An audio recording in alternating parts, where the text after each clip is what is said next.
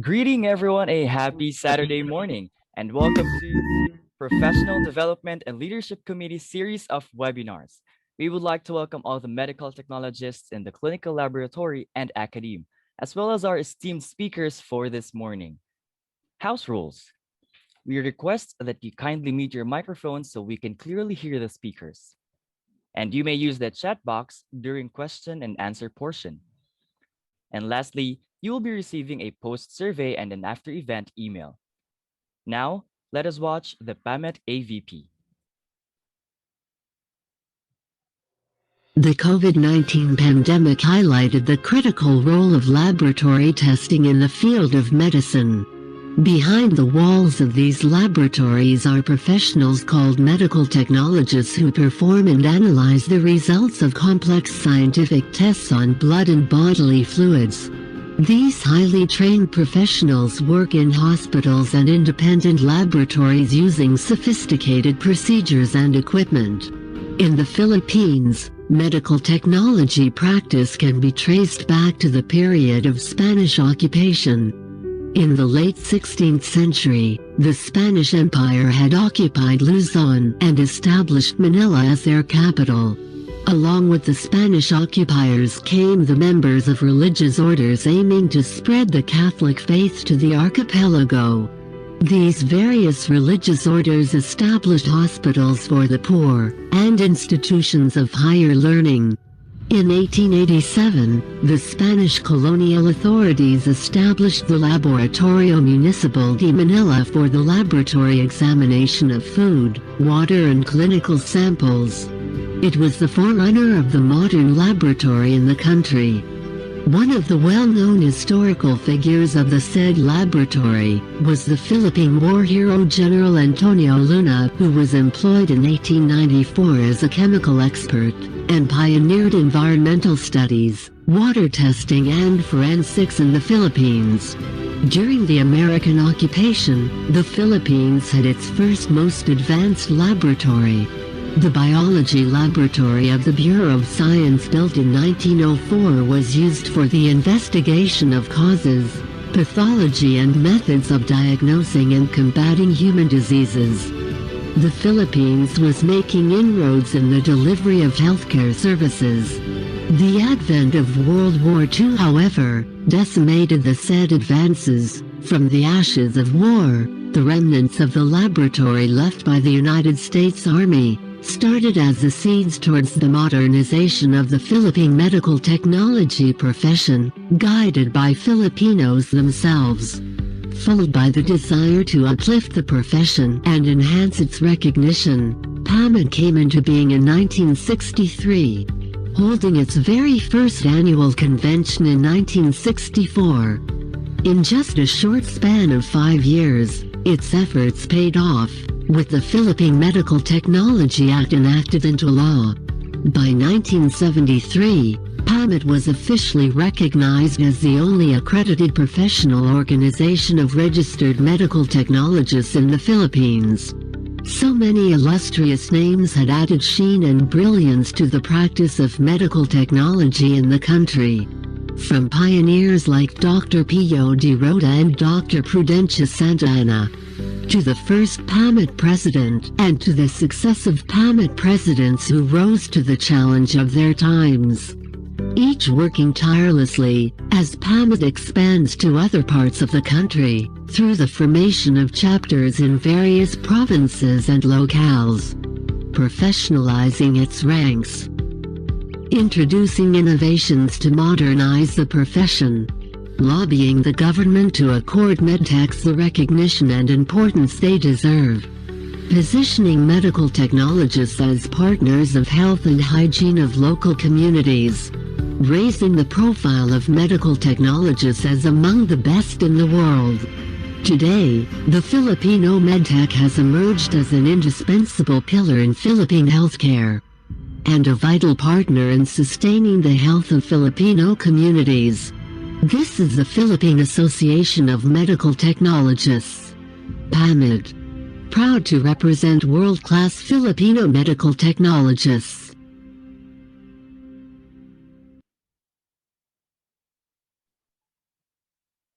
Let us have the medical technologist's prayer.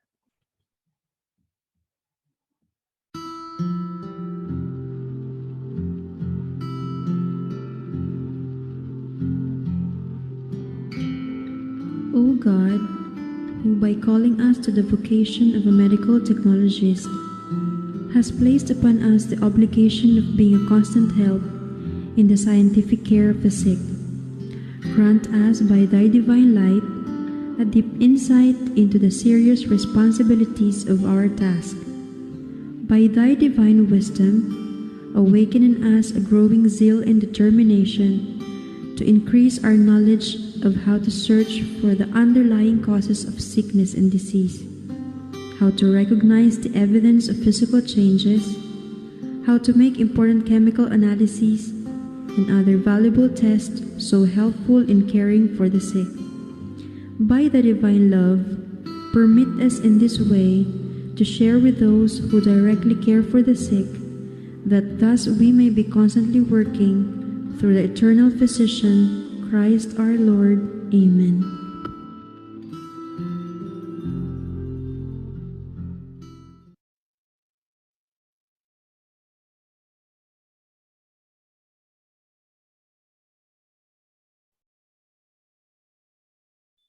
The Philippine National Anthem. Ang pambansang awit ng Pilipinas. Kayang magiliw, dalas ng sinangalan, alam ng puso, sa dibdib mo'y buhay. Lupang hinirang, tuyag ka ng magiting, sa manlulupin, di ka pasisingil, sa nagatak tutok sa simoy at sa langit mo pangaw, ay hinatang tulang awit sa pagkayang minamahal. Ang isang ng matawad mo'y tagumpay na nagtitigil, ang bituin at araw niya kailan pa may magtitigil. Lumalang araw ng walang pagsinta, buhay langit sa piling mo. Ang inigaya ng pagkay mga amin, ang mamatay ng dahil sa'yo.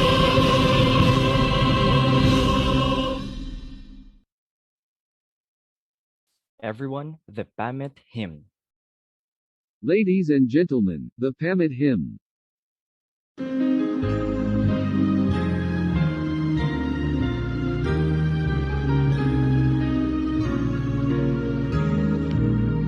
From various lands, races, and places, with grateful hearts we raise our voices.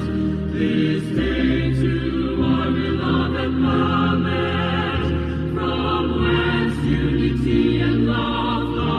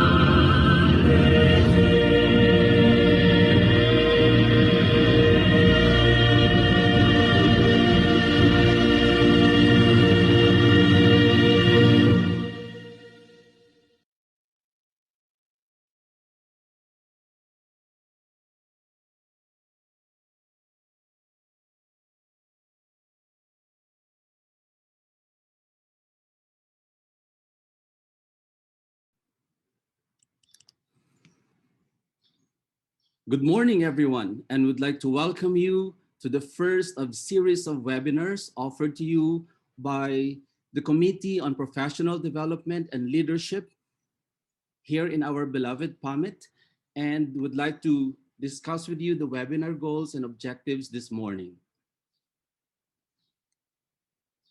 As a committee, our goal this morning is to be able to help organize capability building trainings and workshops and develop and implement specific learning activities for members of the association who are practicing in the clinical laboratory, research, industry, and the academe to equip them to be more responsive for higher leadership opportunities where they are.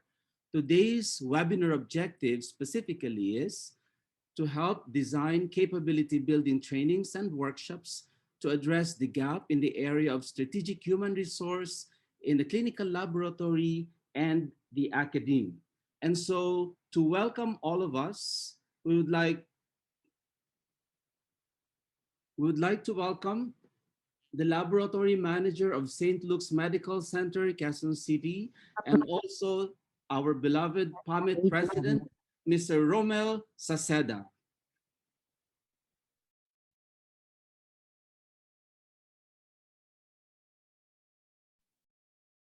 Morning, everyone. Thank you, Dr. Manawis. First and foremost, I'd like to thank the Committee on Professional Development and on Legislation. And I'd also like to thank our distinguished speakers for today, Dr.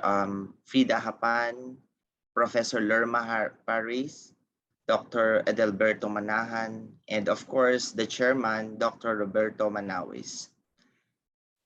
Good morning also to all our participants for today's webinar.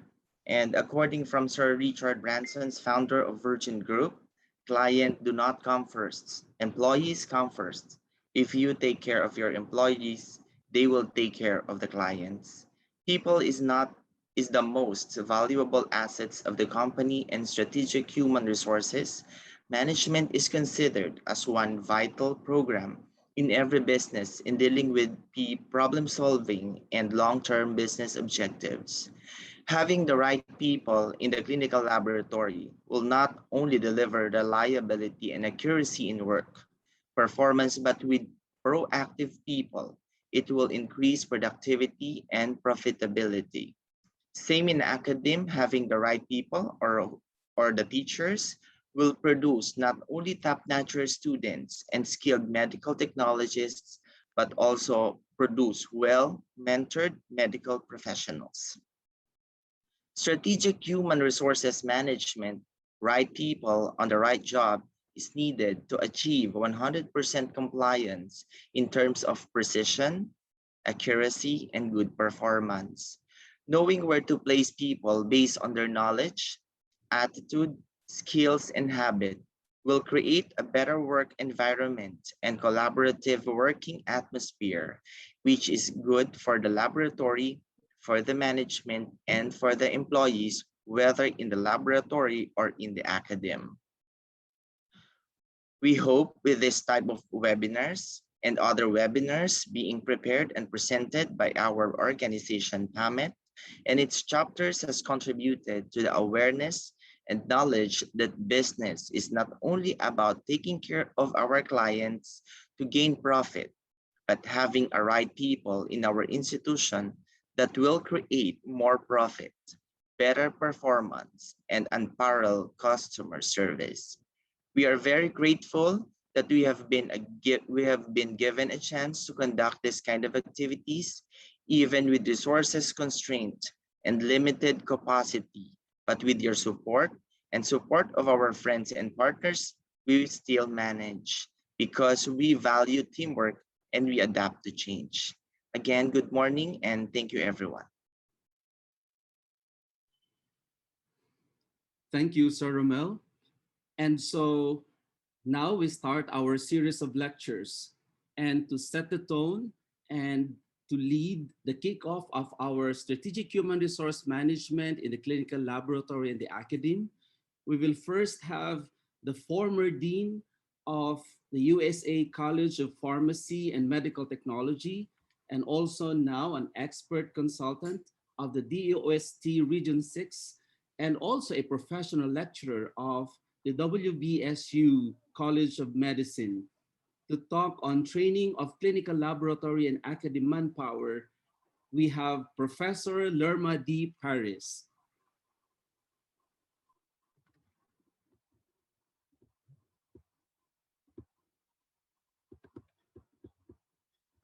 Good morning, everyone. Good morning, ma'am. Please allow me to share my presentation.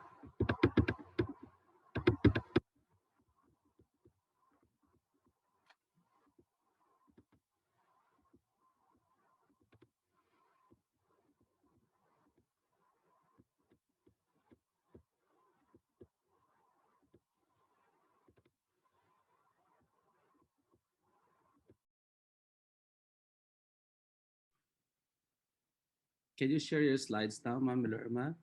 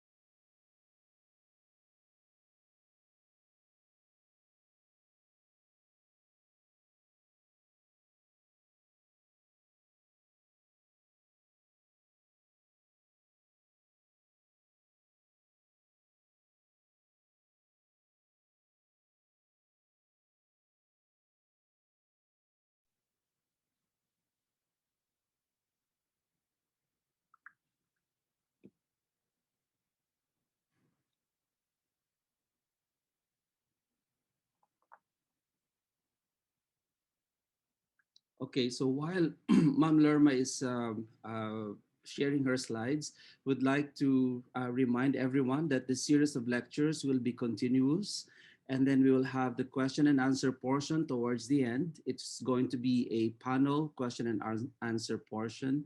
So would like everyone to reserve your questions and clarifications. But in the meantime, while the session is ongoing, you can also type your questions in our chat group.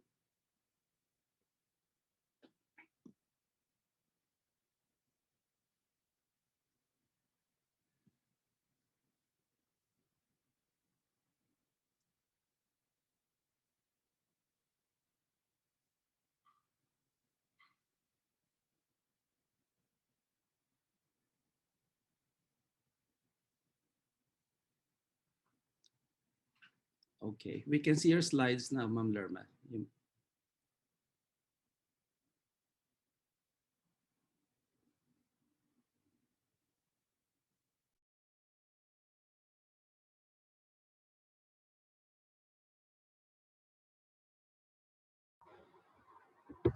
Video pa.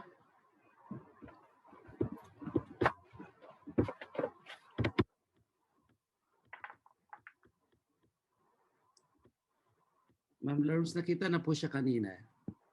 Okay. Apo. You can share again po.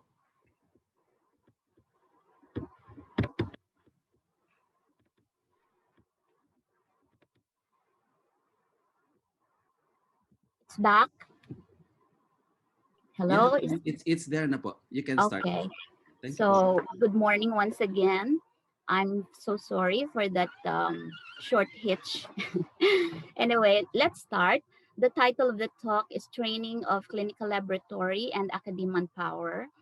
I will be sharing with you not so much of the theories and principles as you can find them in the books, but with my limited experience, I see it to be more important that I'll be sharing with you from whatever I learned, the insights I can possibly share with you with the limited experiences I have, both in practice in the clinical laboratory and in the academe, as well as some of the experiences I have in the field, in other fields, in the industry, as well as in public health. So The objectives for this seminar was given a while ago, and I have some specific learning objectives as well for this particular talk. I want this to be a very light lecture discussion, and so if there is a chance for you to interact with me, I would love to have that. So at the end of the interactive discussion, the more important objective is for us, for you to appreciate what strategic human resource management is all about, specifically training of manpower in the areas of both the clinical laboratory and the academe. For the outline of the presentation, because I want this to be interactive rather than a straight lecture, I would be sharing some reflections as well as I would be asking you to share your own reflections from your own experiences. As we dissect some of your experiences, then we will learn from the current scenario. We will review whatever we have, status quo. We will identify some of the needs and the gaps.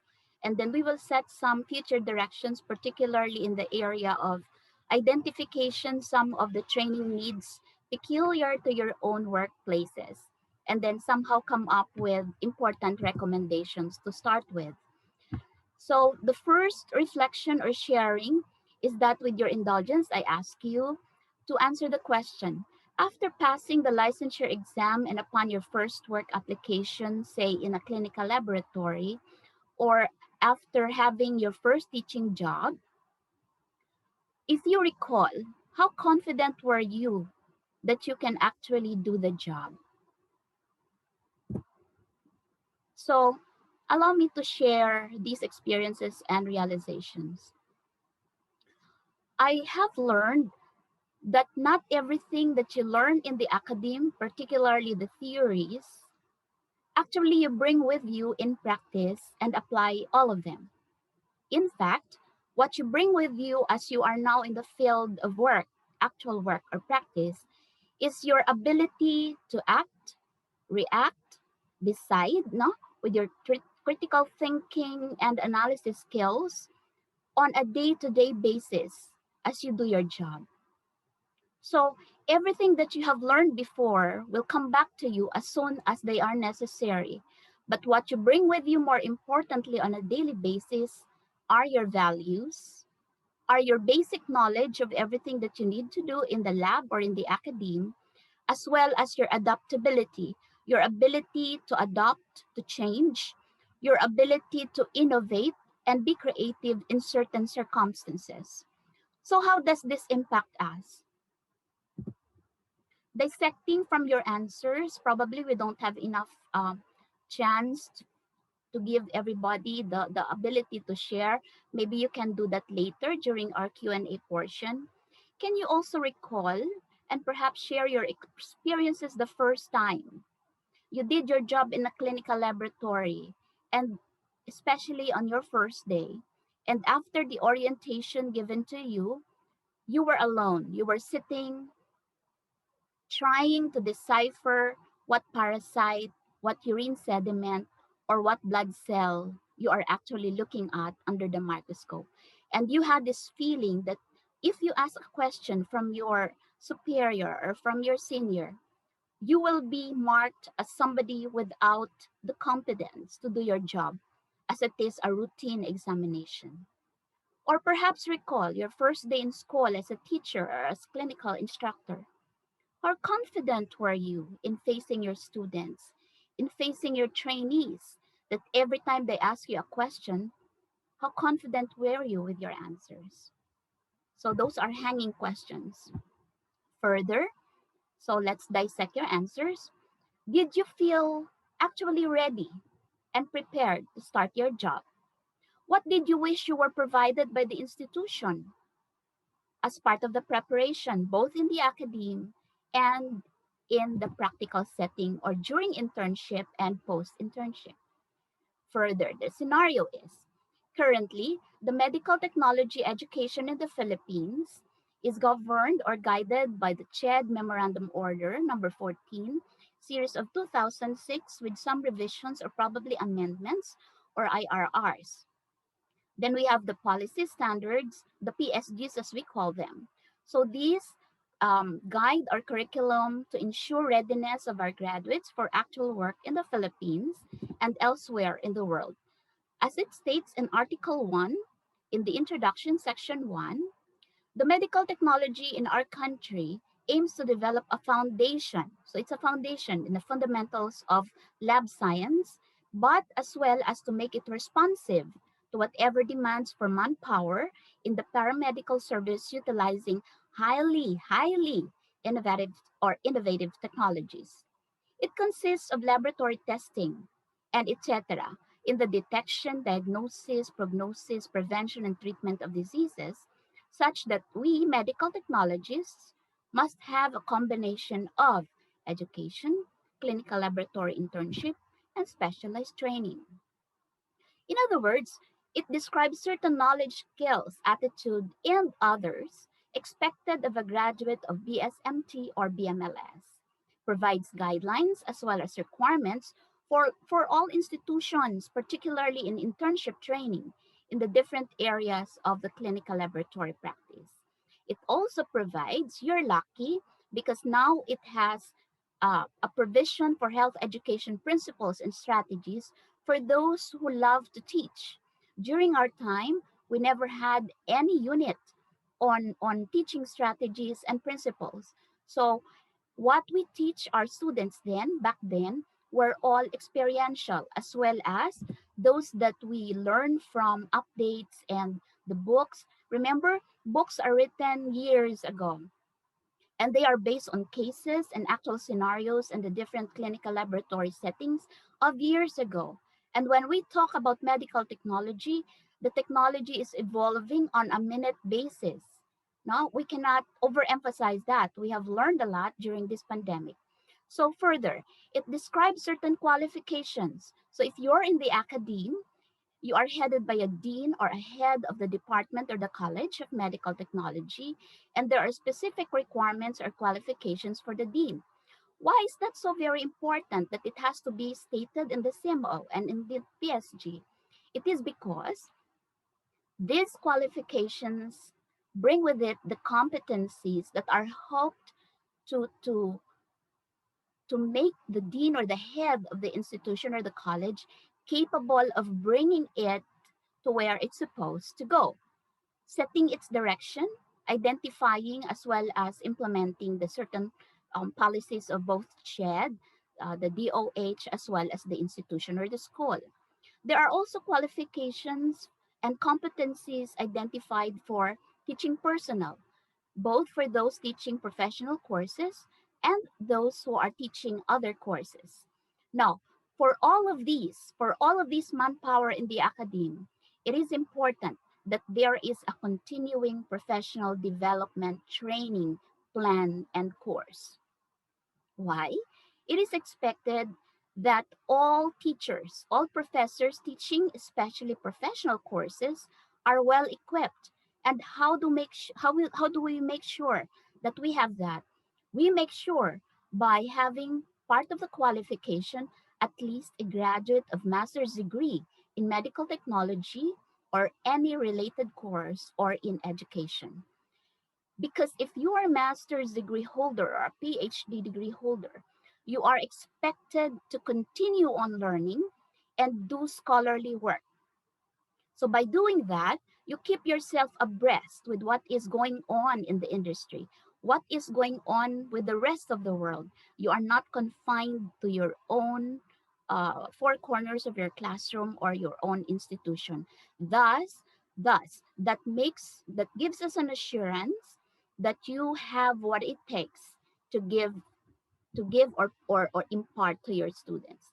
Therefore, some of the gaps that are um, gaps or needs are the following. Why is there a need for further trainings? Again, as I mentioned, medical technology field is fast changing. It is evolving. As fast as it changes, human resource should also keep pace and adapt to these changes. Professional development, therefore, is a must and is not just simply an option. Innovation should be part of us, and we should all be lifelong learners. So, where is the need? What is the gap? The gap is that in a clinical laboratory setting, more importantly, not everybody gets the chance to partake of all the necessary trainings because we know that you are being rotated to avail of this, especially if it is the institution that gives you the funding to attend certain trainings. And there are many more gaps. We shall go to that as we end this talk.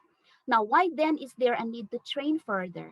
We know exactly that what we learn in schools, both in knowledge, skills, as well as even the attitude and the values that are inculcated, um, they are not readily, no, they are not readily imbibed.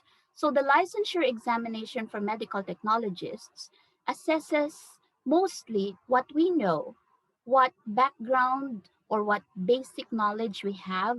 So they are mostly cognitive ability of the graduates that we measure, and hardly do we measure skills by the type of examination that we give, even if we ask questions pertaining to practice. So, therefore, the competencies that we're trying to measure among our graduates during the licensure examination actually are entry competency level. So, we call it competencies for beginner.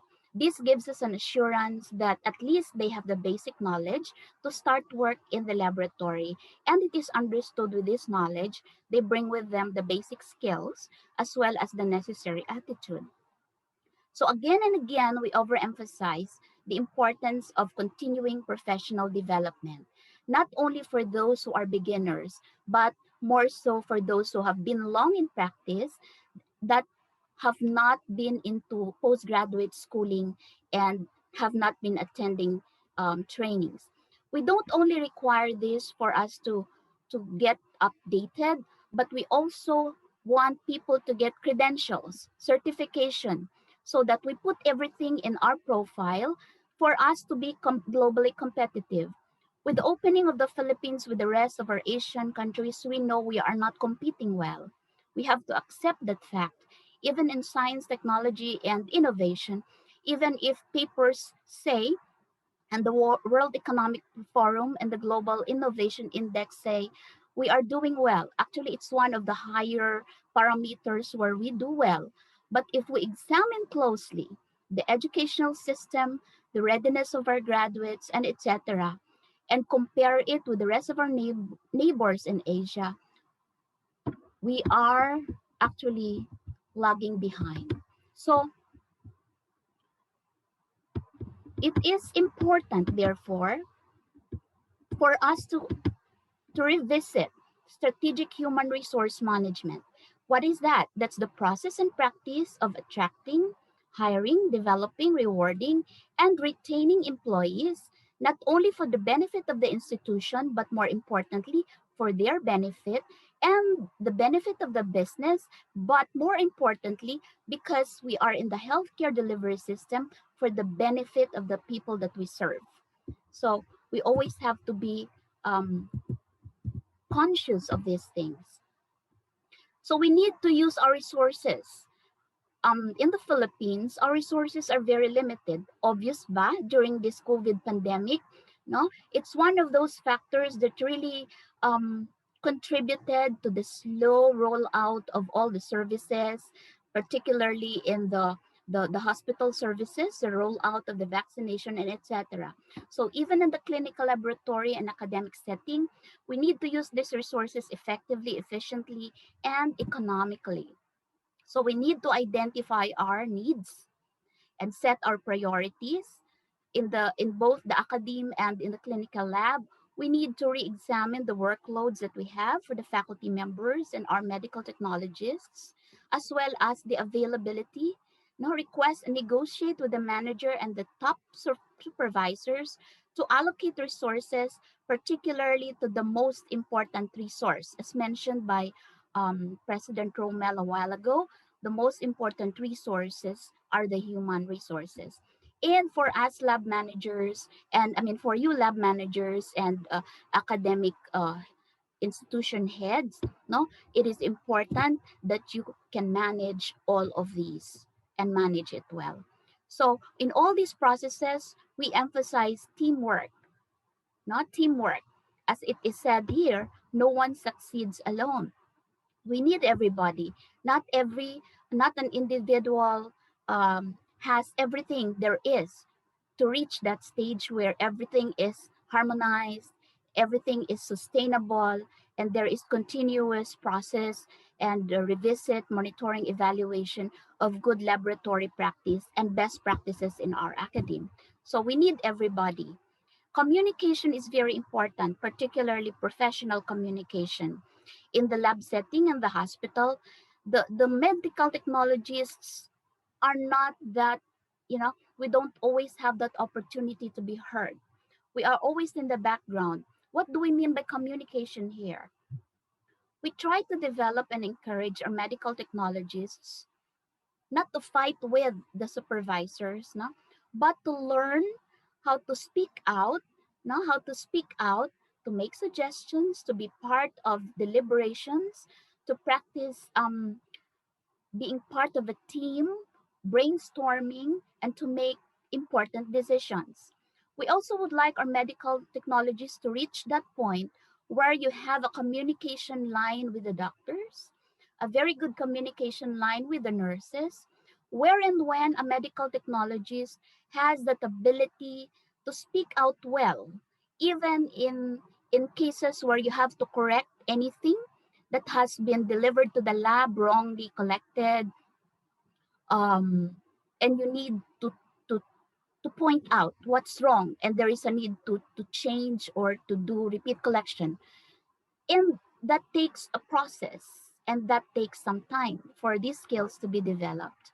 So we don't remain in the background, we don't remain as silent workers, but there are people who have disabilities. And why is that so important? That is so important for me because for us to move forward, no, we need people to be the wick or the candle in the midst of darkness, no, to start some changes. And so we need some policies, we need updated guidelines, and we need people to sacrifice some of their time, their effort, and their skills to be in the core teams. So for us to develop human resources plan, all these things have to be in place, and I don't have to specify them one by one to you. You are all familiar with them. I just would like to make emphasis on the development of human resources. Training is always there. Training is always at the heart. No? So when we talk about training, can any training be okay? No. So we go back. Strategic human resource management in a healthcare organization puts a lot of burden as well as opportunity to lead us is the leader of each unit, the person responsible in promoting the planning process, which is a core and essential part of the role of the manager. So this process should be programmable, systematic, rational, holistic, and should take care of the short, medium, and long-term um, plans, allowing healthcare organizations to focus on relevant and lasting transformations for the future. There must be clear visioning. No? If the vision as stated in the CMO says only this much, but your forward thinking anticipates something more, question mark, then what do? Keep quiet and just follow whatever is required of you. You can always do something more. So we talk about competencies. Competencies are action oriented statements. Okay, we know there must be knowledge, there must be skills, and there must be abilities. The knowledge and the skills translated into the ability to produce products that are world quality, competitive with the rest of the world from the academe. No, the ability to give out accurate, reliable results, timely results from the laboratory. So all these competencies are supposed to be observable and measurable. Otherwise, we cannot tell exactly if we are moving from the beginner competency to the competent to the proficient and to the expert. So how do we expect these competencies to pave the way, to help? So it paves the way for improvement of the workforce, particularly, and for us to set standards for effective and efficient performance. So again, what is emphasized here for us to set standards for effective and efficient performance is to identify training needs. So when we identify training needs, we need to talk. There is a need to talk. Who will talk? Who will communicate? It can be top to bottom because the top knows the organization, the goals, the objectives. It could be bottom up because it is they are those in the bottom who knows exactly what they need. Okay, so these also set standards for or to guide professional development, and that's what actually PAMET and PASMET, the two important organizations for a profession, are actually doing, and to assess organizational capacity. So again, we reiterate the different uses both in the laboratory for the lab directors and human resources staff, and the laboratory professional, and as well as the educators and the training developers. So when you develop certain trainings, you create modules, you must have clear objectives, you must set parameters by which you can measure the learning, and you must also be able to monitor, and some even would go to the point of doing visits, not to be able to do site visits. If everything that has been recommended during the training and the things that you have been learning are actually applied in the field or actually gaining its momentum, so that if no supervisor was there during your training, at least those staff who attended or those faculty members who were there had the chance to echo this back to their institution. And after that, it's not kept in the file, it's not kept in the profile to show that you have been training, to show during accreditation, but something must be done. So if the recommendations become gaps that are non-existing in your own institution, what do you do? If this is the international standard and you have you have been you have not been updating, no, for the last decade or more, then something is wrong with the organization. So what is being shown in the slide actually are the competency guidelines for laboratory professionals. So we have three for quality management here. No, we have three domains: the specialized, the cross-cutting, technical, and the general. So we know all these things, but what can we do trainings for all the areas for everybody in the lab? Of course not, because as we mentioned earlier, our resources are limited. Therefore, we need to identify again and again our priorities. No, we need to re-examine our workloads, and we need to examine availability. We go back to our vision, our mission, our objectives, and our goals. So we have been using the CDC guidelines as part of the basis. Um, may her soul rest in peace, during the time of Ma Marilyn, the Honorable Marilyn Atienza, with the Honorable Marian Tantinko. For so many years, we have been preparing to give opportunity for medical technologists in practice, to parallel the medical technologies that we have in the academe, to give them the opportunity to learn and to increase credentials, so that they too become more upgraded and become more competitive with the rest of our neighbors in clinical lab practice. So basically, the competency levels are identified as that for the beginner, the competent, the proficient, and then finally the expert. So this has been given in several seminars by no less than the Honorable Marilyn Atienza during her time, and I know most of you are very familiar with it. So the acceptance and the adoption of these competencies in workplace require, this is very important, ongoing leadership support. Support is very important for successful assimilation into human resources processes. So our job descriptions must be very clear. For those who are going into, who are applying for certain jobs, especially the millennials and all, they are very, very conscious about these things. No? So There is also need to educate lab professionals about the value of applying competencies. So you don't learn them and you memorize the terms and you memorize their definitions. You need to apply the value of these competencies to the daily work. Okay, so they too can be used as career ladder as well as management tool. So again, we have several objectives as stated in the CMO, emphasizing the development of knowledge, attitudes, and skills among our students and future medical technologists, skills in critical and analytical thinking, skills in leadership, and skills or the vision to promote competence and excellence, and not far behind, of course, to uphold moral and ethical values. This alone will be a lot of modules to begin with, no? With the social media and everything that is besetting the ethical framework of the society, from professional ethics, healthcare ethics, or medicine ethics to research ethics. There's a lot of training that is necessary, no, for those who are in need of them. So we also talk about competency standards, okay, um, and there are measures. So we have qualifications again for program administration in the schools. They have general functions as well as responsibilities stated in the CMO, and we have also do those for professional courses faculty as well as the non-professional courses faculty. So we talk about the internship training.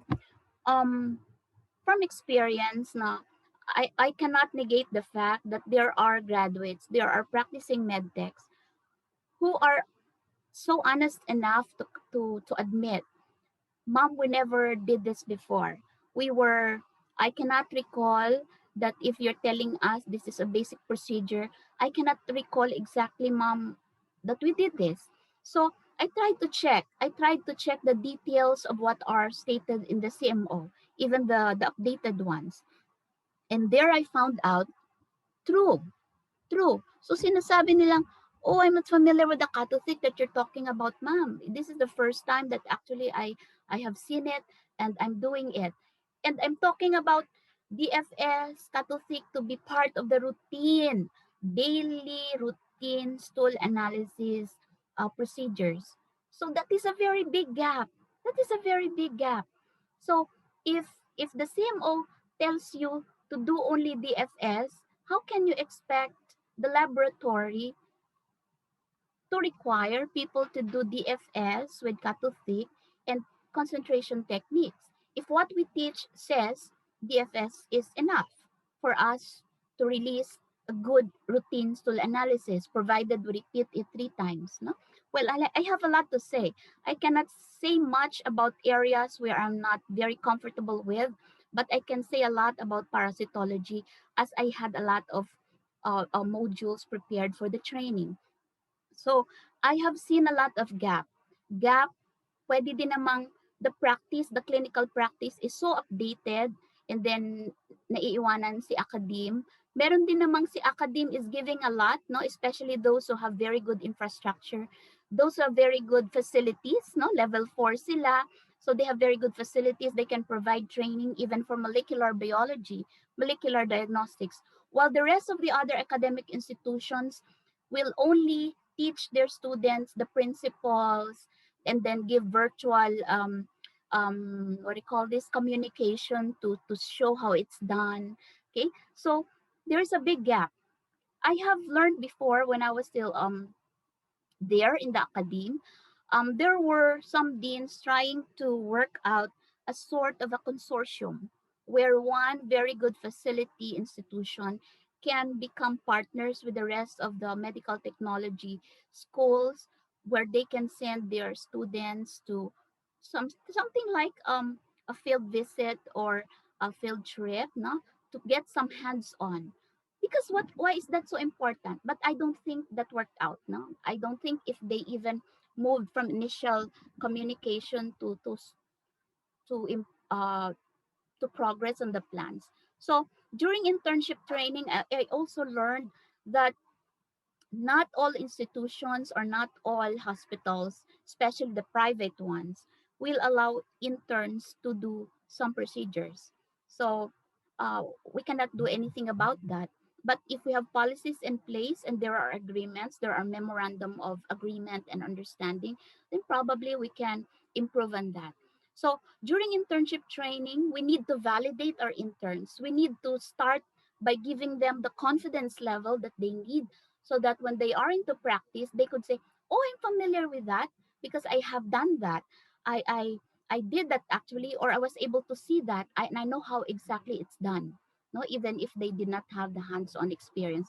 But if they're starting from zero, even for the basic routine procedures like phlebotomy, you release them into the practice after passing the board exam. They are expected at least to perform very good phlebotomy, and they cannot even do that. So that's crazy. No? That's unthinkable even. So important, whether you are in the academe or you are in the clinical lab practice, it is important that there is mentoring. So when we do mentoring, no, we have a mentor-mentee relationship. Uh, Everything will be facilitated, and that should be sustained. So the licensure exam will simply assess readiness of our graduates. So it is reflective of entry competencies of a beginner. So should newly hired medtechs undergo on-the-job training? What is your answer to that? When we do feedbacking, no, from our stakeholders, during the time when the internship training for medtechs were set at a minimum of 6 months, and after we release our graduates into the field, we had a lot of feedbacks. So a lot of hospitals, I cannot say all, but many of them would increase their on-the-job training and probationary period to more months because they have observed the lack of skills on the part of some of the graduates, no? Because that's a limiting factor. The opportunity, the time given for these hands-on experiences is very important. Skills are learned upon repetition of the good things that you teach. So, what skill do you impart? You only impart good skills, the right skills, if you do it right yourself. If you have the right materials. As I have been saying during the parasitology trainings, you don't teach parasitology by telling them stories. You can do that by telling them stories about the life cycle of parasites. But you cannot tell the story that your parasite has segments and this parasite has, scolex. One has, what do you call this, hooklets. The other one species does not have. So people will not remember a lot about the stories, but they will remember a lot from what they learn actually virtual, what they see under the microscope. So you need to have materials. For you to give it very good training, you have to prepare materials. So if you tell me, hindi kasi ma'am available, wala kasing nagbebenta nun. As people in the academe, dapat tayo yung gumagawa nun. Tayo yung merong parang entrepreneurial skill and vision to make our institutions, for institutions to do this, the quality control specimens, and then even make that as products for sale. So you earn from it, no? Although ako naman, pinamimigay ko yon. But then again, that could be done. Why not? So you have to have materials, the facilities, etc. For skills, if you're serious about skills to be developed.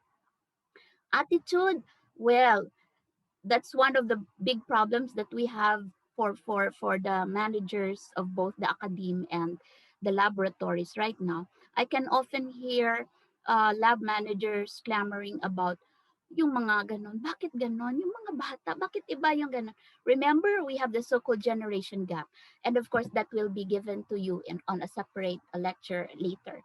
So ideally, yes, no, we should have a comprehensive orientation and training given the guidance and mentoring. This is what I call confidence building. During the first training that you have with me for a particular module, even if I give a pre-test and a post-test, I don't expect my participants to become experts at the end of the training. That's why there is always that limitation. Okay, so confidence building is very important, no? And you develop that by trying to encourage the neophyte, trying to encourage the beginners. So when you validate them, when you teach them, when you guide them, slowly or fast enough, they develop the confidence. So, kahit mali sila, pwede mong sabing mali sila in a way, no, this particular skill must also be learned by managers in a way that they don't get offended, they don't get intimidated, so that the next time around they will also ask you again some questions. Otherwise, if you keep them mum, if you keep them quiet, you will not know, and that could be very scary. So we have this so-called induction program. So during the induction program, what we do ideally is to orient our new personnel or new employees on the organization vision, mission, objectives, and goals.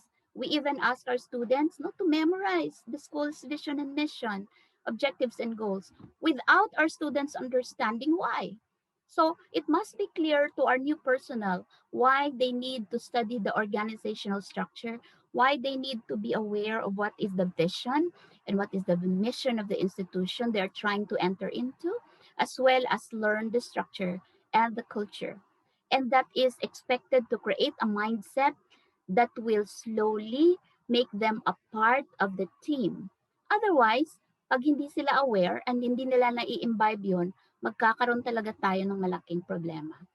So I remember having to ask the new faculty members to write down on a piece of paper their reason for applying as faculty in our college and their short term, the mid-term, and the long-term plans that they have, both personal and for the school. Doon makikita mo talaga, no, mababasa mo, makikita mo, and then you will be aware, and then you can start from those. So we emphasize again on the job training. So these things are very important and they have to be in place. In fact, we are required of them, no, during accreditation. So dapat talaga merong set of standards. So in the induction program for the academe, no, clear job description must be there. The short-term, mid-term, long-term plans, reasons, motivations for why they want to teach. Okay, question: are they ready enough in terms of content? Okay, the more important question: they know content, but are they or do they have the skills to deliver it well? To deliver it well. In my experience, I will share with you I learned and I appreciated faculty members, no, professors teaching part-time, and those who are working in the clinical labs or in the hospitals at the same time. Nakita ko ang importance nun.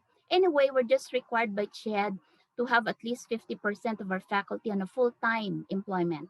The rest are part-time. So we try to attract the best there are. So pathologists, medical technologists who are chief med techs who have long experience, and medical technologists who are creative, who have the power to innovate, no? And etc.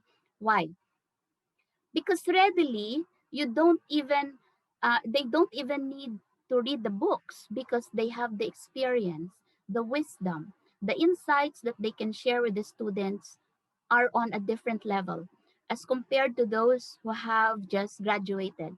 Kaya nga nire-require ni CHED na yung mga new faculty, at least kung hindi man available yung mga well-experienced in the industry, at least merong 2 years of teaching, of industry experience, no? In the lab, at least one. But there was a time na talagang kulang.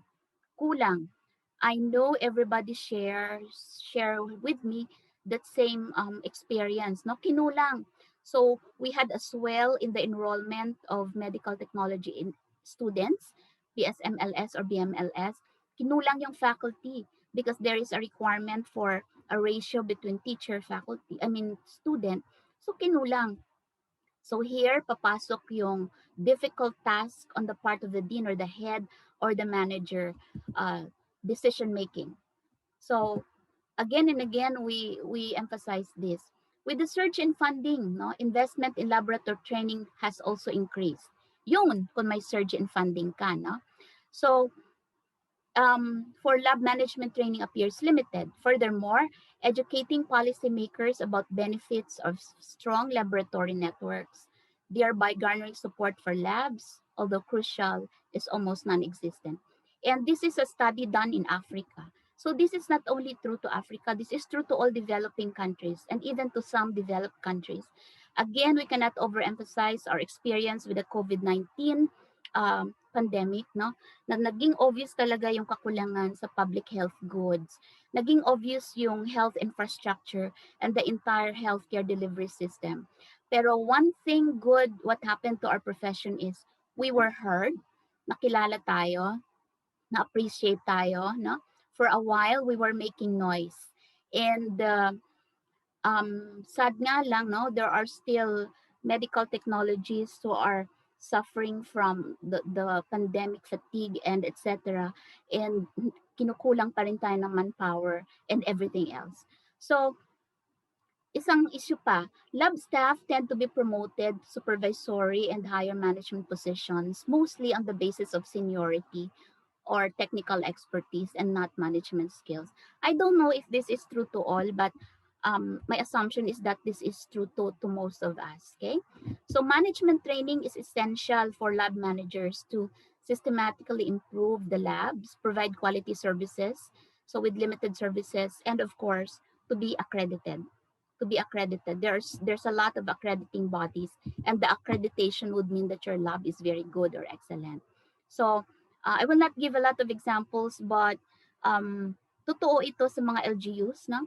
Sa mga talagang kulang tayo sa support and the other facilities that we need, particularly for not for the big clinical labs in big hospitals, but for those that are offering secondary care and even the primary care. So management training, the needs, no, there's a need really to systematically improve the lab. I have learned of one laboratory that has not adapted, that has not changed for decades, simply because the manager herself or himself hindi nga ma-attend ng trainings, hindi nag-update, no? So talagang mahirap. Okay? So how can you provide quality services if yun pa lang, no, wala na, salat na. So everything else will be a snowball effect. So is training enough? If we talk about training, enough na ba yung nag-train ka? No, I'd like to say a big no, because the training should also be evaluated. The training should be based upon priorities and needs, and the training should have clear objectives. So often the curriculum content is theory dense, puro theory, and based on generic management topics such as leadership, motivation, paulit-ulit, team building, problem solving. Now, trainees may have difficulty applying all these theories in the daily work. So what is for me important na nakita kong possible thing that we can do is sharing of best practices, no? A support system from the big ones, the big institutions to the smaller, the learning ones or the growing ones, no? Parang talagang ano siya, merong relationship, merong system, merong structure. So then what? Training is training in itself, but there is need for follow-up. Kaya nga yung mga malaria proficiency certification, merong refresher course, no? Kasi we need to refresh, we need to update, no? So there's need to follow up. With that refresher, pag pumasa ka, you get another certification for the next 2 to 3 years. There must be monitoring. So, sayang naman yung binayad mo for the training, okay lang yung pro bono, ano, walang bayad. But if you're paying, then there's need to follow up and monitor if these things come to fruits, bear fruits, and evaluate if there's more need for further training on the same module or iba naman nag-sprout out of the module, no? Nag-improve ba siya? Kasi dapat measurable. Did your training bring about improvements in the turnaround time? Did it bring about better services or performance? So what else? Training or the continuing professional development becomes a leverage towards career progression. So this is important to all of us here. So but when we talk about career progression, everybody knows about that. For us to do that in the Philippines, there must be certification. And I think the PRC team, no, for medical technology dun sa board is still continuing trying to learn, no, trying to study how we can do these things, that aside from just the training, no, we can have certificates, we can have exams to show proof that we are now ready to be given the next level, the next stage of the competency ladder. So that gives us an opportunity to compete with the rest of the world if credentials are required.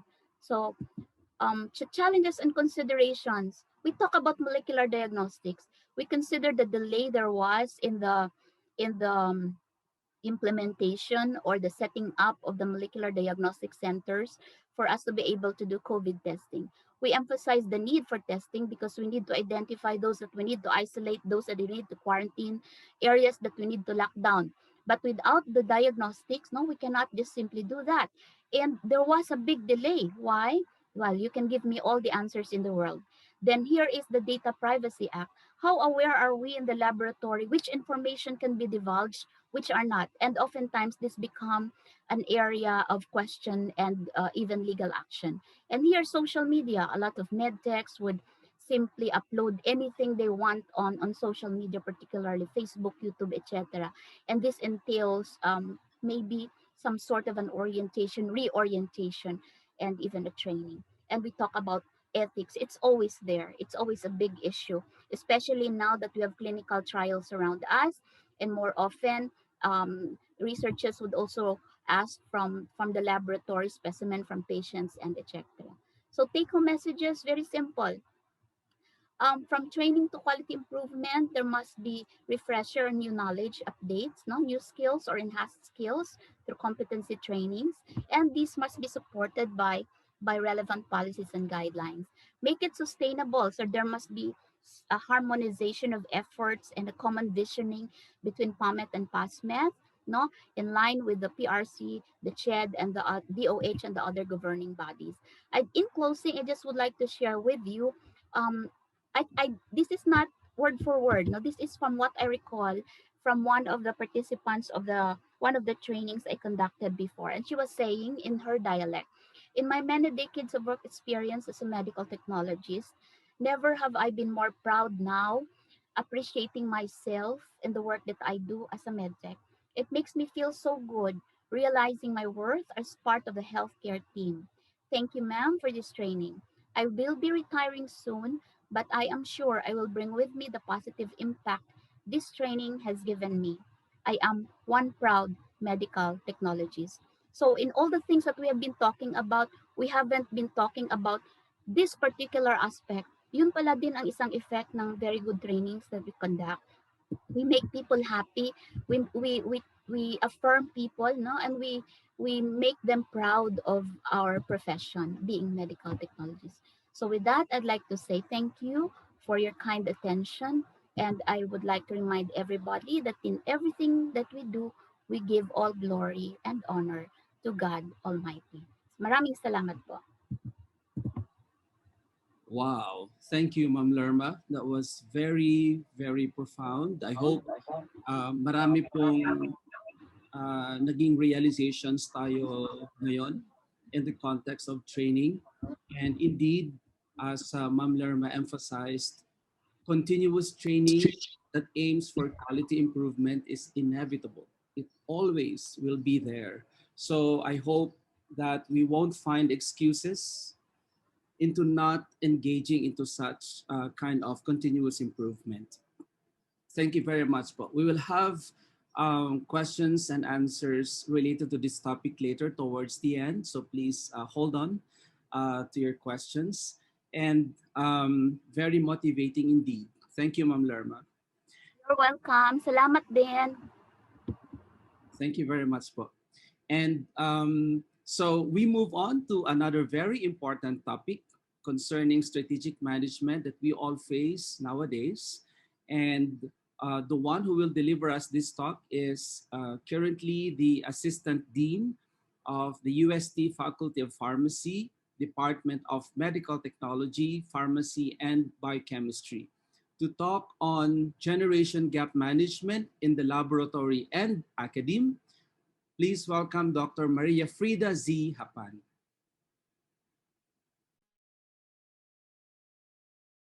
A pleasant day to everyone. I am Associate Professor Maria Frida Z. Hapan, and I am tasked to talk about generation gap management in the academe and in the laboratory. My sharing for this session will not only be true for the medical technology profession, but for other professions as well. For one, we all know that management is something that is universal. It exists anywhere in the universe for as long as there are human activities. Another is the fact that management is multidisciplinary because it draws its knowledge from various disciplines. But before I continue, please allow me to thank the Philippine Association of Medical Technologists and SBSI through the Professional and Leadership Committee for the opportunity to serve and to share.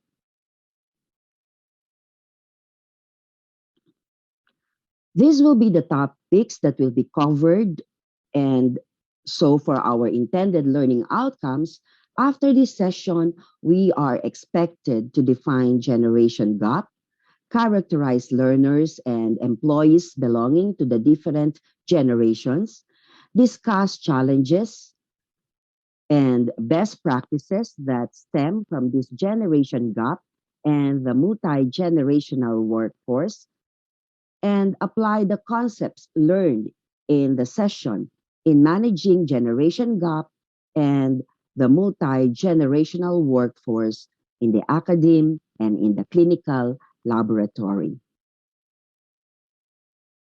Remember the time when Amazon was a river and not a store, when we had to leave the house to socialize, when instead of Google, we had the library, the Encarta 95, and the encyclopedias. When web design was exclusive only to spiders. When books were popular for information as well as for entertainment. When multiplayer games needed a table. When trolls were merely mythical creatures. When announcements were posted on real walls, and when we used to send letters not through emails, and when wasting time at the office was more obvious. Indeed, things have changed and are changing and are becoming more challenging. Navigating the rapidly changing landscape both in the field of medical technology education and in the field of medical technology practice is rather difficult and tricky. Academic and laboratory leaders and managers must adjust their management as well as leadership styles and skills to meet the needs of the current and future learners and workforce. One of these challenges is the generation gap, which, according to Oxford, involves differences in attitude or behaviors between young and older people, differences in experiences, opinions, habits, and behaviors could definitely result to misunderstanding or even to a lack of understanding. Before we proceed, let us first know about the characteristics of the different living generations. The GI generation, the traditionalists, or the silent generation, the baby boomers, the Gen X, the Gen Y, the Gen Z, and the Generation Alpha. The GI generation is regarded to be the greatest generation. Those belonging in this generation were born during the period of war and depression. The oldest of the GI generation at this time would be about 120 years old, and the youngest would be about 94 years old. Those who were born between 1928 and 1945 belong to the traditionalists or the silent generation. They are considered among the most loyal workers. They are regarded to be highly dedicated and the most risk averse, meaning they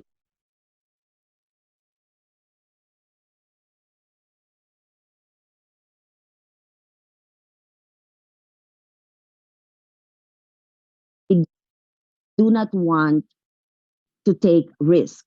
They have a strong sense of transgenerational common values and near absolute truth. They are disciplined and strict. People of this generation have more respect for brick and mortar educational instructions and traditional lecture formats than online web based education and training.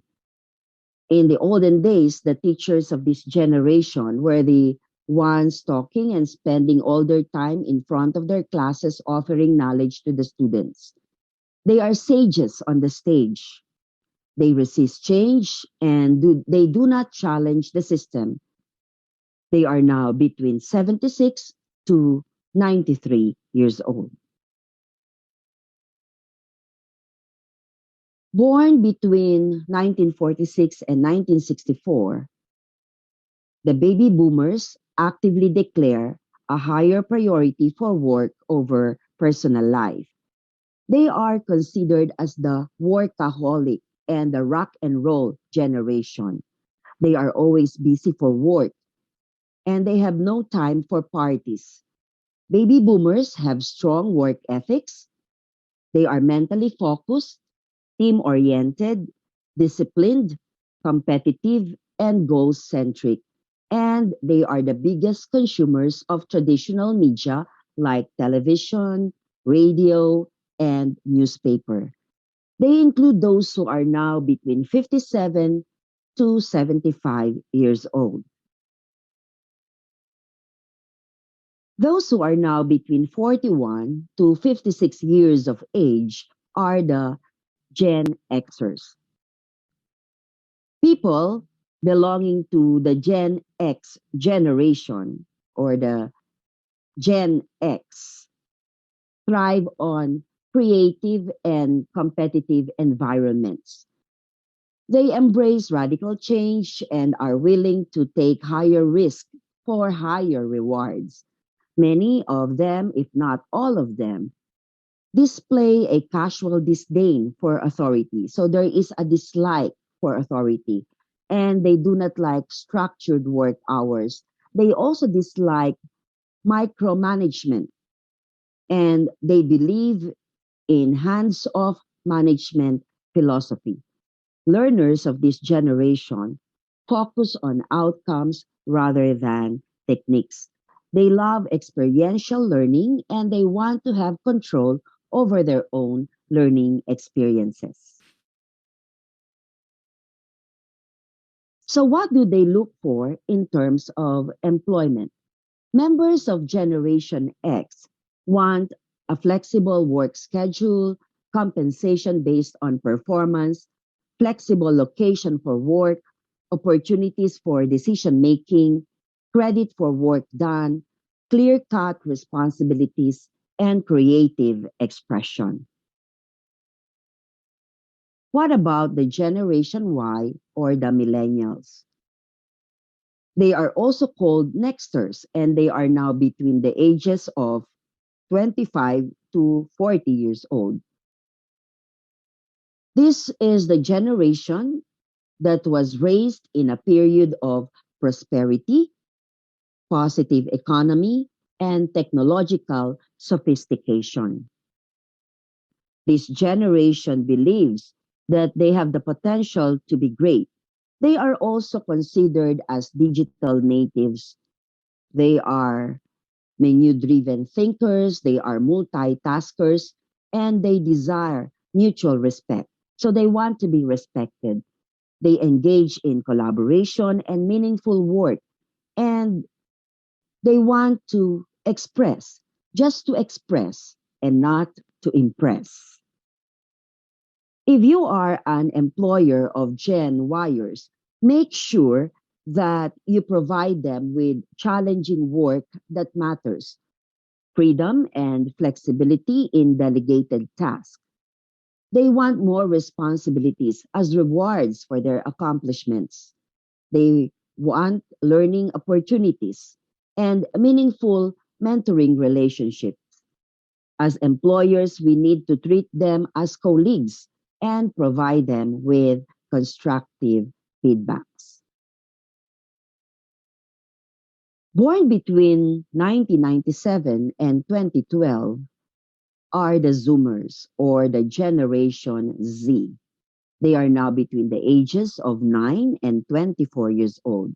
They are the true digital natives. From birth, they have been exposed to the internet, to social networks, and to mobile systems. This context has definitely produced a hypercognitive generation. They are very comfortable with collecting and cross-referencing many sources of information, as well as integrating virtual and offline experiences. They value individual expression and they make decisions in a highly analytical and pragmatic way. They are considered also to be the true generation. When we teach Zoomers, we need to think digital. We need to break our contents into smaller bite-sized pieces or smaller chunks and to make our information graphical. We also need to provide them with individualized instruction. Generation Z loves to connect, collaborate, share, and they are also considered as social entrepreneurs. As employees, Zoomers desire flexibility at work. They also exercise transparency. They look for employers who can give them fair wages and can provide them with more learning and development opportunities. They want jobs that could give them access to the latest technology and organizations which also cater to social responsibility. Gen Z learners or Gen Z employees, do not want bureaucracy. So employees of this generation do not appreciate bureaucracy.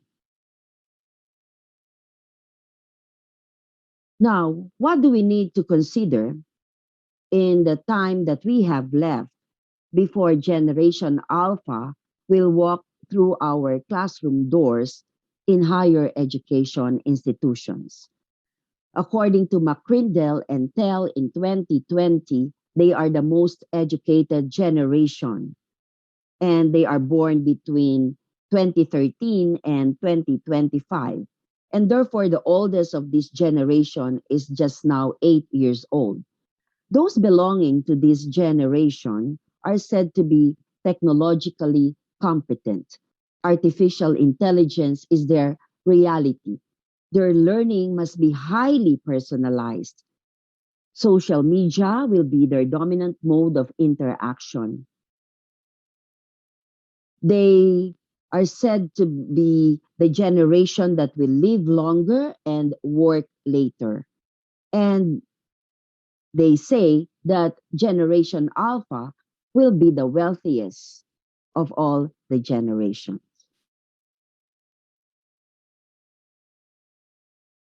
Teachers of this generation, therefore, will need to focus on skills and not content. The what is already out there. The how and the why are now the critically important pieces for learning. Students need to learn how to think and not what to think. And therefore, this includes being metacognitive about their own actions and choices. Teachers should also provide this generation with flexibility and greater purpose in learning. Generation Alpha is going to be interested in authenticity, and they will want to create products of value that will allow them to integrate their learning to show what they know in a non-traditional way.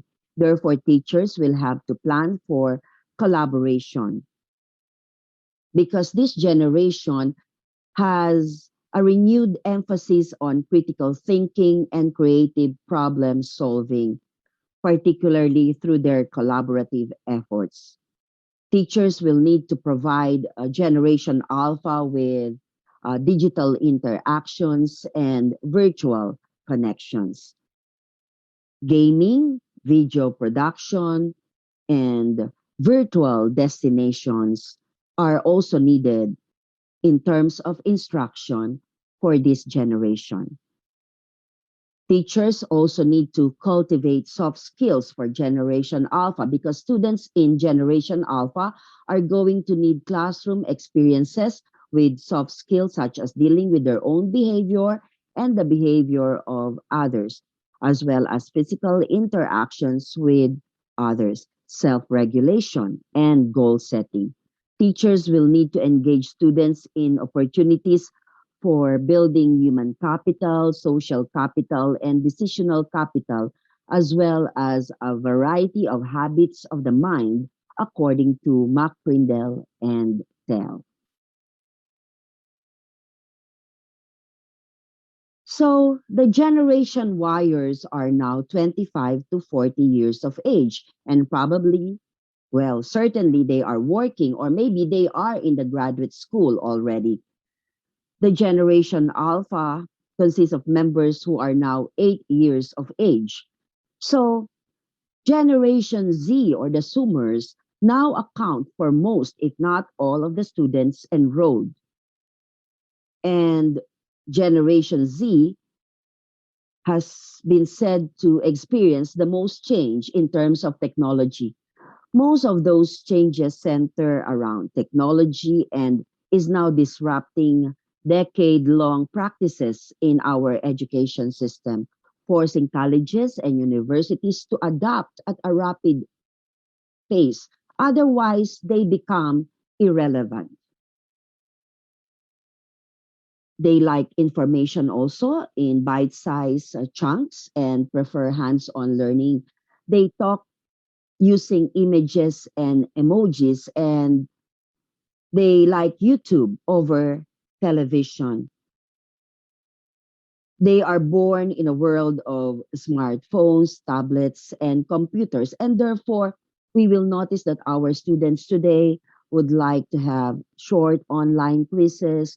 They want to work in teams and in small groups. According to Rothman in 2018, the Generation Z prefers to work in small groups. And when they work in small groups, they can foster more creativity. They also want to engage in active learning activities. And research has identified that Generation Z has a short attention span, and so we need to provide them with a lot of learning activities. Generation Z students are also virtual gamers, and they love game challenges. But teachers will also need to provide them with caring and with feedback. This is one important strategy, not only for Generation Z learners, but for other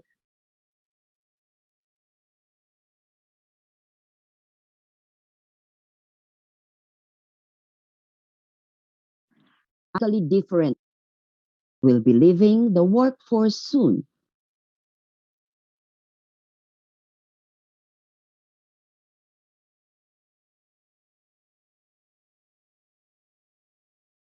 Learning activities.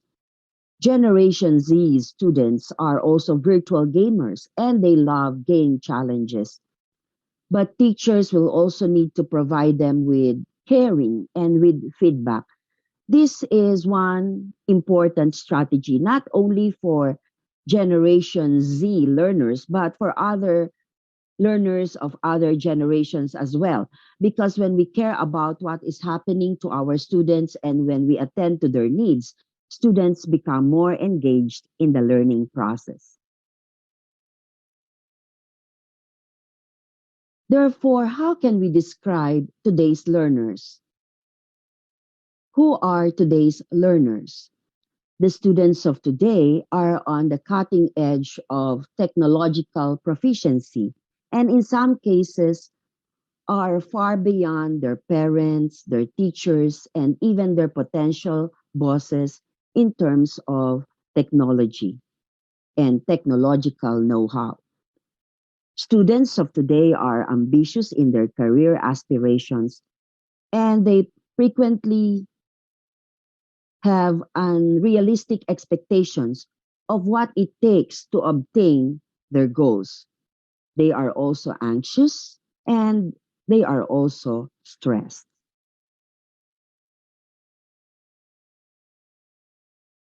To date, there has always been a problem with teachers being from a different generation as compared to their students. Particularly, this happens between students and older educators or older teachers. The dominance of digital technology has spread this generation gap even more as young people become more familiar with mobile digital devices, mobile games, and social media that did not even exist when their teachers were growing up. Teachers now face students using devices and online systems that they don't even use themselves or are not even familiar with in the first place. But teachers can bridge this gap if they receive the right guidance and training in the use of appropriate and relevant technology for instruction. Also, in the coming years, schools will begin hiring teachers who were born after the turn of the millennium, and we are referring to the Generation Z or the Zoomers.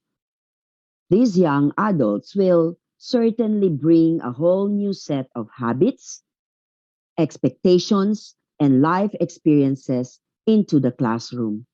And that, in turn, will definitely create a whole new set of challenges for educational administrators, educational managers, and educational leaders. Some of these challenges will include technology. Perhaps the biggest difference between generations is their exposure to and comfort with new technology. While millennials are already known for their love of smartphones and social media, Generation Z is likely to be even more plugged in. They won't just like technology. They will even be dependent on technology and will be unable to function without it. This dependency could create a situation where the youngest teachers could not effectively teach without high-tech classrooms, while the oldest teachers, those belonging to baby boomers and the Generation X, would be resistant to and uncomfortable with that same technology. Therefore, administrators will have to find a way to balance the generational differences so that all teachers can be effective without every teacher requiring a different level of technology.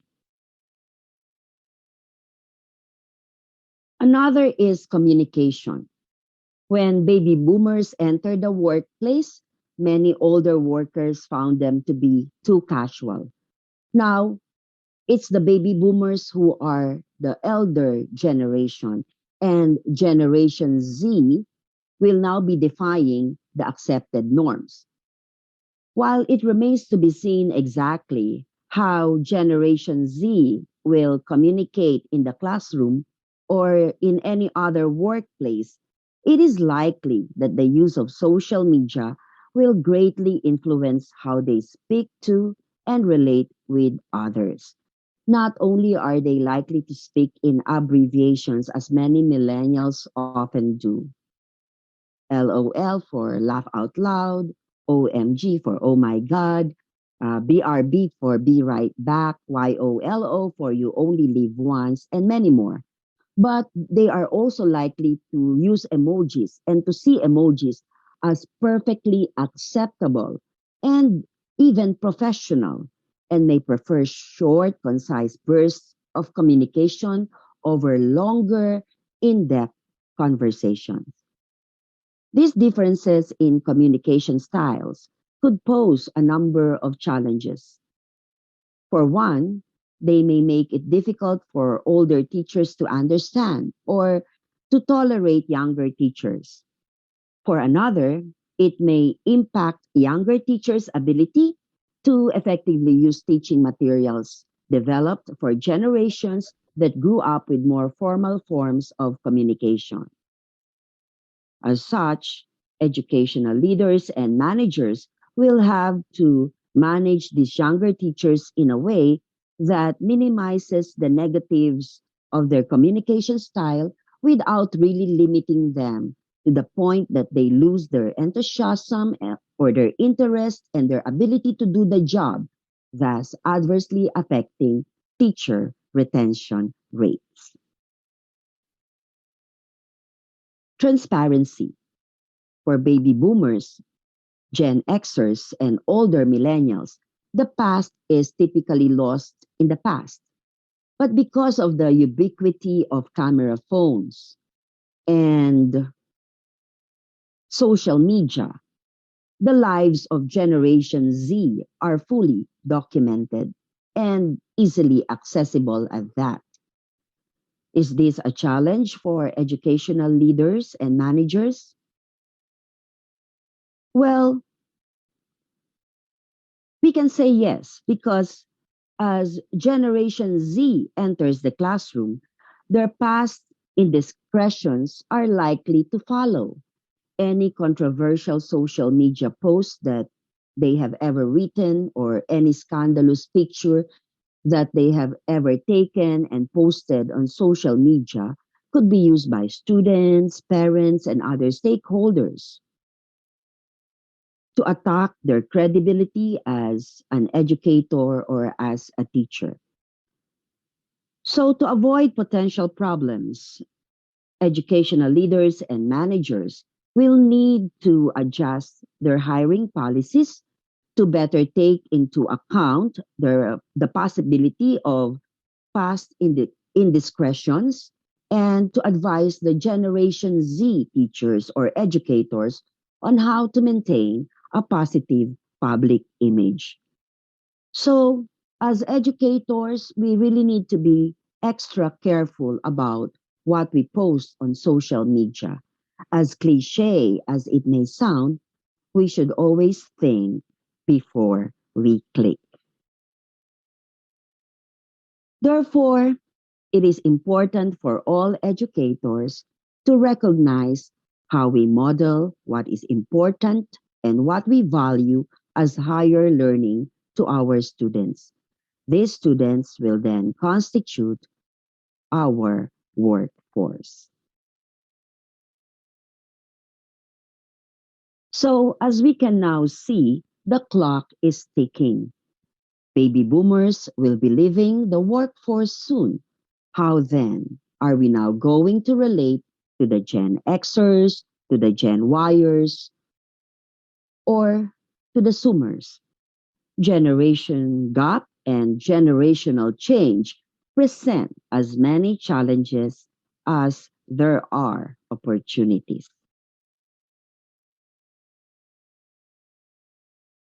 We will notice that today's workplace often includes workers from four distinct generations: the baby boomers, the Generation X, the Generation Y, and the Generation Z. And each generation brings a unique set of core values and characteristics to an organization. These generational differences can produce benefits, for example, improved services, improved patient care, but they can also present challenges such as conflicts among employees. Employees who are raised in different generations often have formative experiences that are so dramatically different from one another that they may have trouble understanding other points of view. And this can lead to conflict and even communication issues in the workplace. For instance, other generations see traditionalists as self-absorbed, self-righteous, workaholics, and they talk about intimate details of their personal life. Other generations see Gen Xers as having no respect for experience, not following procedures. They are rude without social skills and spend too much time on the internet. What about for the Gen Yers and the Zoomers? They are seen by other generation, the Gen Yers. They are regarded by other generations as little critters, requiring too much attention, spoiled brats, and are fond of watching TV with rude language and violence, while other generations see Gen Z as too cynical, relying too much on technology. So what if there are generational differences? Yang and Yazdani-Fard in 2013 reported that in a recent survey, which was conducted by the Society for Human Resource Management, generational differences are the factors which created 40% of conflicts in the workplace. In organization with 500 or more employees, 58% of human resources professionally reported conflicts between younger and older workers because of the differences in perspectives regarding work ethics and work-life balance. As stated by Watkins in 2013, these generation gaps will create us versus them mentality between different generations, and this is likely to create further conflicts and then the inability to work efficiently and effectively. The differences in views and opinions can impact the organization, the employees, and the organization's productivity.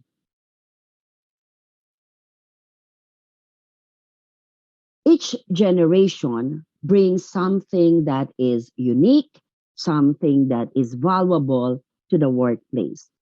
By knowing and understanding the members of the workforce, leaders can provide opportunities that will align with their strengths.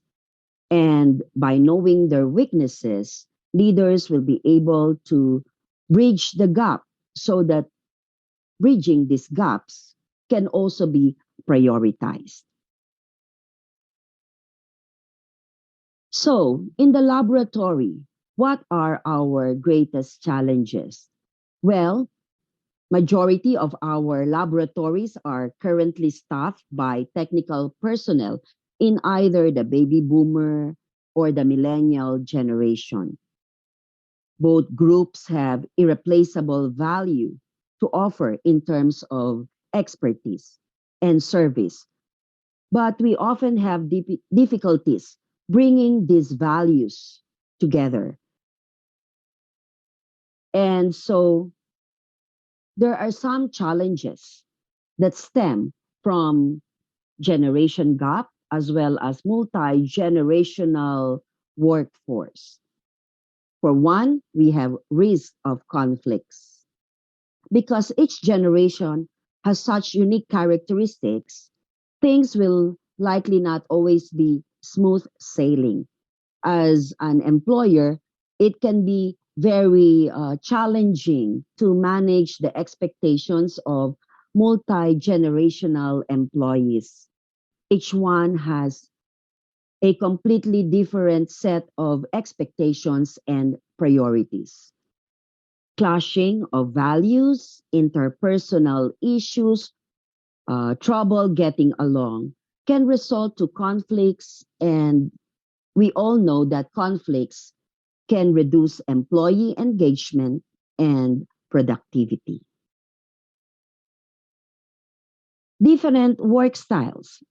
While baby boomers are comfortable working long hours and prefer working on site, the Gen Yers and the Zoomers are employees who prefer more flexible hours and the option to work remotely. So one way to reduce if not eliminate conflicts and differences in working styles, is to do cross generational training or cross generational mentoring. Cross generational training or mentoring is a useful method to help each generation learn from each other, giving the millennial and the Gen Z a chance to train the boomers and the Generation X on their methods and practices, and then switching positions so that each generation can learn something valuable from each other. Communication gaps. Much of the older generation prefer more formal, detailed communication that is delivered on an individual personal level, while the younger generation expect more informal communication and is accustomed to the use of technology to deliver messages. Well, a great course of action in order to relieve communication gap would be to bring the teams for a meeting and to work and figure out the best communication style and the best chain of communication for everyone, then teach everyone the proper use of the method together. According to Houlihan and Ahn in 2007, no matter how hard we try, we cannot change the generational differences. Instead, we should change how we motivate different generations by incorporating different motivational techniques into our management styles, acknowledge the validity of each generation's values, and find out what each employee wants as a motivational incentive. Know our employees.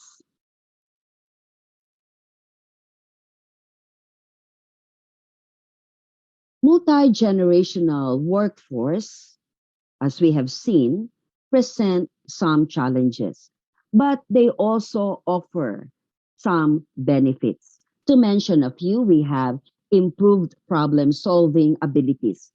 Combining multiple perspectives and diverse skills can drive creative solutions to problems.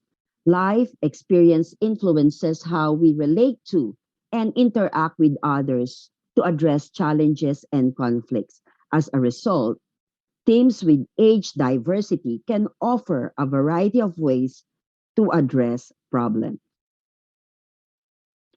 Understanding different audiences or customers. By employing people coming from different generations, we can better understand the different target customers that we are trying to serve.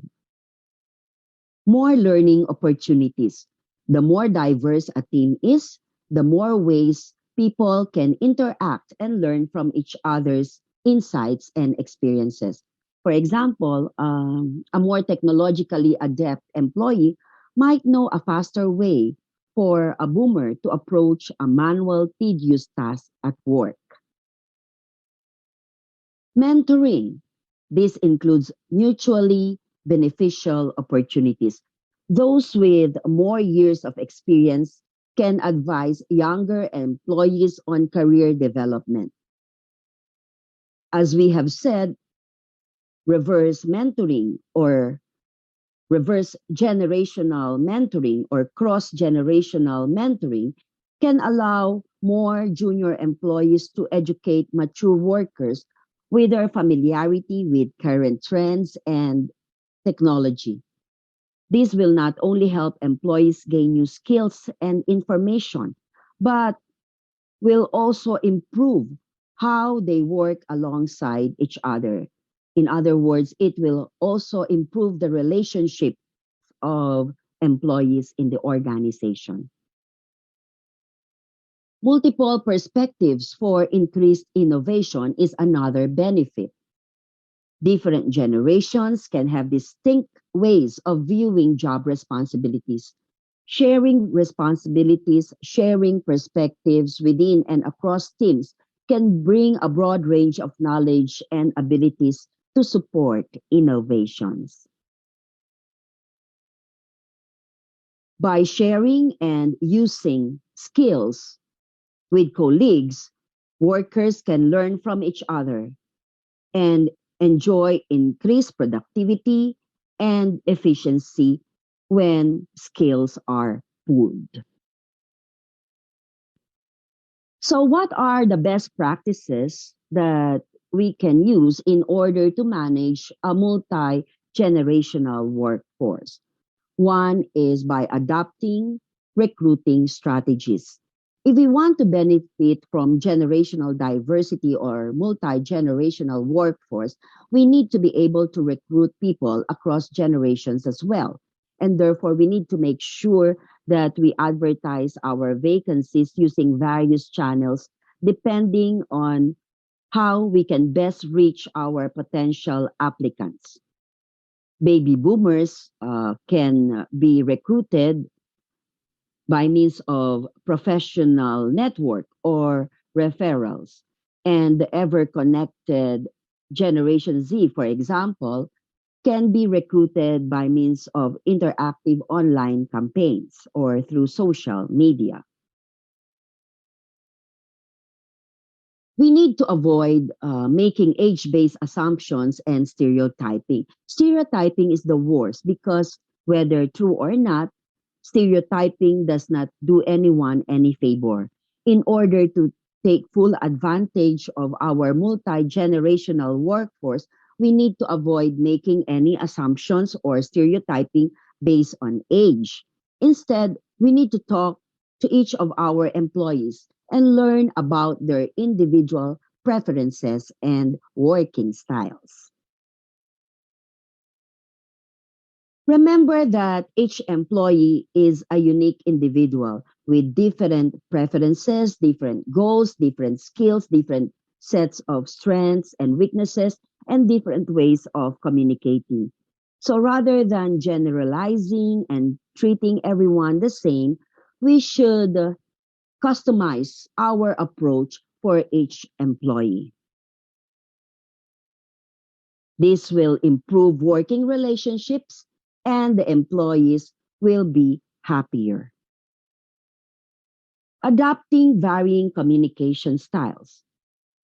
While boomers opt for phone calls and millennials prefer to communicate digitally through instant messaging and texting, the two younger generations are more likely to enjoy working in a collaborative manner.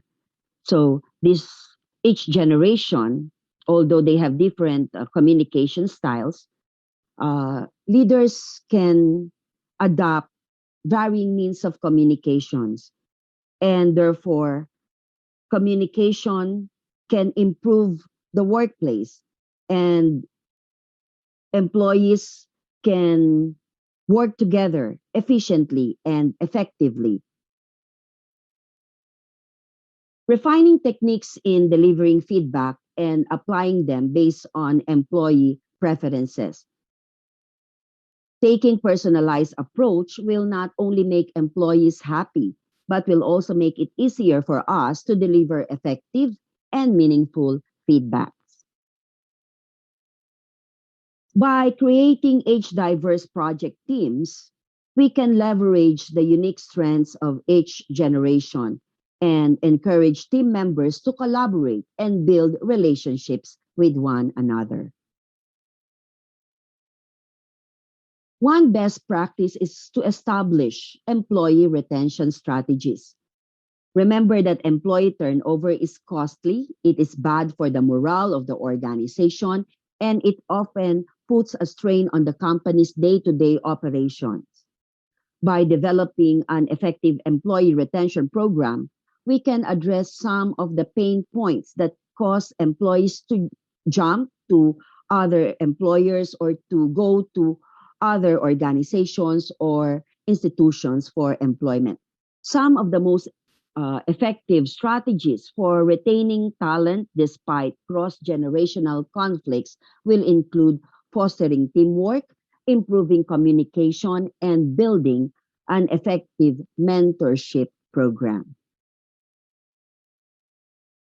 Lancaster and Stillman, in their book When Generations Collide, stated, And I quote, the events and conditions that each of us experience during our formative years determine who we are and how we see the world. As a result of these events and conditions, each generation has adopted its own generational personality. By fostering a culture that celebrates collaboration, keeping the lines of communication open, and tailoring your approach to each individual, you can get ahead of any potential conflicts before they arise and reap all of the benefits of a multi generational workforce. End of quote. And so, as employers, we need to celebrate collaboration, keep the lines of communication open, and tailor our approach to our individual employees. Let me end this presentation with a statement by Brene Brown. Only when diverse perspectives are included, respected, and valued can we start to get a full picture of the world, who we serve, and what they need. This ends my presentation, and these are my references. Thank you very much for your kind attention.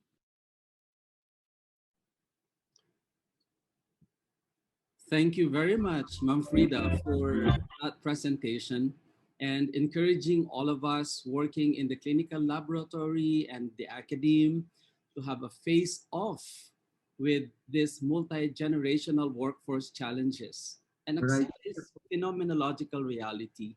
Indeed, when we look at the synergy it potentially offers, we have many reasons to thank for this diversity. So maraming salamat pong muli. Well, I think ngayon marami sa atin are already saturated and filled with learnings and knowledge. And well, we will shift to another form of endeavor. And we will now give to you our Set B group of MCs from the Faculty of Pharmacy from UST. We bring you Mr. Ebe de Jesus and Mr. Clive Mercado. Take it away, sirs.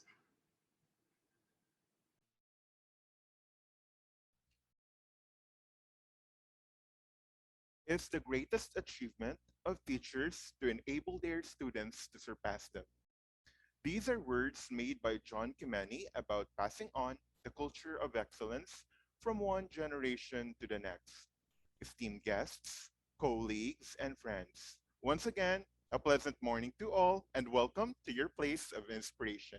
I am Clive Ivan Mercado, your friendly neighborhood virus researcher from UST's Faculty of Pharmacy Department of Medical Technology.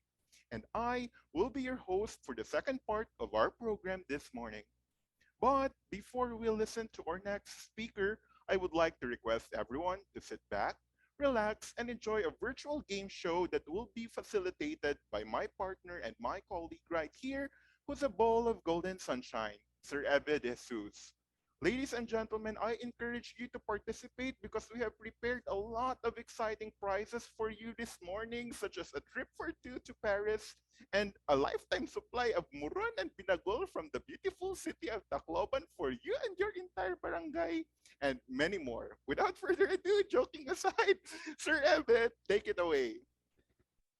Thank you very much, Sir Clive, for that wonderful and lively introduction, and to make everyone excited, no, for the next part of this webinar. No? So, as Sir Clive mentioned and Sir Robert mentioned, we are going to have a virtual break right now in the form of a game.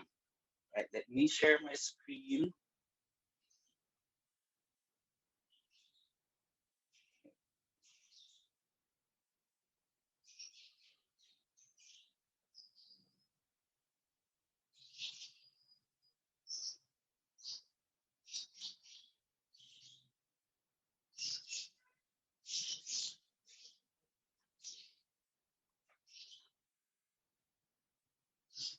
Okay.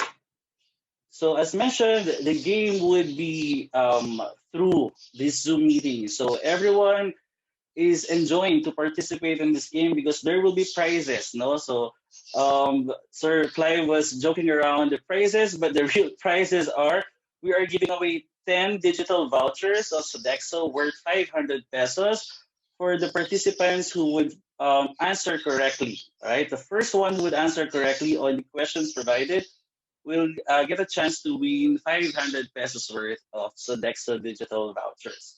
So are we ready to play this game? So we have two categories. The first category,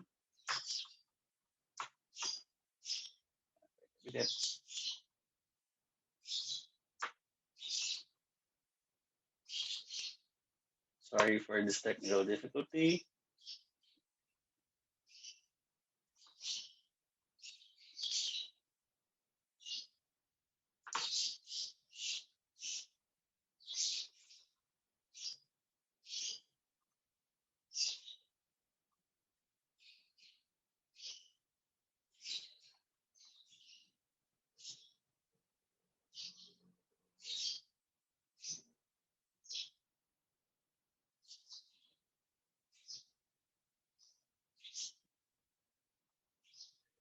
All right. Can you now see my screen, Sir Clive? Yes, sir. Yes, sir. We can see it clearly. All right, so the two categories that we're going to play this morning would be questions on items or packages that you have to guess the correct prices based on the standard little price posted on the indicated merchants. So again, the final answers would be based on the SRPs taken by the time this game was created. So next would be a question on money. Mukha ng pera would be a question on how you would interpret the faces of the heroes and um, characters in the monetary of the Philippine money. Alright? And then you have to compute, no, for the total amount indicated. So let's now try to start playing the Price is Right and Mukha ng Pera. Again, the instructions for this game is you have to type in your answers on the chat box, and our technical committee will be the one to check on the first one who would answer correctly and will win the prize of 500 peso digital vouchers from our hosts, SBSI and PAMET. All right, let's get the game rolling, and I will ask the first question on the Price is Right. First package is the Dami Morning Pickup Panawid Gutom package. No? So when we're hungry after a good toll of morning pickup, running all the morning pickups, we have here a one-piece regular bola bola siopaw and 1 cup of 8-ounce brewed coffee from 7-Eleven. How much is the total? And we're now accepting your answers to the chat box. First one to get the closest no price, but not over, will win the 500 peso voucher. My dear partner, Sir Clive, and the technical team will help me and aid me in checking on the first participant who would answer the closest to the value but would not go over the price. All right? Are we getting some answers already, Yes, sir. We're Sir definitely Clive? getting answers. Yes, sir. All right, thank you. All right, so now let's show the answer. The correct answer for this package is actually 58 pesos. 58 pesos for these two items, Shopao and coffee. Our technical team, Mr. Clive, checking who got the correct answer or the closest. But again, not over 58 pesos.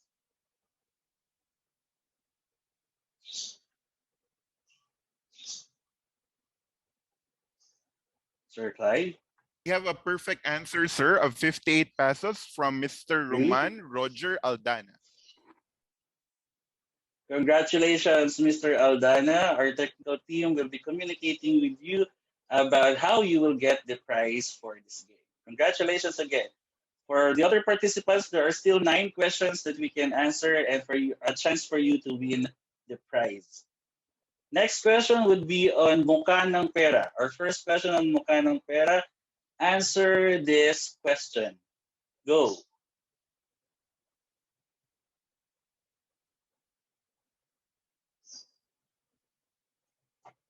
We'll give you around 20 seconds to answer this.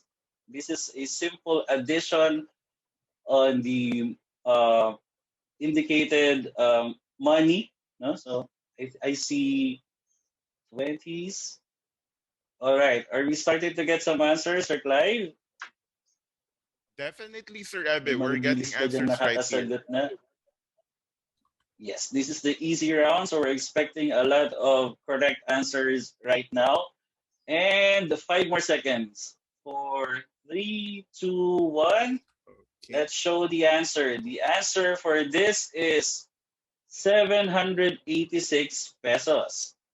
I'm pretty sure we can get an exact answer there from one of our participants. Yes, sir. Yes, we're getting And the first one who answered, Sir Clive, is Miss Marginal Acidera. Miss Marginal Acidera. Congratulations, Miss Acidera. Miss Marginal, congratulations. Quite good at math, no? Very, very fast to calculate the total amount of money shown. All right. Next question would be on the price is right. Our second question for the price is right is this package. The EWAS COVID package from Watsons. No? So we have your one-piece protective face shield, one-piece KN95 safety mask, and 30 tablets of 1,000 milligram protein C4. Just to give a disclaimer, the prices indicated by Watsons here was taken from early this year. Thank you very much. All right. So let's add it up. One-piece protective face shield, one-piece KN95 safety mask, and 30 tablets of vitamin C to keep us to keep our immunity strong, no, and move away from getting the viruses. All right. 10 seconds.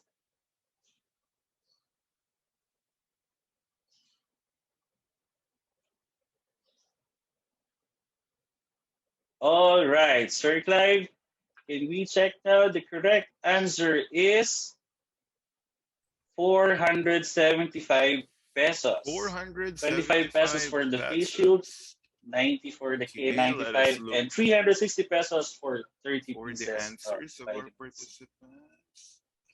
Okay, I'm looking back, sir, at the answers of our participants. Let me see. Take your time, Sir Clive. Because everyone are so excited and participative, so medyo marami po to. Wait. Yes, 500 pesos din yan. I think you can use the Dexo on a lot of merchants today. Go ahead. Our first closest answer right here is 450 pesos by Miss Lorraine. Lorraine May Malaluan. Miss Lorraine May Malaluan. Our third winner is Miss Lorraine May Malaluan. Congratulations, Miss Malaluan. And I hope the technical team from the Professional Development and Leadership from PAMET is taking down the winners and will be communicating with them in a while. All right, so back to board and let's go to the second question on mukha ng pera. Second question is, all right, Mr. Manuel L. Quezon plus Sir Sergio Osmeña, and then a good amount of coins. And please take note of the equation from addition and subtraction. All right, 10 more seconds.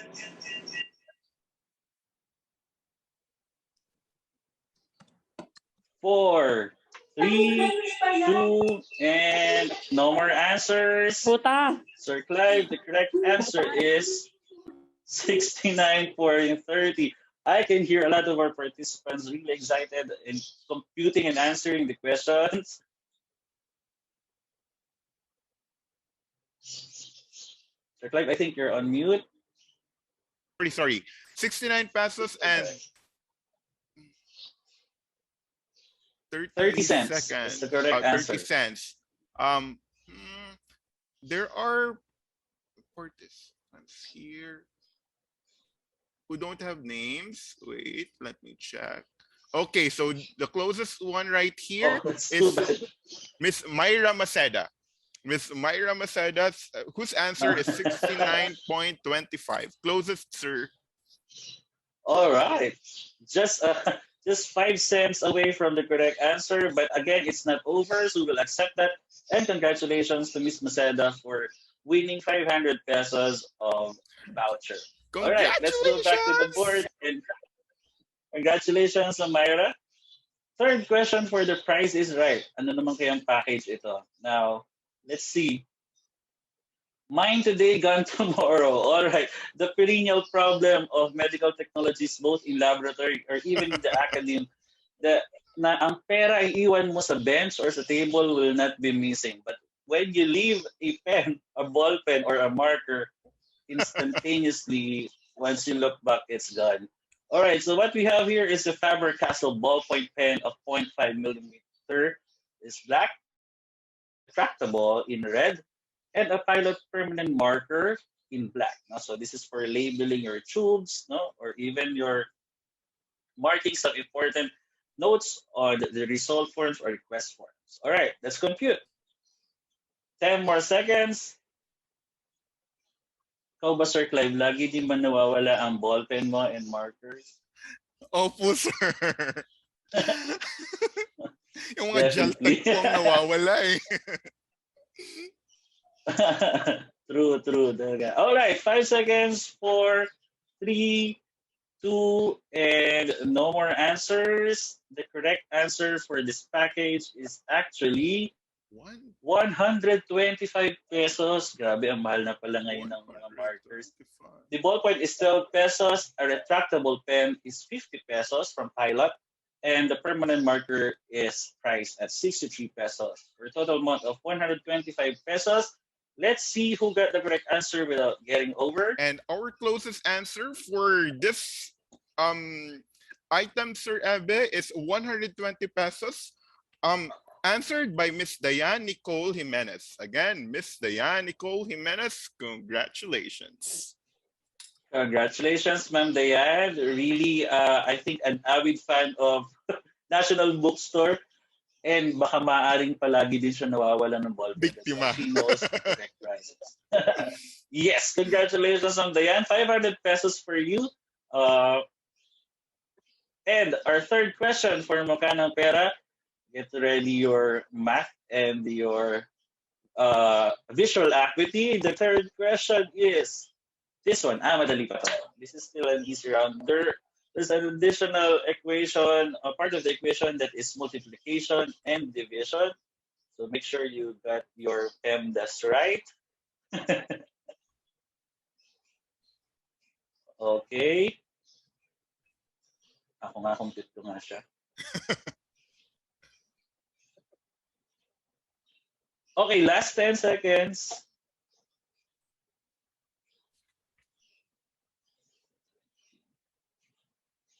4, 3, 2, and 1. No more answers. We'll not be accepting any more answers. The correct answer for this equation is actually 670 pesos. All right, so PEMDAS tayo.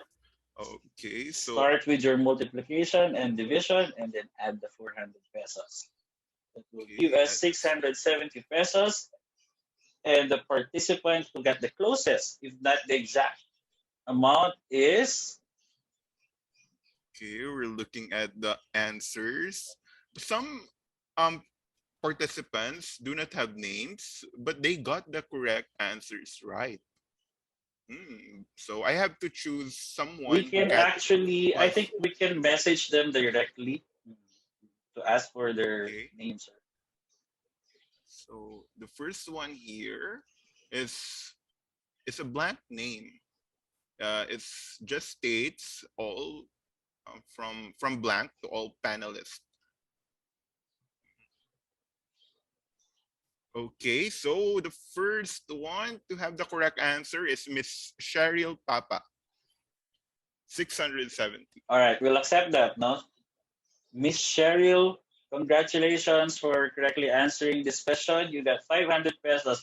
And just uh, an advice, no? So for those who are still are not using their names, no, in this Zoom meeting, kindly rename your account, no, so that you can get a chance to win these prizes. All right, let's go back to the board and answer the fourth question on the price is right. The next package is Hindi Toxic Night Duty Midnight Snack Package. No? So we usually get hunger cravings, no, after a good day's work, especially if it's a night duty. No? So tapos ayain mo na yun from the other sections, and then you'll be able to complete this package. This is a BFF fries and McFloat combo and a 20-piece chicken McNuggets. And take note, the delivery is free. Free. Right? Right. Let's wait for them to complete their answers. Abang, bilis, ang dami sumasagot. Yes, sir. Okay, so the correct answer for this package is... Wait, hindi ko mabasa. Sir Clive, how much is it? It's around 591 pesos. Is it correct? That's right, Yes, 591 pesos for Okay. this McDonald's package. So closest answer, but not more than 591 pesos. We'll be looking for that one. Oh my. Okay, our closest answer right here is from Miss Adina Rose Alcalde of 585 pesos. No. Yep. Miss Dinah? Dina Rose Alcalde. All right, congratulations, Miss Alcalde, for winning this prize, no, for this question. Thank you very much. Okay, and our fourth question for Makanang Pera ready is this one. Ayan, medyo naging black and white yung money. So you just have to take note of the landscape or the, what do you call that, landmark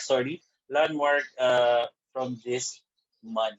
Okay, this is the Bernawi Rice Terraces and the Tabataha Reef Natural Park, and add some coins to it to give us which correct answer. 10 more seconds.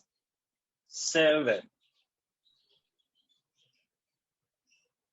5, 4, 3, 2, and 1. No more answers. The correct answer for this one is 1,036.35 pesos. Okay, Wala Sir na, Ebe, kasi are medyo we madami considering? nagsagot.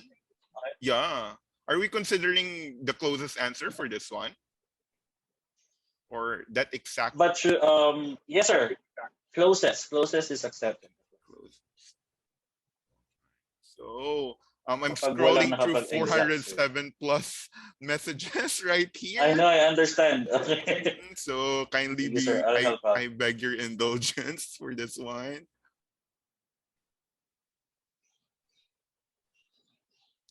Okay, 136, not greater than 136 closest. Here, so we have answers Sige that lang, sir. range from Take your time. 700, 900, 1,000, 990, 1,050.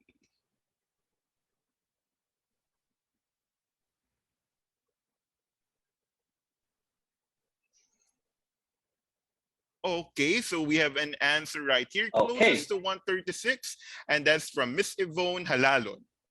Miss Yvonne Halalon, congratulations. Congratulations, Miss Yvonne. All right, let's continue the game. Back to board for our last question for the price is right. This question, I think, involves some milk tea. All right, last day's section celebration. No, parang nanlibre ng 16 pieces of milk tea. Specifically, a brown sugar boba plus pearl milk tea with cream mousse. Okay. Let's see how much this is.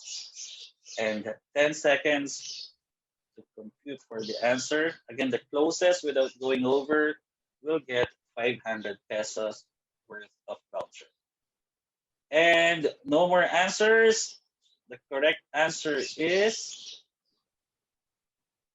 1,900. 1,920 pesos for 16 pieces of milk tea. 120 each. Okay, and I guess we have Yaman naman na already ng libre. a winner for this item, Sir Eve. Oh, that was quick. Congratulations to Miss Evelyn Fajardo.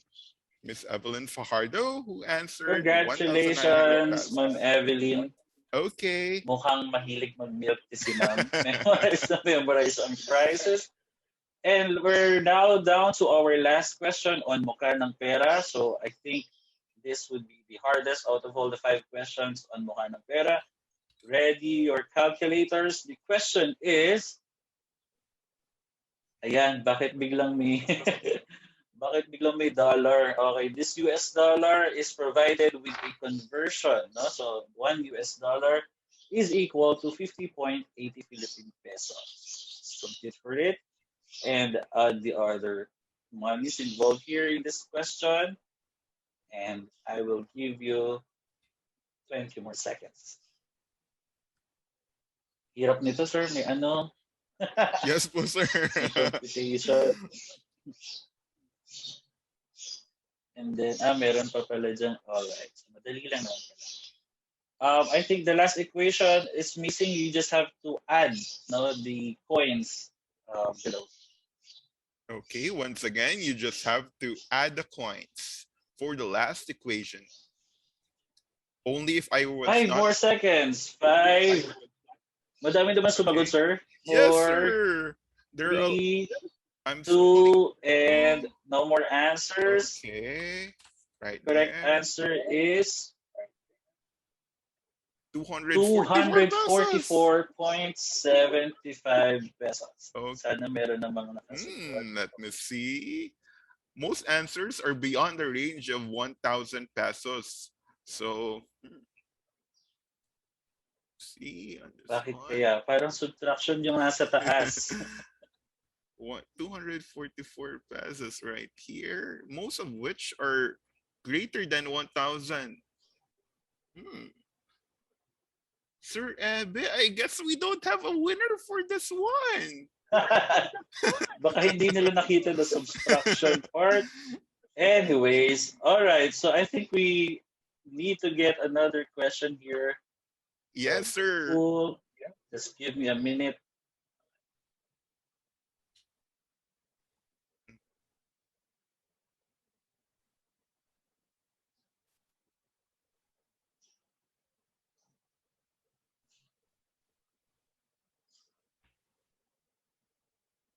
Okay, so the clincher question for the 10th winner will be another category, and this is just an easy category. I will show you a logo, and you will just tell me what brand is this logo. Okay, so for our 10th and final question for the prize is this.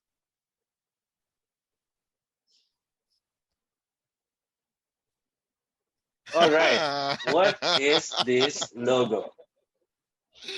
Ang dali lang po nito.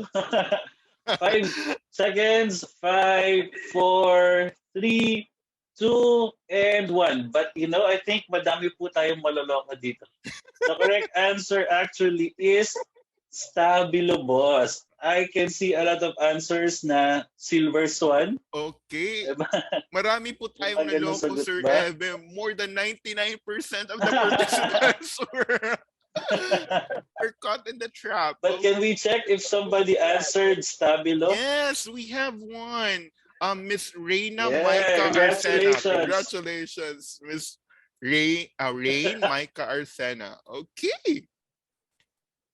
Congratulations, ma'am. And thank you very much for everyone who participated on this game. And I hope you're now alive and awake to listen to more of the talks so on the second part of this webinar. I now give away the floor again to you, Baxter Clive. Thank you very much, everyone, and see you later on the Q&A. Once again, thank you so much, Sir Ebe. I'm pretty sure that everyone enjoyed that short but very exciting virtual game show. To all our winners, aside from the 500 pesos, tickets to Paris are on their way to your doorsteps. Once again, thank you so much, Sir Ebe, and may the force be with you. Now, joking aside, at this point in time, I'm pretty sure that everyone is now ready to listen to our third lecture this morning, and it will cover Clinical Laboratory and Academe Performance Management. Our next speaker is the chair of the Department of Medical Technology of UST's Faculty of Pharmacy. Ladies and gentlemen, please welcome Dr. Edelberto Manahan. A warm virtual round of applause, please.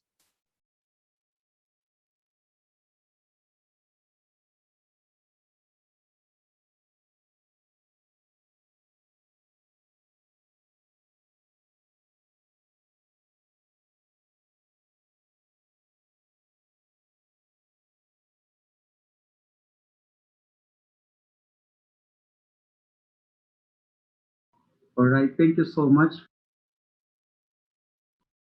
All right, thank you so much for that kind introduction. So again, good morning, ladies and gentlemen. So at this point, let me first thank the Executive Board of the Philippine Association of Medical Technologies, okay, especially the Committee on Professional and Leadership Committee headed by Dr.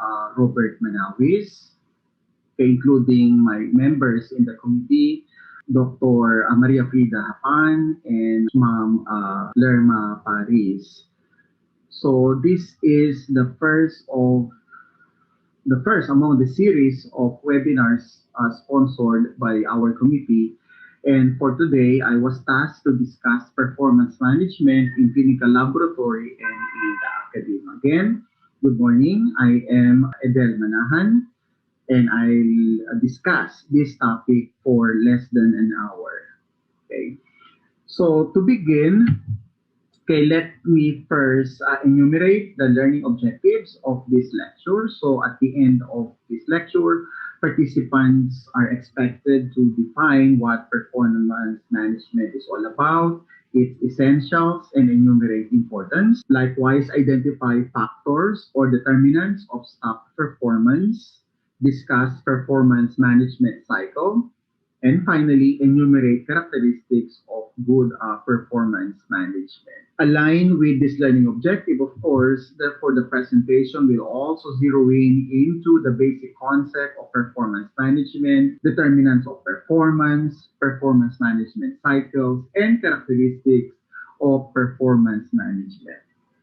Although in the title, it was mentioned that the discussion or the topic is all about performance management in the clinical laboratory and in the academe.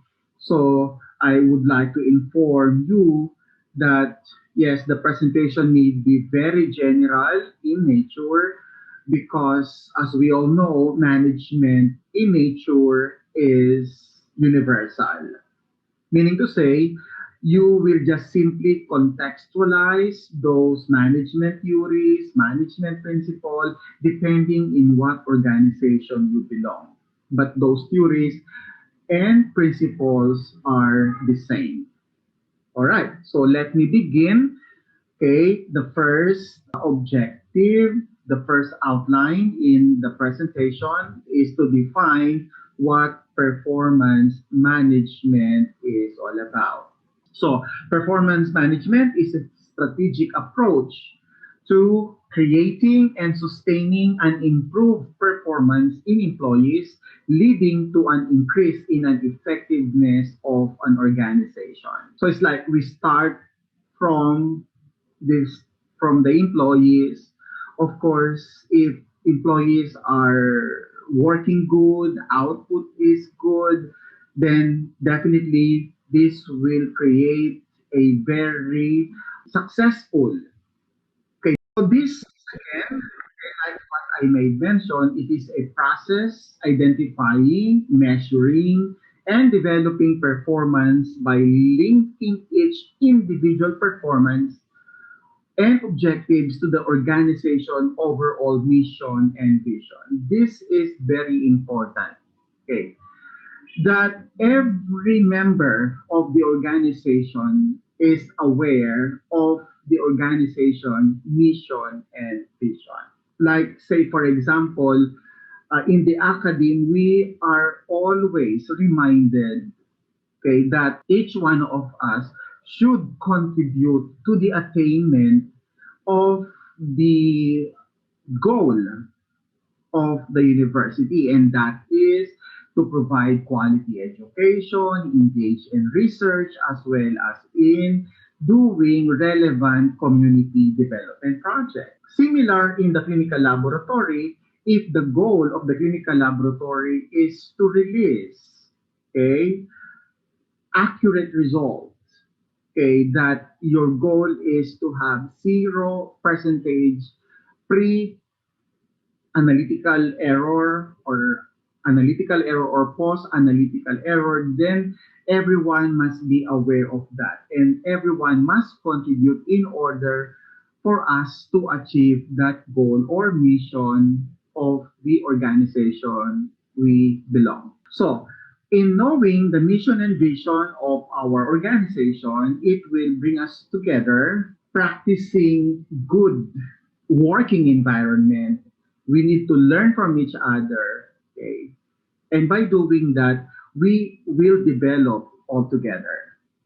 And performance management also will establish a culture where individual and teams take a responsibility for continuous improvement. So continuous improvement is everybody's responsibility. Even if it is stated that you have this policy, okay, on continuous quality improvement program, but you are not participating in that quality improvement program or activities, then it may be a reason that because you are not performing or you are not cooperating, sooner you will be the one contributing to not attaining the goals of the organization.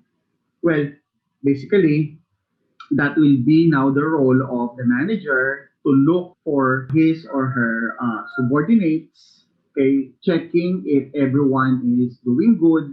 Doon papasok yung tinatawag natin na performance management. So, why manage performance? So, as I made mention, a poorly implemented performance management system will fail to motivate on organization employees. And with that, their lack of job satisfaction will impact negatively on their inputs as well as their self-esteem, leading to low productivity level or low outputs. Okay.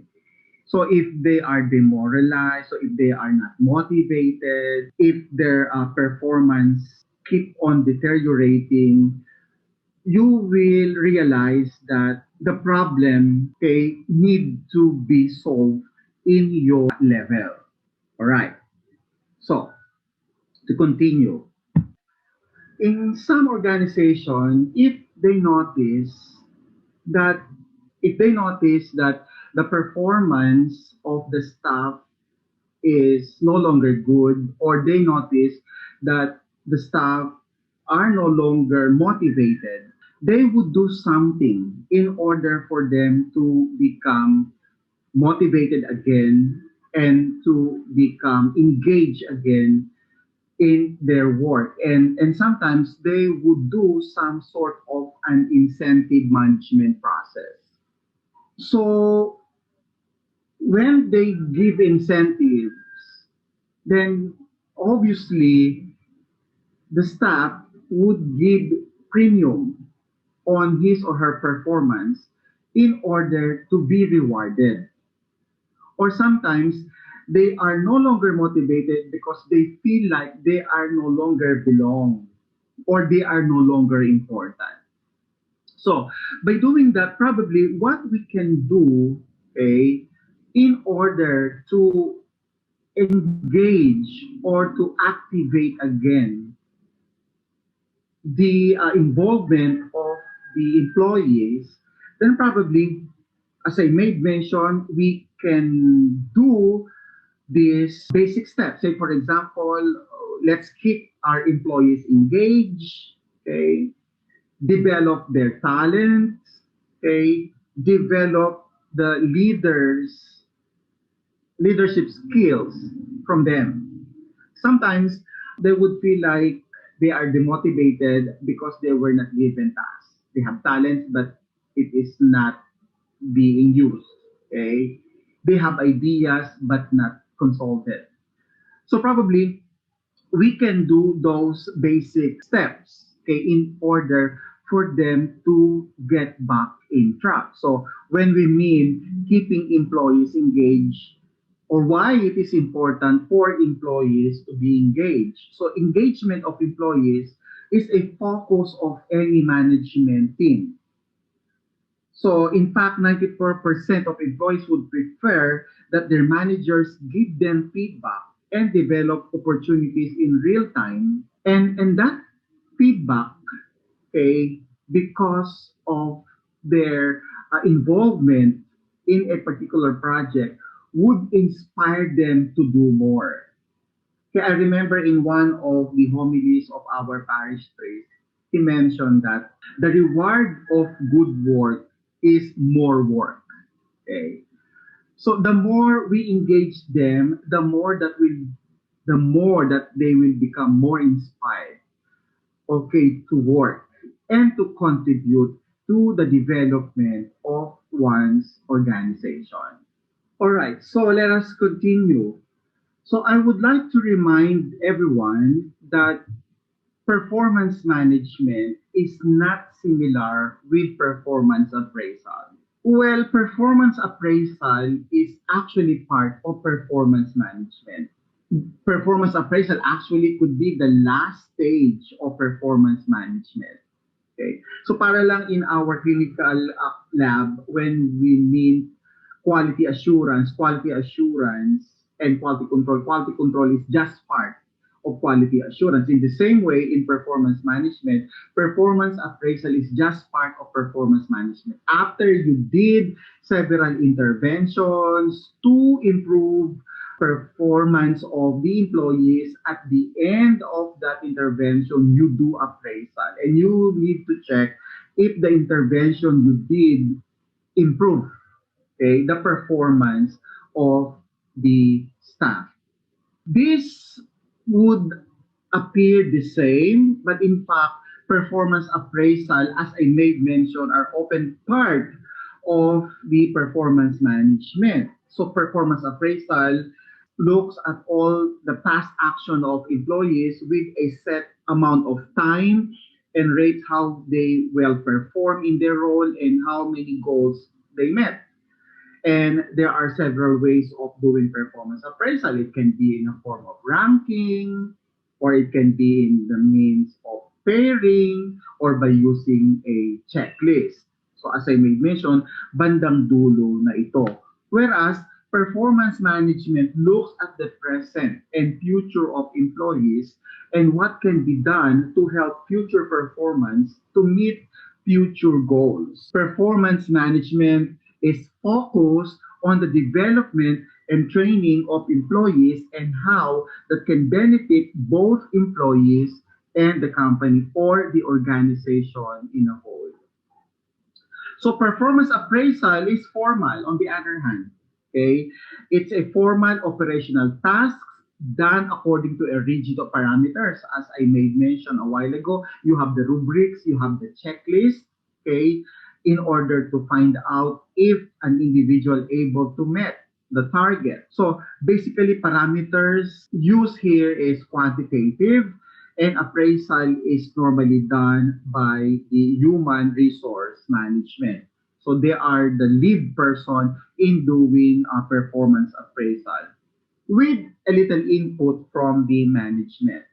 Whereas performance management is more on informal and strategic, and this is led by management with inputs from employees in more flexible manner. Isn't it a while ago I mentioned that one example of managing a not so performing staff is to get them engaged, to develop their talent, okay, to develop their leadership skills, and later on, those interventions will help them to improve their performance. So after doing those things, after you involve them, engage them, give them training, send them for some sort of a personality and leadership development skills, and then at the end of the fiscal year, you do evaluation, yun na yung appraisal, and you see if there is a changes or difference in its output or performance. So this table will show us a quick guide on the difference between management performance, or rather performance management and performance appraisal. So performance management is proactive. Kasi nga, you are looking into the daily performance of an individual, and from daily or monthly observations, then you need to do something, okay, in order or intervention in order to correct that. Sorry if I can give more example in the academe, since that is the nature of my work. In the academe, so we are talking, of course, on the performance of faculty member, performance of the student, that if in case a faculty member cannot deliver well, then we need to do recalibration. We don't need to wait for the term to end. We don't need to wait for the academic year to end before we do something. So that's performance management. Okay.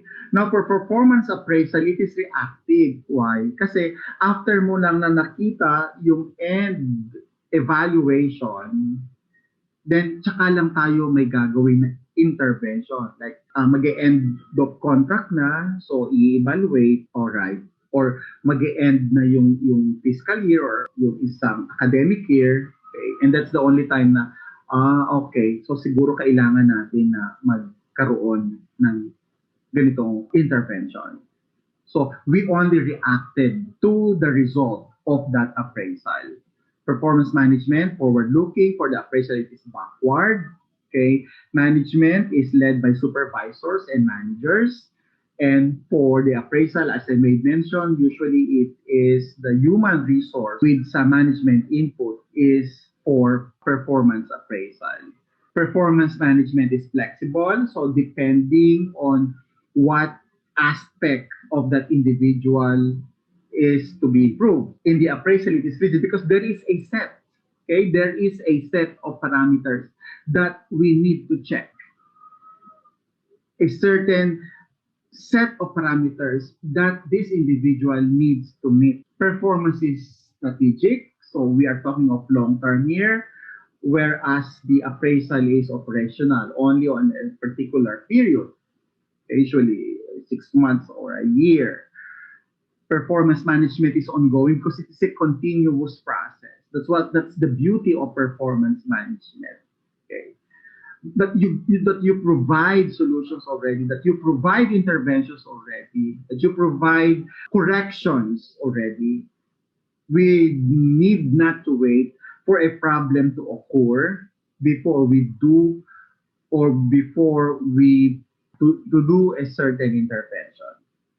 Okay, and performance management does not use rating or rankings, but this is basically based on outputs, okay, based on their contributions probably, okay. And for the appraisal, we use ratings or rankings, again based on the set policies or instrument or tool or rubric that we use. Now, in the next slide, I have here an illustration further differentiating appraisal and performance management. So, in the first, you see that is performance appraisal. So, it is a periodic assessment of an employee's job performance. So when say periodic, so it can be an end of the year performance or end of term. Okay. And this is basically used to measure the competency expectations set by an organization. So parang we just let that employee to do his work for the entire period without giving feedback, okay, only at the end of the term or until the end of the period or end of the year, we do the performance review. Sayang naman yung the entire period if the employee is non-performing. Okay, kaya balikan natin yung slide kanina, it is more of a reactive type. Okay, kasi after we realize the problem at the end of the year, and if you are still willing to give new appointment to this employee, then that's the time you do the intervention. Kaya reactive. Unlike in performance management, so from the start, of course, we need to set, okay, the objectives, mission, and vision of the organization. Then initial already you have your competency review, okay, based on the previous performance. And then you see from the start of the year, there is a performance diary note. So it can be on a weekly basis, it can be on a monthly basis.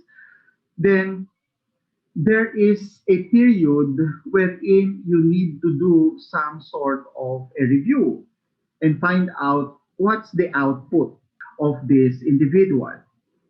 So until such time, okay, if there is a performance diary notes or there is a regular performance evaluation, okay, and a regular intervention, okay, then at the end of the year and you do the review, then of course expectation of output can be greater. Okay, so that is how we differentiate performance appraisal from performance management. All right. We have here a table showing the effect of intervention over the prevalence of quality indicators in the clinical laboratory. So the quality indicators, of course, under pre-analytical phase are wrong patient identification, incomplete form, sample rejection, number of accidents, and for analytical phase, random error, systematic, okay. And then for post-analytical, we have the urgent sample reporting, clinical value reporting, and then turnaround time. So in the beginning, when they did the interim evaluation, you see the frequency for each quality indicators, then intervention was done. Okay? Kasi nga, we need to manage it immediately. We don't need to wait for the entire fiscal cycle before we do intervention. Kasi nga, it is not reactive. Performance management should be reactive. So as a clinical manager, you observe in a daily census, in a daily incident reports that these are occurring, increasingly occurring, hindi iintayin mo pa ba na, naku, humanda ka sa evaluation, humanda ka sa appraisal. You don't need to wait for that.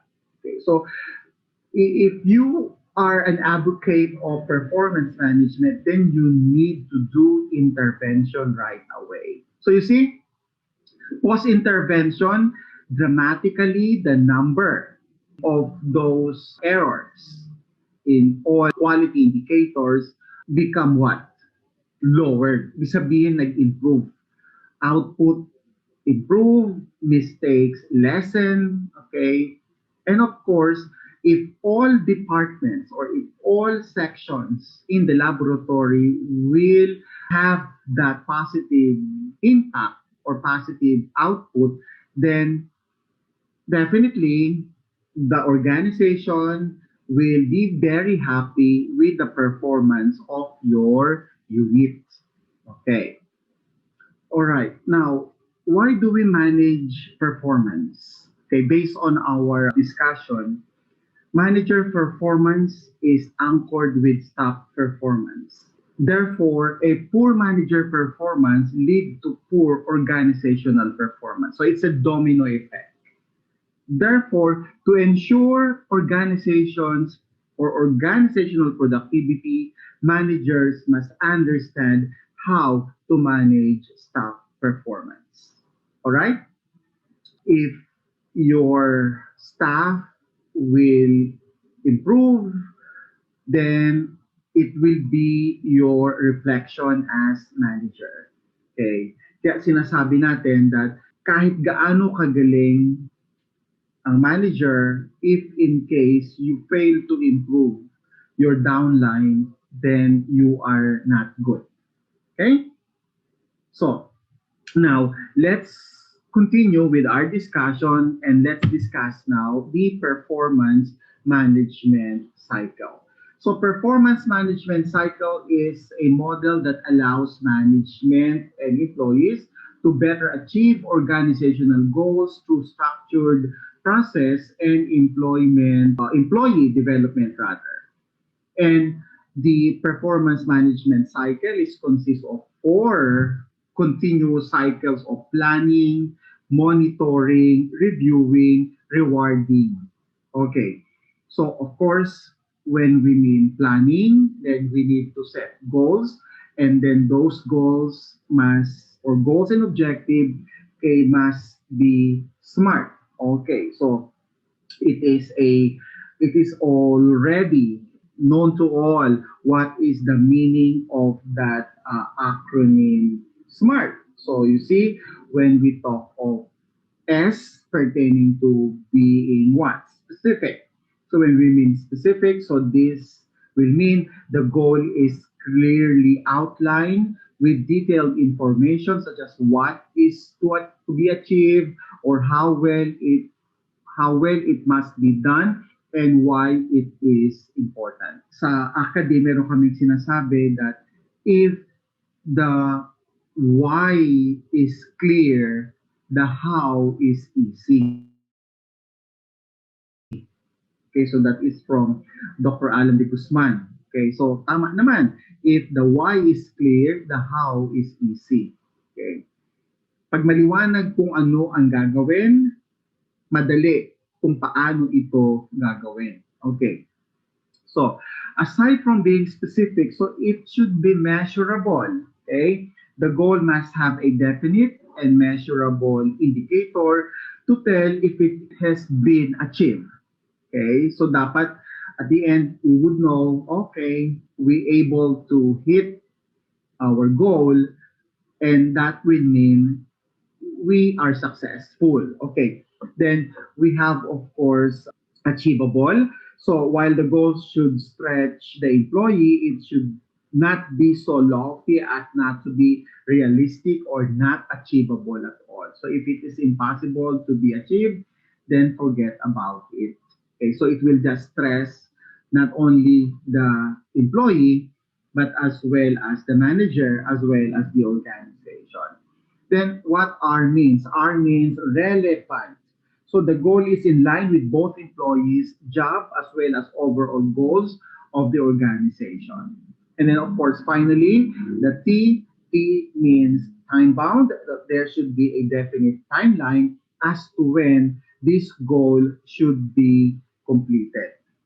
Okay, so that is of course for planning. Creating a development plan will demonstrate that management is actively working with the employee to assist them in becoming a more skilled and valuable player in the organization. So after we conceptualize and finalize the plan, we of course now ready to deploy it, so implement it. So while implementing it, we need to do monitoring. So in the performance management cycle, monitoring is a key function in achieving the goal set out in the planning stage. Monitoring, of course, will track the progress, okay, of the program, okay, whether the program is meeting its targets or doing well. If not, then we need to do some actions in order to mitigate the obstacle. Hindi merong project, in-implement, bahala ka na dyan, okay, and then let's do evaluation later. So monitoring is very important.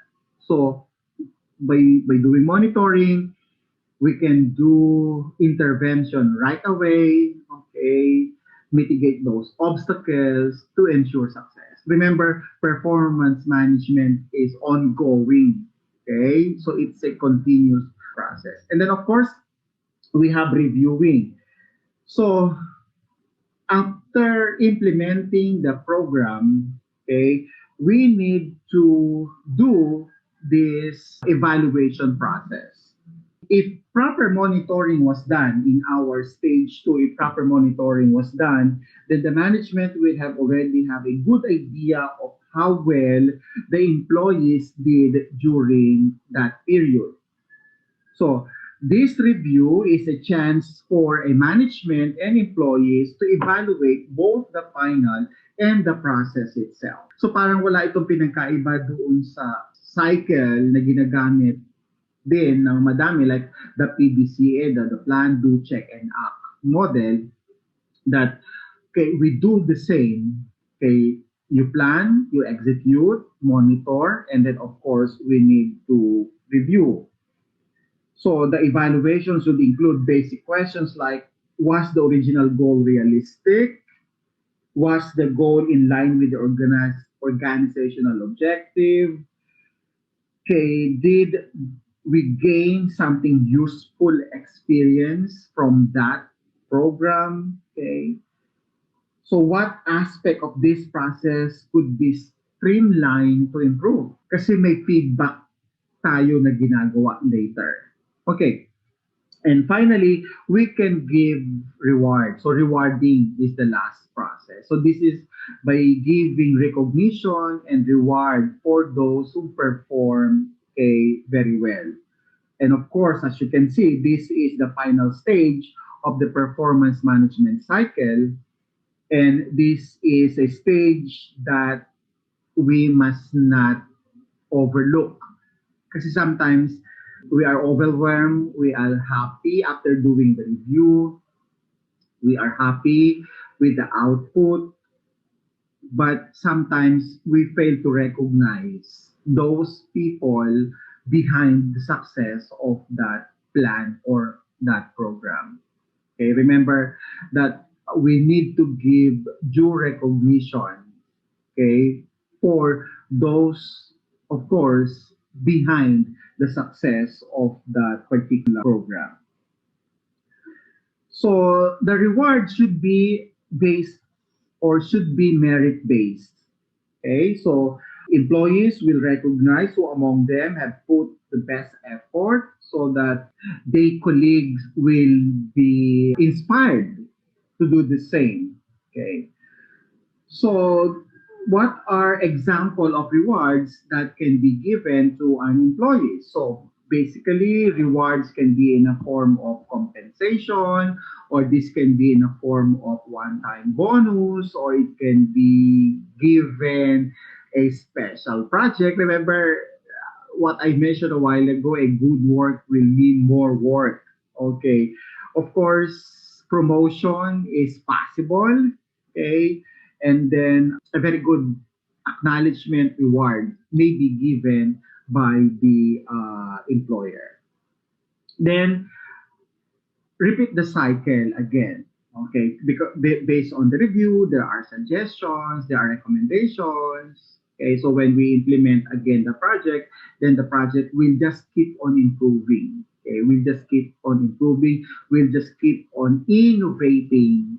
Okay, in order to become more productive and rewarding. All right. Now, this slide show us the characteristics of an ideal performance management system. Okay, so what are those characteristics? A good performance management, okay, is said to be congruent to the organizational strategy. Diba? We are talking of alignment here again and again. Okay, very important yon. Okay, that everything that we do must be aligned with our organizational goals, mission, and vision so that hindi naman sayang yung ating resources, whether it is material, whether it is talent, okay, and time. Kasi at the end of the evaluation, if that activity is not included in the directional areas or goals of the organization, then it is a waste of time, resources, and energy. So again, should be consistent with organizational strategy, aligned with unit and organizational goal. This performance management should be thorough. Okay? So all employees should be evaluated. All employees should be monitored. Okay? Okay, then all major job responsibilities are evaluated as well. Okay, then feedback is given on a both positive and a negative performance. So this is very useful that we give feedback not only for those underperforming, but we also need to give feedback for performing employees in order for them to become more motivated. Okay? Kasi important yung affirmation that what they are doing is good, what they are doing is correct, what they are doing is inspiring. On the other hand, for those underperforming staff, we need to give also a feedback in such a way that by giving feedback, it may not sound punitive, okay? Parang parusa agad or parang isinumpa mo na kasi hindi siya gumagawa. So in giving feedback, you first highlight the positive attributes of that individual. Okay? And then after giving those positive attributes, then you may now enumerate those negative feedback, okay, for these employees.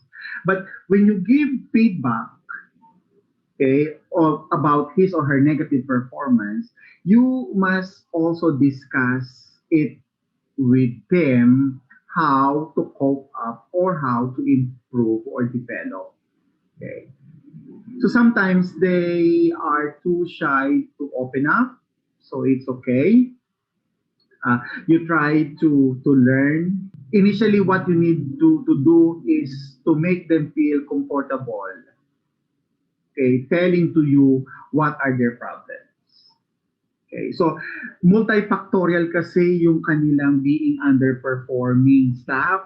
So maybe because of what they are experiencing in their own home, okay, or they are experiencing in relationship, okay, or environment or community they are belong. Okay, so you must know first kung ano yung kanyang pinanggagalingan, okay, before you give your advice. Okay, sometimes they just need to tell it, and what we can do initially is just to listen, okay, and then sometimes they would ask, ano po kaya ang pwede kong gawin? Then that is a very good opportunity for you to give suggestion. Okay. And sometimes, you may also ask them, what do you think ang kailangan mong gawin in order to improve? And if the employee is saying something, try to analyze what can you do in order for you to help that individual to develop or to help him or her in his current or her current problem. And then after that, you do constant monitoring and looking at him, kay, kahit simpleng pangungumusta, okay, in order to find out kung mayroon bang nabago after you did that feedback mechanism. Okay. Now, performance management must be specific because this will create a detailed guidance to employees. Sinabi natin yan kanina when we plan, very important yung pagiging specific natin, what we expect from them and how they meet those expectations. Di ba? Sinabi natin, if the why is clear, then how is easy. Okay. Then the performance management system must be ethical. Okay? So supervisor should suppress self-interest. Supervisor should respect employees' privacy. Ito yung binabanggit ko kanina while giving the feedback or while talking to the employees. If they don't feel like talking, then do not force them to open. Okay? Kaya importante that we must have that kind of attributes that our employees will gain, of course, some level of confidence kay sa atin in order for them to be open so that if they have problems, then they can share it easily. Hindi sila naiilang or nahihiya. Okay? So again, the characteristics of an ideal performance management system, it should be aligned with organizational strategy. It must be thorough. Okay? It must be specific and it must be ethical.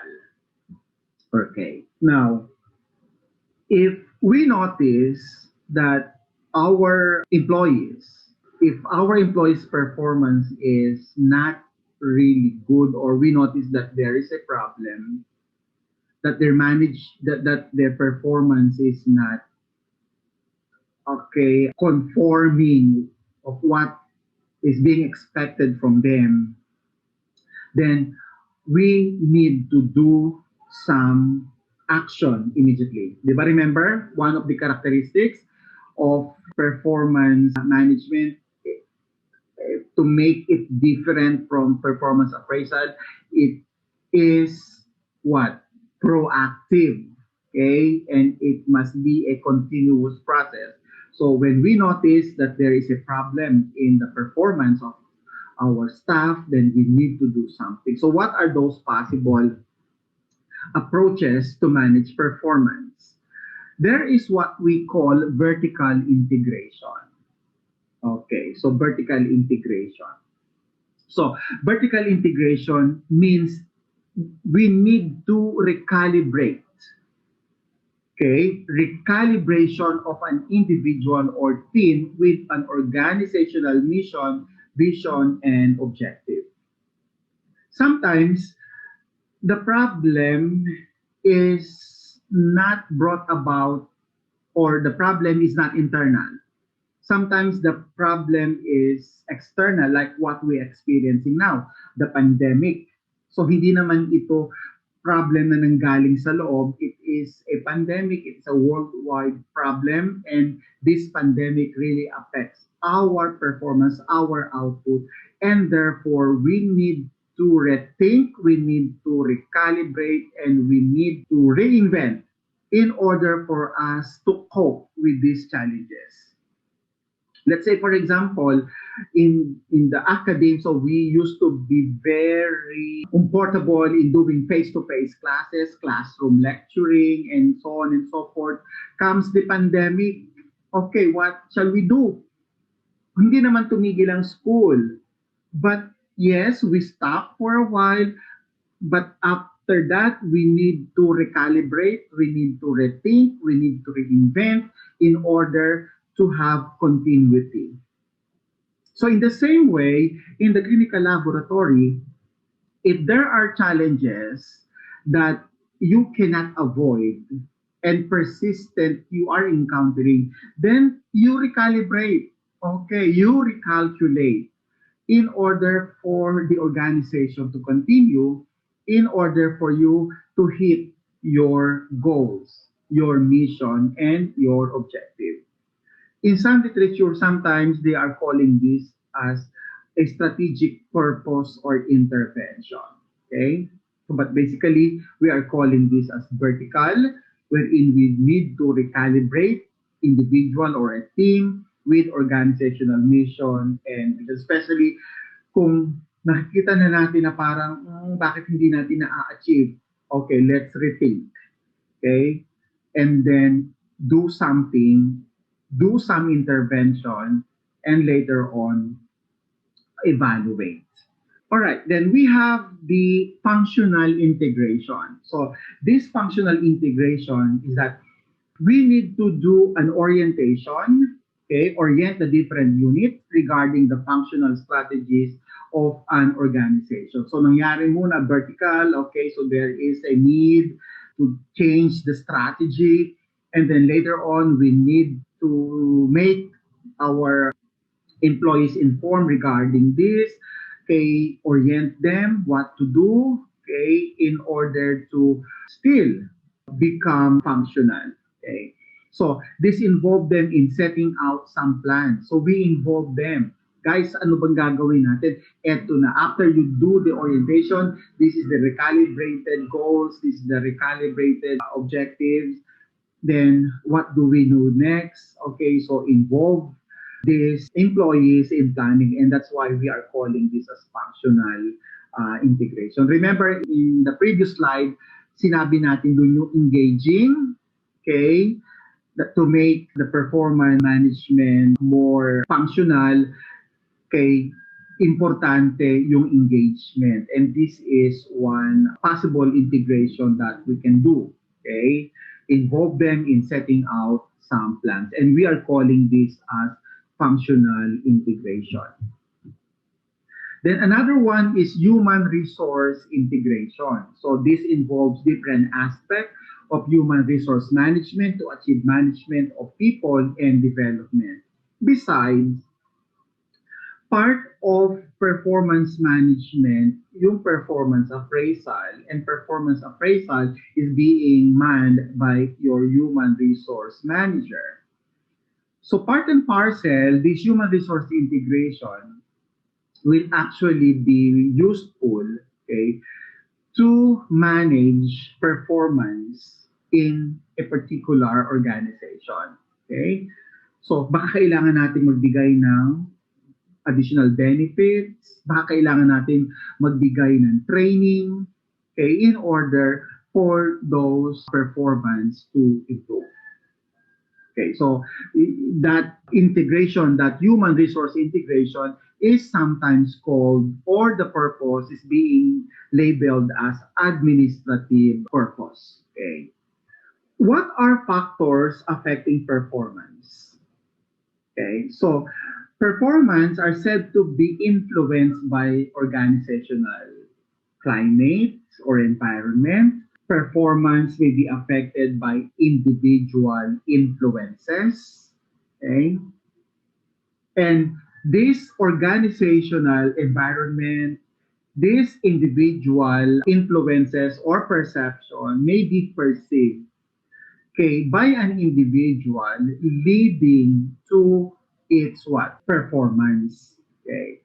So, ito, madali lang eh. If in case, if he perceived that the organization or the work place of work niya ay hindi safe, okay, and then therefore the output of that employee will be affected as well. If in case in the workplace, individual assumption niya, influences, working with other people is not good, okay, cooperation, a working environment may not be good, at pinerceive niya yon na hindi maganda ang kanyang working relationship within that environment, then performance may also be affected. Okay? So basically, individuals may perceive the organization as well as individual influences, okay, will affect his or her performance. So what are examples of organizational influences? Okay. So example of this includes, of course, the operational conditions, okay, compensations, training and professional growth opportunities, career opportunities, performance evaluation system, co-workers, supervision, policies, all of these may influence the quality or the performance of an individual. I think I mentioned already about operational conditions. Pakiramdam niya hindi safe. Okay, pakiramdam niya anytime magkakasakit siya. So, what will happen? Then definitely the output will be affected. Okay, so compensation, ang baba ng sweldo. This is a very big challenge to all of us, medical technologists. We are dealing with this COVID virus. We are doing the swabbing test, collection of samples. We are running the test. And are we well compensated? So sometimes not, we are demoralized, not sometimes, but most of the time, we are demoralized. Why are I doing this? Is it worth of my life? Okay, nagawin ito. I am earning this only little. Okay, and I am doing this risky job. Okay, so affected yung work, yung output. Okay, training and professional growth development. You are been working in this organization for 10 years now. Never a single training ay ipinadala ka or in-sponsoran ka. So you feel like they are expecting too much for me to perform well. Well, in fact, I am not given an opportunity to be trained or to grow professionally. So you are very much lucky if the hospital you are in now, okay, actually providing you with enough training, sponsoring your graduate degrees. Okay, if this is the hospital that you are in or organization you are in, then probably you will stay. Kasi meron itong opportunities. Okay, professional, career, okay. Evaluation system is very good, not subjective, that you are only evaluated by the chief tech. Okay, you are being evaluated objectively, and then the result of evaluation will influence or affect your salary later. Okay, so these are the things under organizational influence. Then for individual influences, sometimes burnout kay cannot, sometimes the problem here, if in case you have a low knowledge or skills, okay, attitude towards work, and then your aptitudes or the additional skills that you can do, sometimes pag hindi ito na-develop, you would feel like your job is so difficult. And later on, this will lead to burnout. Kaya importante that you are keep on updating, okay? And you must have, of course, a very good working attitude, okay? You are well motivated, and then, of course, aptitudes pertaining to other skills that you can do. So dito ngayon papasok uli yung ating managers that in order for us to avoid these individual influences, then we must look into the knowledge and skills of our employees. Okay? Then their attitudes as well. Okay? Give them training in order to develop additional skills and motivate them to work better. So these are the dynamics affecting performance. So to have a solid ground or a solid or good performance, then there should be what? An ability, okay, to do things, okay, that they are well motivated, okay, and there is of course an opportunity for them to grow. So we can equate therefore that performance is equals to ability plus motivation. And ability is pertaining to aptitude, training, and resources, and motivations pertaining to commitment, and then of course the desire for this individual to develop and desire to learn. Okay? So kung nakikita ng individual in an organization that there is too much opportunity for them to grow and develop its skills, its ability to do things. Then, of course, that individual will be motivated really to do more.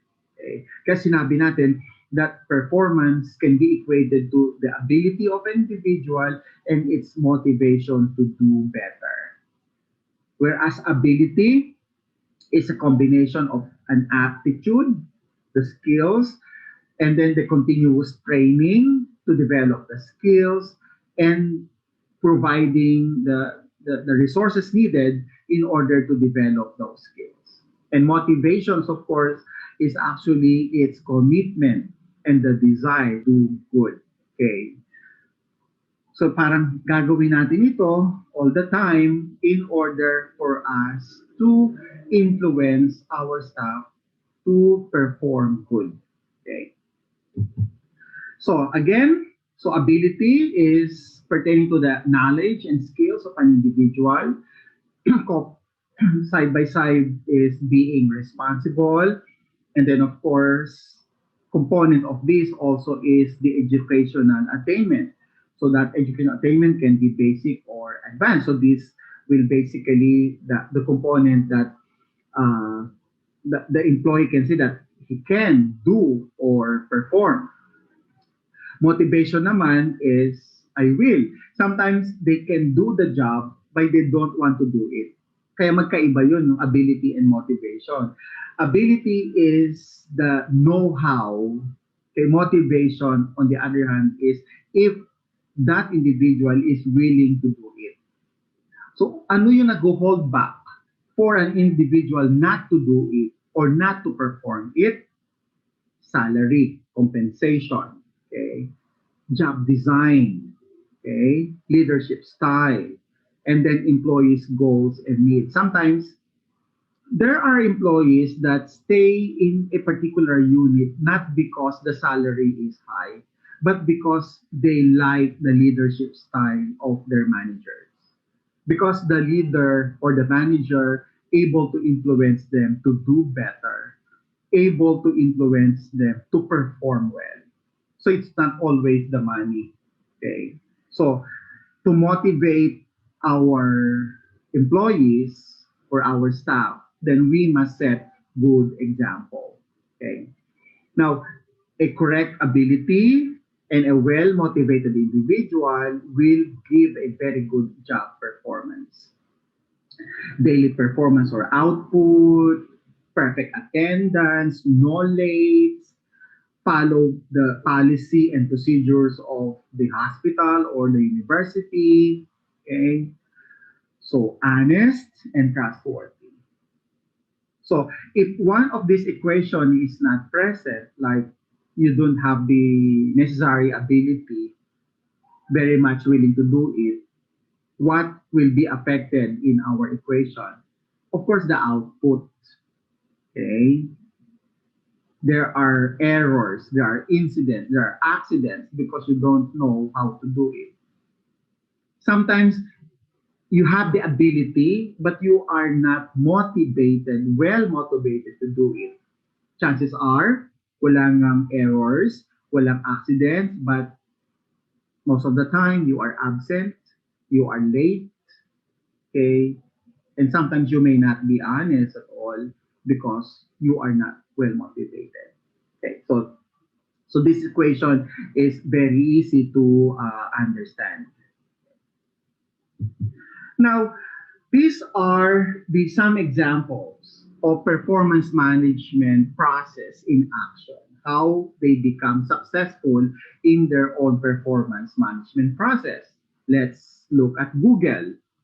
So in Google, when assessing their performance management system, Google launched a project dedicated to assessing their managers, which has led to a thorough training of future development process that sets manager and thus employees is up for success.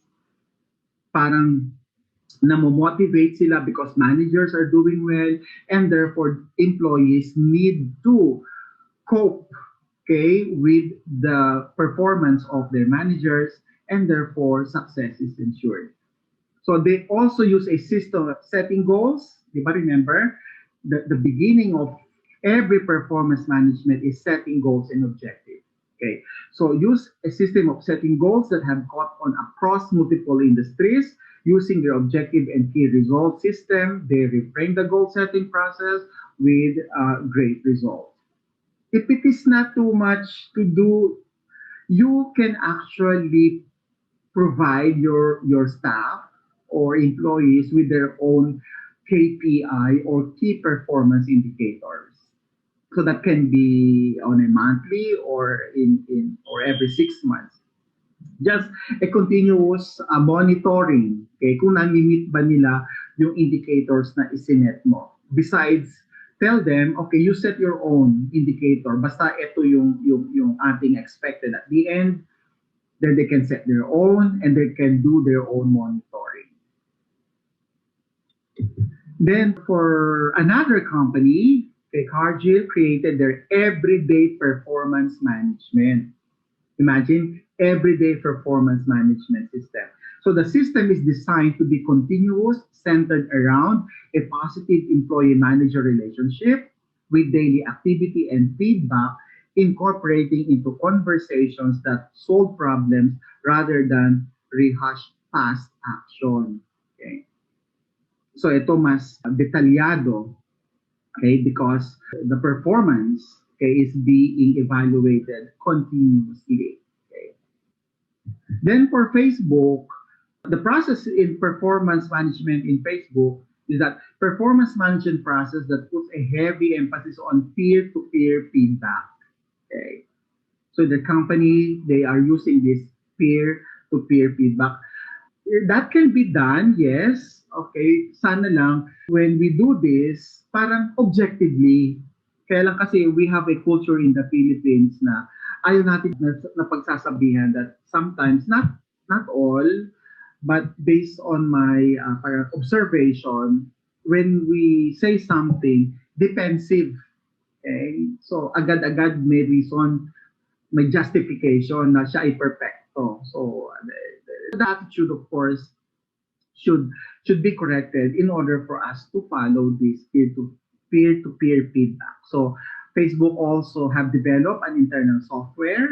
So meron silang software, okay, to provide continuous real-time feedback, and this helps employees solve issues before they become problems. Okay. So parang merong nagka-counter check sa iyo, di ba? Nag-check in. Kaya lang sa atin pag ganun, naku, bakit ba ako ang tinititigan mo? Ayaw mo magtrabaho ng sarili mo lang. Hindi naman in that way, parang wala ka na din gagawin kung tinititigan mo na lang din yung kasamahan mo sa trabaho. Mean to say na body system. Okay? So parang, kumusta ako ngayon? Okay? Ako, kumusta ba ako ngayon? So that very light asking of performance may be useful. It may not be as systematic as Facebook is using because they are using software, but we can have that kind of a very light manner of checking on performance of our coworker. Okay. So to summarize, performance management means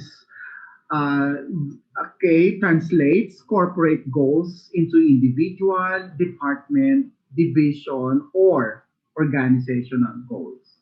Okay. It helps to clarify organization goals and continuous and evolutionary process. It measures and assesses all performance set against organizational goals, relies on consensus and cooperation rather than manipulating, encourages self-management of individual performance. It requires management style in open and honest and encourages two-way communication. It requires continuous feedback. And finally, it should be applied to all. Okay. Remember, when performance is measured, performance improves. Okay, thank you very much for your kind attention. Good morning po sa inyong lahat.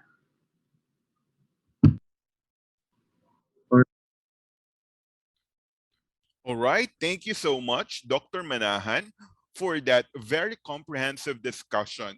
Indeed, the reward of good work is more work, and by learning from one another, we develop together. Rest assured that these words will continue to resonate even to the next generation of medical technologists. At this point in time, our last discussion will cover workforce succession planning in the clinical laboratory and academe. Our next speaker is the president of the Scientific Biotech Specialties Incorporated. At the same time, he is a faculty member of UST's Department of Medical Technology. Ladies and gentlemen, please welcome Dr. Roberto Manawis. A warm virtual round of applause, please.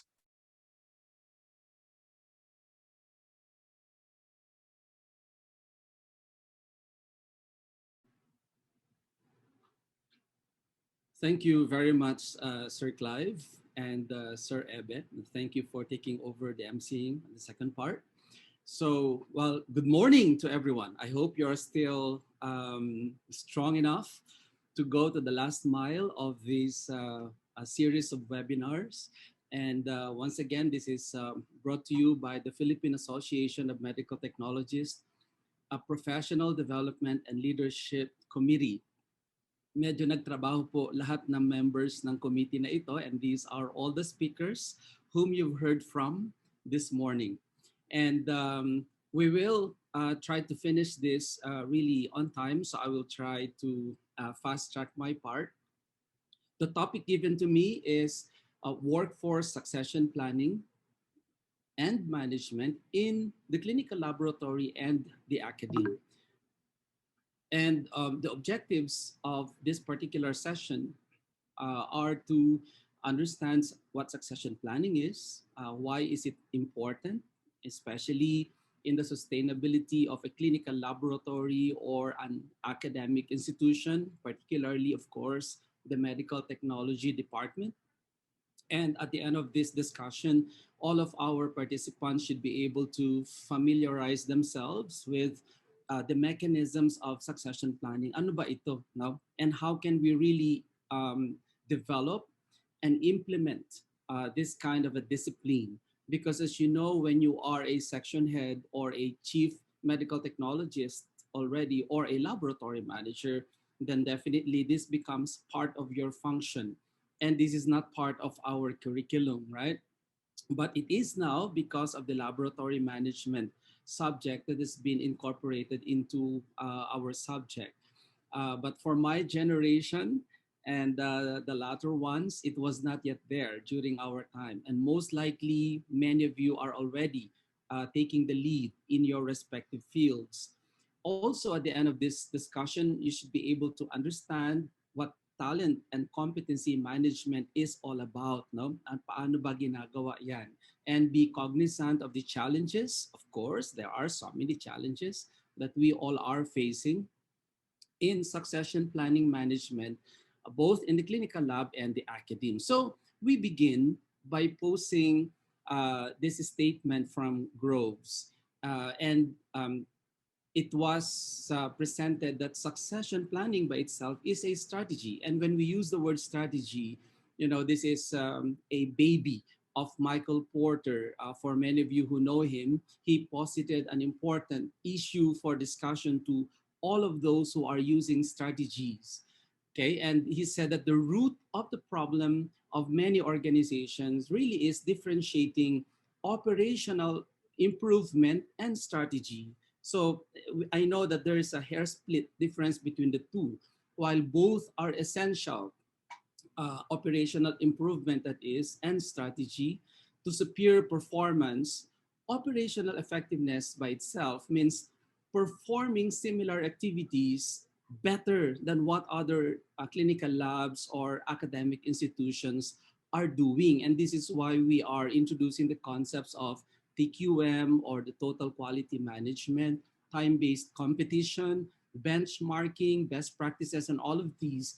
But when we speak about strategy, and in this context, succession planning being a strategy, it is what every clinical laboratory does, or every medical technology department in an academic institution do that make them different, and that would help their department create a unique and valuable proposition for their customers. And when we speak about customers, we are referring to for clinical labs, we're referring to the patients, their families, the medical doctors, all other departments that might interface with what the clinical laboratory is doing.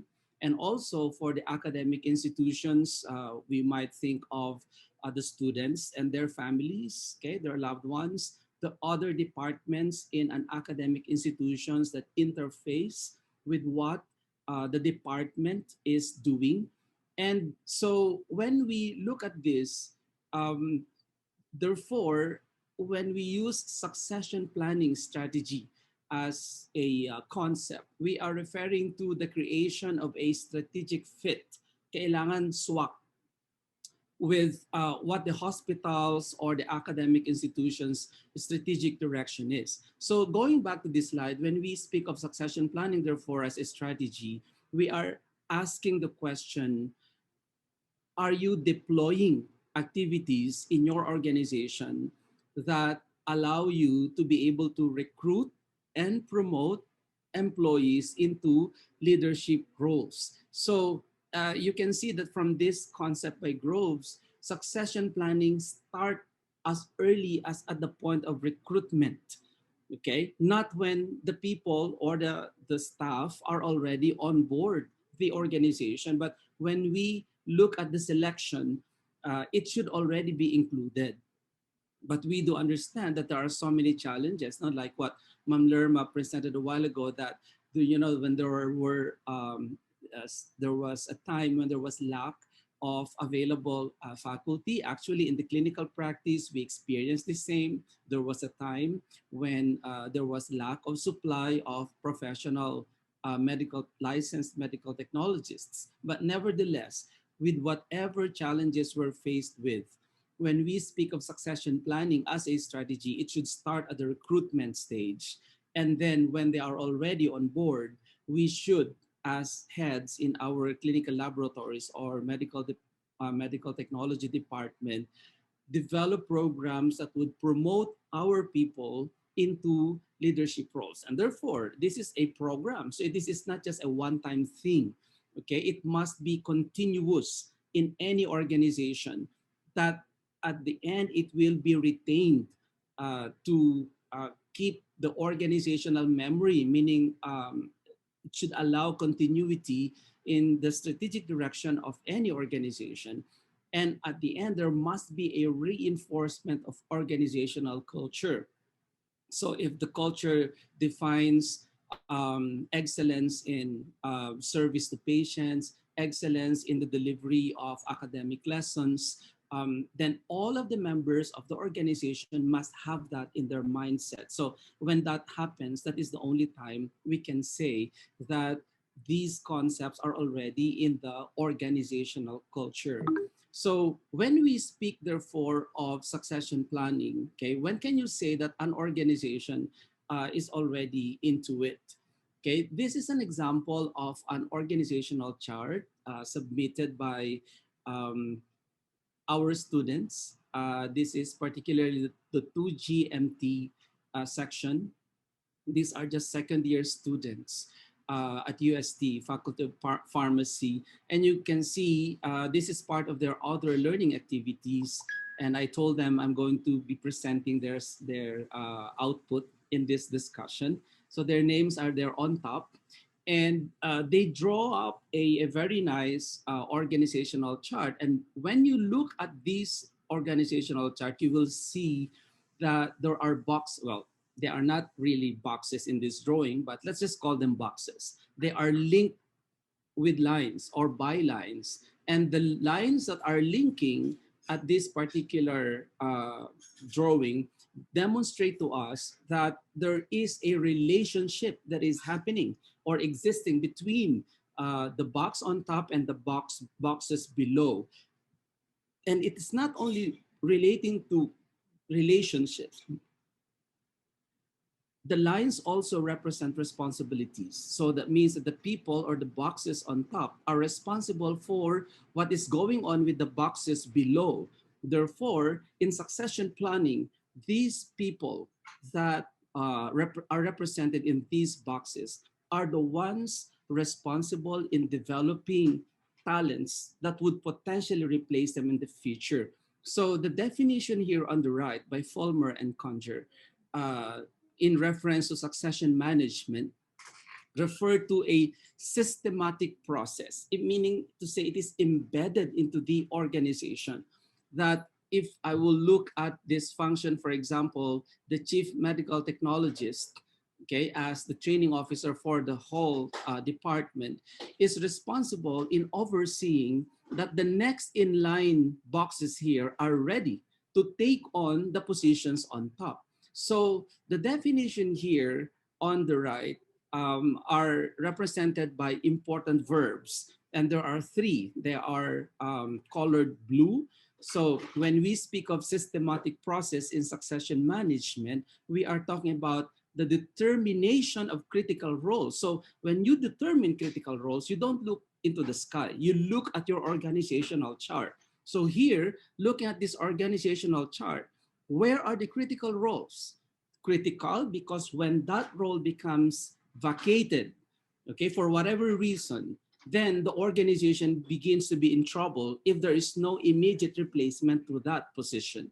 So when a particular position falls into that category, then it becomes a critical role, okay, or a critical post. So in this drawing, all the yellow ones, okay, and all the green ones are very, very important roles. So therefore, in when you determine where are the critical roles in our organization, okay, that is the first step. As soon as you're able to determine that, the next step is now to identify who are the potential successors, okay? And these are potential yet, meaning to say that they are not yet the immediate replacement. The important thing is that you are able to identify.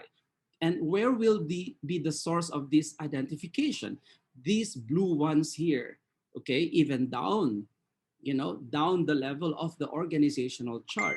And this is why for every organization, it is important that an organizational chart is clearly drawn up, okay, and the roles are explicitly stated, because that becomes the basis in identifying the potential successors. And as soon as you are able to identify, we go to the next blue color here, you now begin to develop a program for them.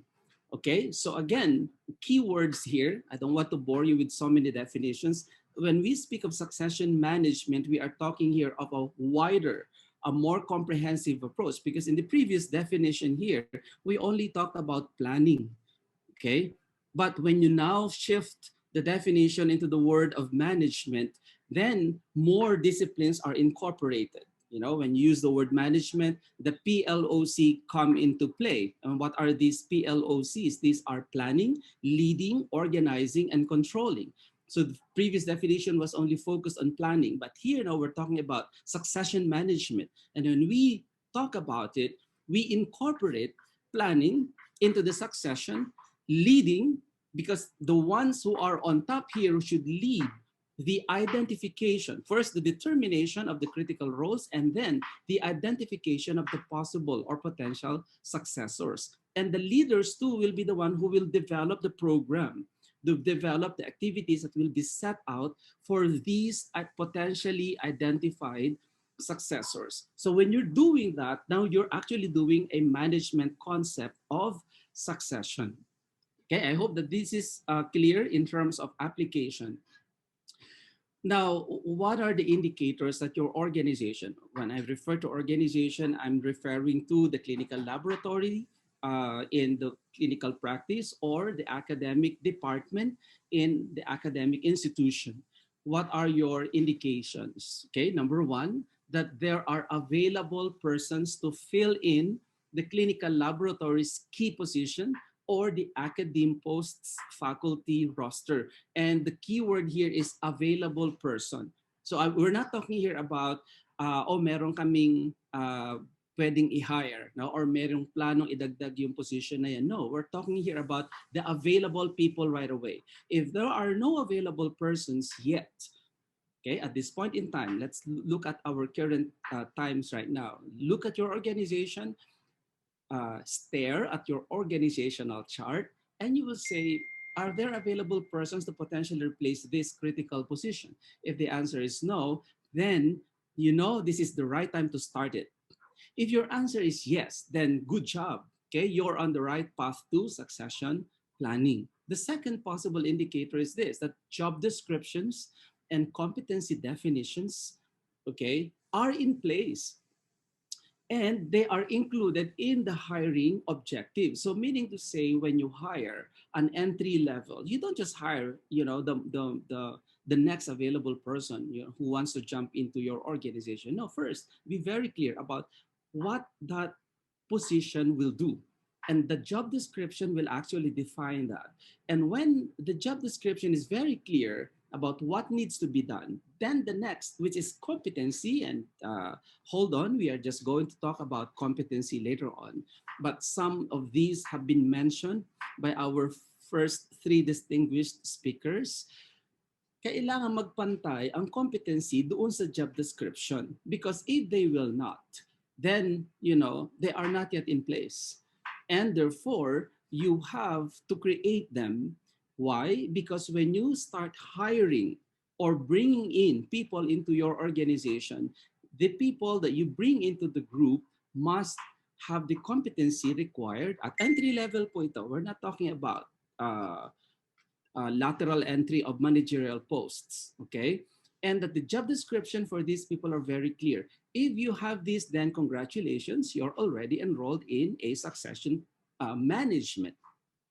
And then under normal circumstances, we will say, Robert, wala pa eh. We don't have all of this yet in place. So don't worry, you can now think about it. And this is why we have chosen very carefully the topics that we would like to offer to you. That's why we called it strategic human resource.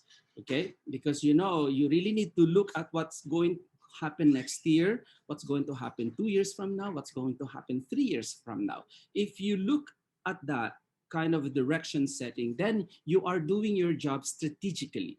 If you're only looking at what you have right now, hindi pa ho yun strategic.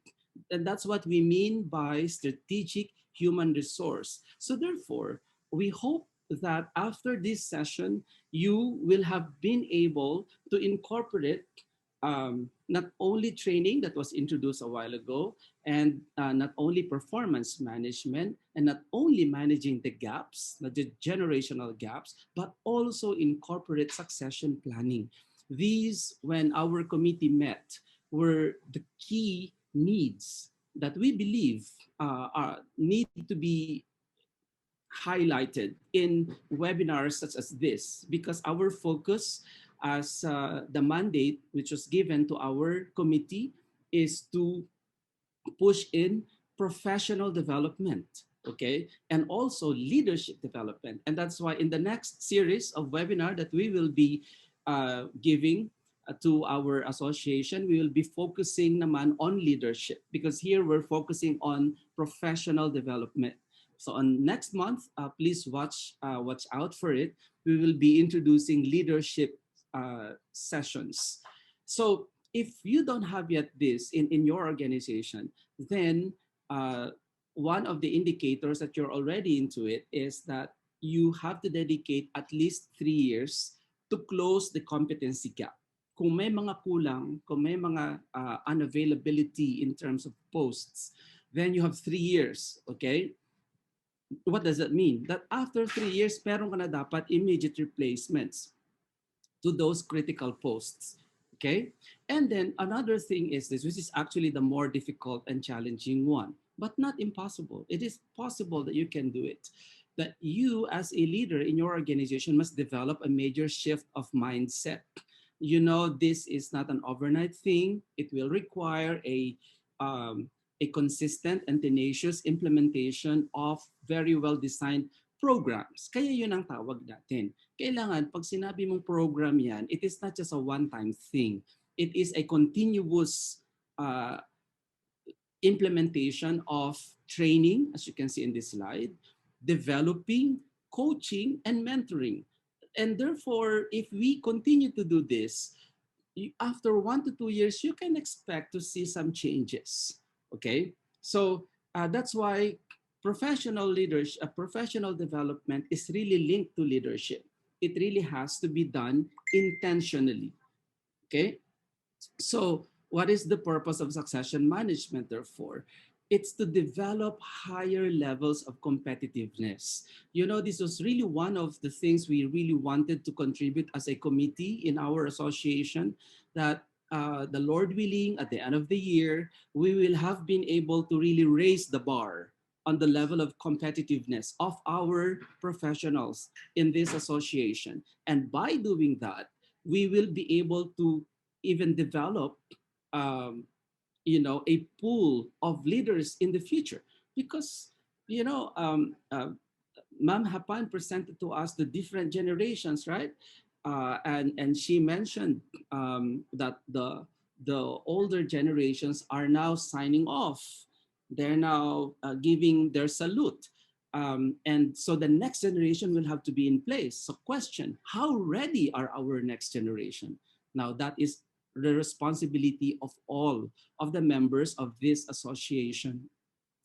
Another thing is that when you incorporate succession management into your organizational activities, you will be able to prepare for unforeseen variables, such as pandemic, for example. When pandemic hit, what were the things that happened in the clinical laboratories? The more experienced ones, they were taken from their routine tasks, because there has to be a molecular biology team that will handle, okay, the management or the operations of the newly established molecular biology department.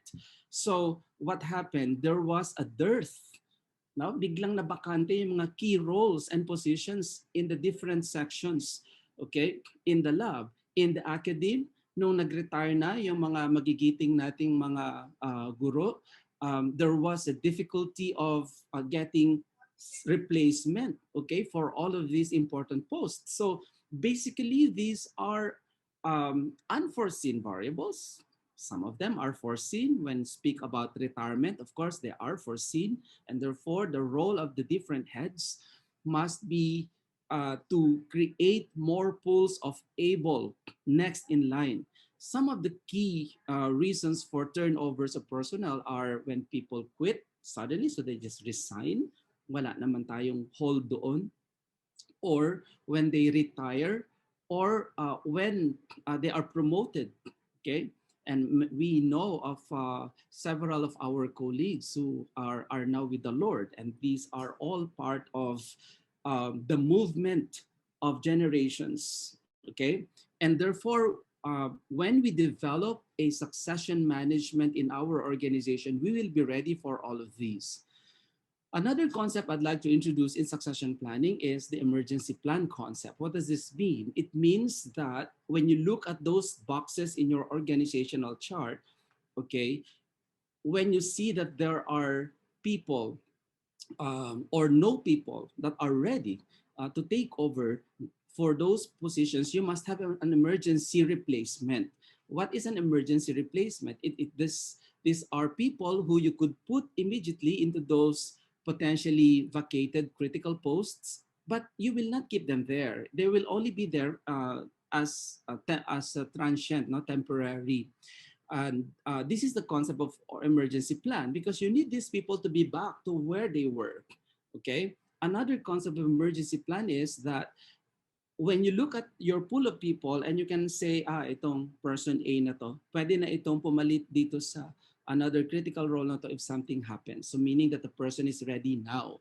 That could also be an emergency plan. Or maybe you don't have any person ready for that position now. Then you put that person into the succession plan. Okay? And you need to identify now. Don't do it when the phenomenon or the event happens, because then it violates the concept of succession planning. So how do we do that?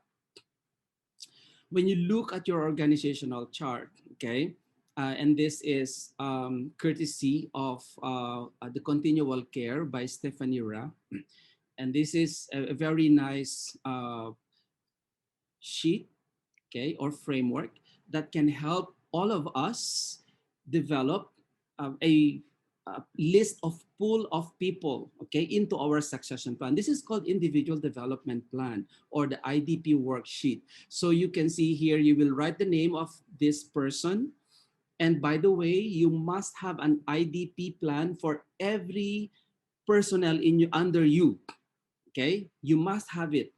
If so, sabi mo, ang dami, ang laking trabaho nun. Well, don't look at that because when a critical post eventually gets to be vacated, you will have a bigger headache. And so this IDP for every member of your organization must be there. And what do? You put their names, their title, that will be your name here, completed worksheet completed by you. When did you complete that? And for this particular person, you must be able to identify at least 2 to 3 strengths. Okay, this will come from what Dr. Edel presented a while ago as the performance appraisal. Okay, you must be able to identify strengths about this person. And when you're able to identify that strength, then you can write here what are the developmental areas that you're going to enroll this person in order to hone and develop that strength further. So for example, this strength of this person is very high. People skills, ang galing-galing niya makipag-establish ng relationship with people, kaya niyang mag-motivate, kaya niyang mag-gather ng team. Okay, when a committee is formed, he's always there, is one of the catalysts, okay, for the group's output. So what can you do for that person? It's a developmental area. Well, you can enroll that person into team management, okay? You can enroll that person into data analytics so that that person actually now begins to use empirical data and even create greater contribution to the group. Or you can probably enroll that person into critical thinking skills because that is necessary when you set direction for the future. And then the next level is the career aspirations. No? So what other positions is the employee interested in? That means that you need to be able to talk to that person and ask that person, this is our organizational chart. Is there any position there that interests you, okay, if given the chance? And so that is identified. And then you ask yourself, is that person ready now? As in now, no? Ngayong oras na ito. Okay, because if that person is ready now, given all the competency requirements and demanded by that critical role, then you put it there, okay? Or maybe not yet. And so if not yet, and you are going to enroll that person into these development areas or give that person more tasks, okay, to prepare the person for that particular role. And maybe that can be done in a year, or maybe 1 to 3 years, or maybe 3 to 5 years. You give time for the person to acquire and to develop skills. Remember that when we use the word skills, they were not there when we were born. The common example I use there is pagsakay ng bisikleta. Walang ipinanganak, okay, sa mundo na marunong ng magbisikleta. You try it. You put that person into a bicycle, hawakan mo pa yung sa likod to keep the balance, okay? And tell the person, keep on, go on. And of course, matutumba, masasaktan, malalaglag, there will be hurts, but you are there to coach and to mentor until such time, pag binitawan mo na yung bicycle, kaya niya na. How long should you give for that person to acquire that skill? Okay, so you put it here. And then when you're done with it, you list specific actions, okay, that need to be provided for that person so that that person could leverage on his or her strengths in order to acquire more skills on competencies in that particular context. And you put here your implementation or follow-up actions. So this is an IDP or individual development plan that you must have and you must keep for every person that you have in the organization, because this will help you identify who are the next potential candidates. Okay, I hope this will help you when you now incorporate this into your daily thing. So again, how do we do succession planning? You have your IDP, and then you begin to identify and select candidates. And then afterwards, you include them into training programs. And then after, you provide continual supply of candidates. And this supply of candidates should be continuous. It cannot stop at a time. But if it happens that there will be a cessation or titigil, no, yung supply of candidates, then go further down the people that you have under your organization because you cannot stop. Now, this is the discipline that we talk about when we say succession management. And these, by the way, activities will provide or pave the way for the, the chief medical technologist or the laboratory manager or the dean or the chair's human resource forecasting. Forecasting is actually being able to forecast in the future. But what do you forecast if you don't have anything into your hand? Therefore, you must have these in your hands. Okay?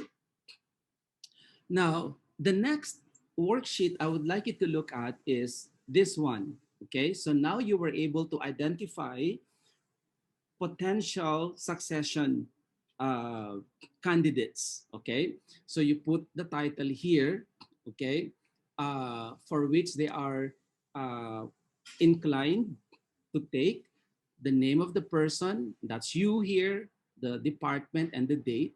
And now you answer this criteria as in the context of emergency plan. So ang tanong, ready na ba yan ngayon?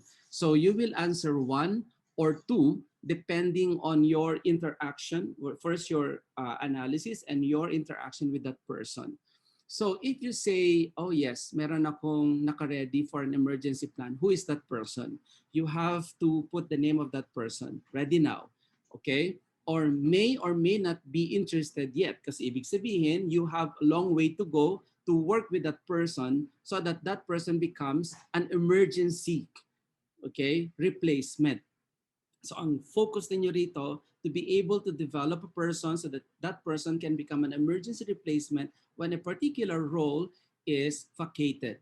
Yeah, remember, you don't know when these will be vacated unless nga, sabi ko kanina, that is a result of retirement. Because with retirement, you can project. But with quitting or resignation, with death, you don't know when this will happen. So there has to be this plan of emergency, plan replacement. And the question is here, you will have to put who are these employees who are ready now, what are their strengths, and what can you do to help them develop further skills. So similar for 1 year, 1 to 3 years, and 3 to 5 years. I hope this will help you engage into a succession planning, okay? This is anyway the goal of this committee, to be able to give you equipping, give you worksheets that you can work on, and allow you to be able to engage into succession planning. Saan mo kukunin yun? Yung mga ilalagay mo doon. Dalawa ang sources, internal and external. Of course, as much as possible, we do internal sourcing. That means coming from our own team. Eh paano kung wala? Robert, anong gagawin ko? Well, you can do an external sourcing. You can talk to your HR head and discuss. You know, marami nagko-complain sa atin, eh wala naman kaming control dyan. It's the HR who's hiring. That's because we are keeping quiet. We're not going there. We should be heard. What are the competencies that we need? Hindi lang yung dapat yan graduate ng medical technology, maybe, and license. Maybe you need particular competencies that they need to look for when they interview candidates. And so don't tell me that you have no control over that. You have. You only need to interface with your HR heads because you are the person who knows what kind of competencies are needed in the kind of service and the quality of service that is demanded from you. So what am I practically saying? Be heard, speak up, okay? So therefore, in your leadership succession planning, this is a template that we can have, all right?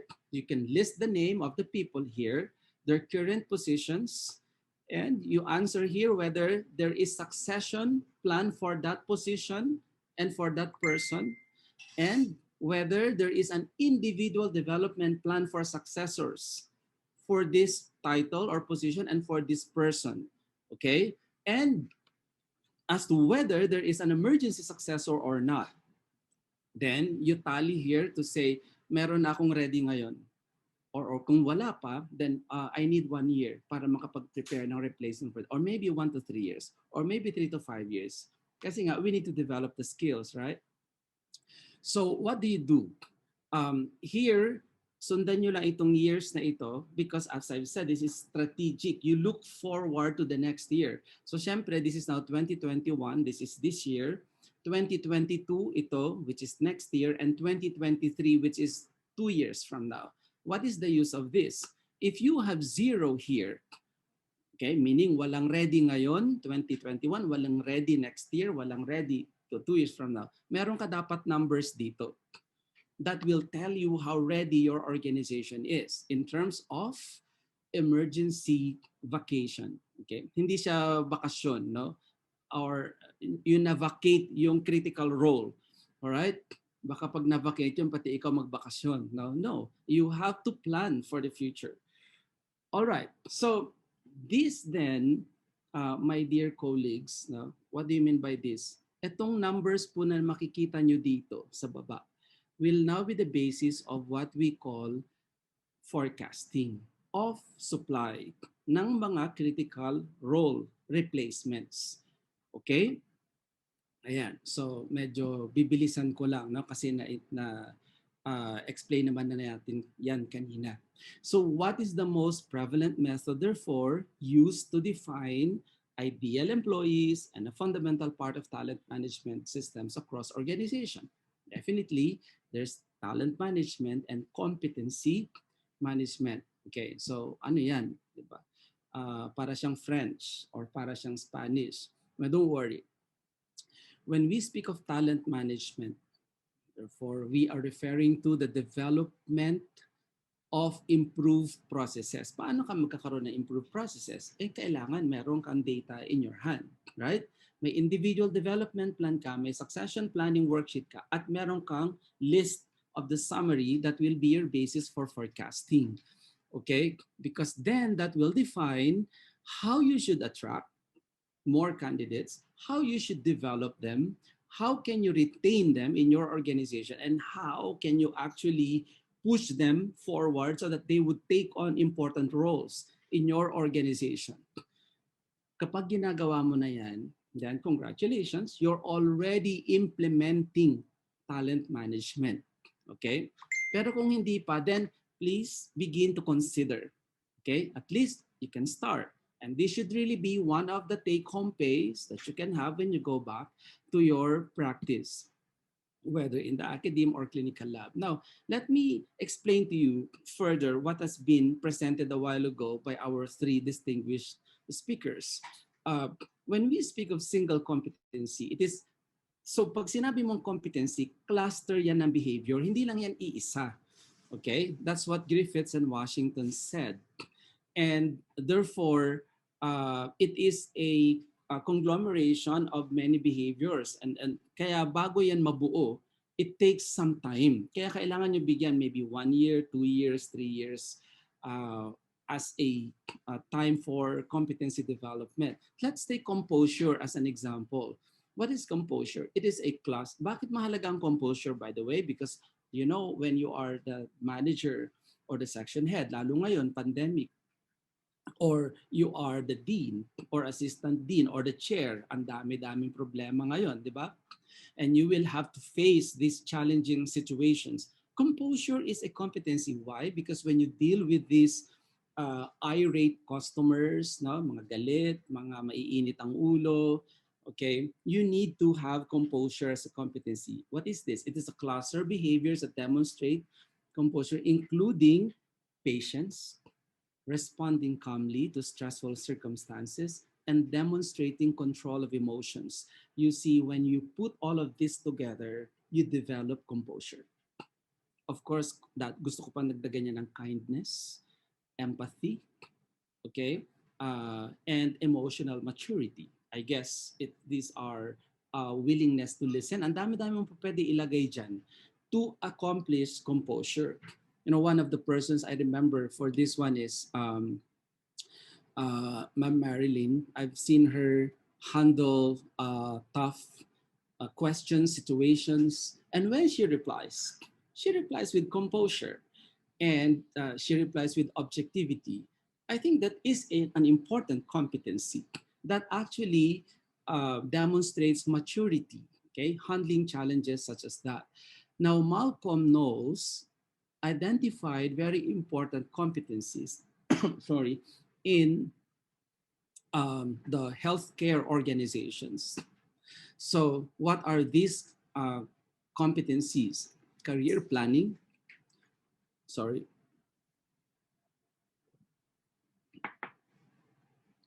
using technical skills, and that's very important in our practice of medical technology profession and even in the academe, because Ma'am Lerma mentioned a while ago that, oh, alam mo nga, kaya mo bang ituro? In a sense that the students would be able to absorb, okay, and that the students would be able to learn. In the clinical practice, alam mo nga gawin, okay? Pero ginagawa mo ba in such a way na kapag question yung resulta ng ginawa mo ng other professionals such as medical doctors, for example, or specialists, kaya mo ba siyang i-defend at i-explain ng composed ka? Okay? Na kayang-kaya mong sagutin. Kaya alam nyo yung ginagawa natin mga webinars ngayon in all other, in the technical side, ay ginagawa nating simple such that merong interface or bridging of the gap between the medical laboratory, the clinical laboratory practice and the medical practice.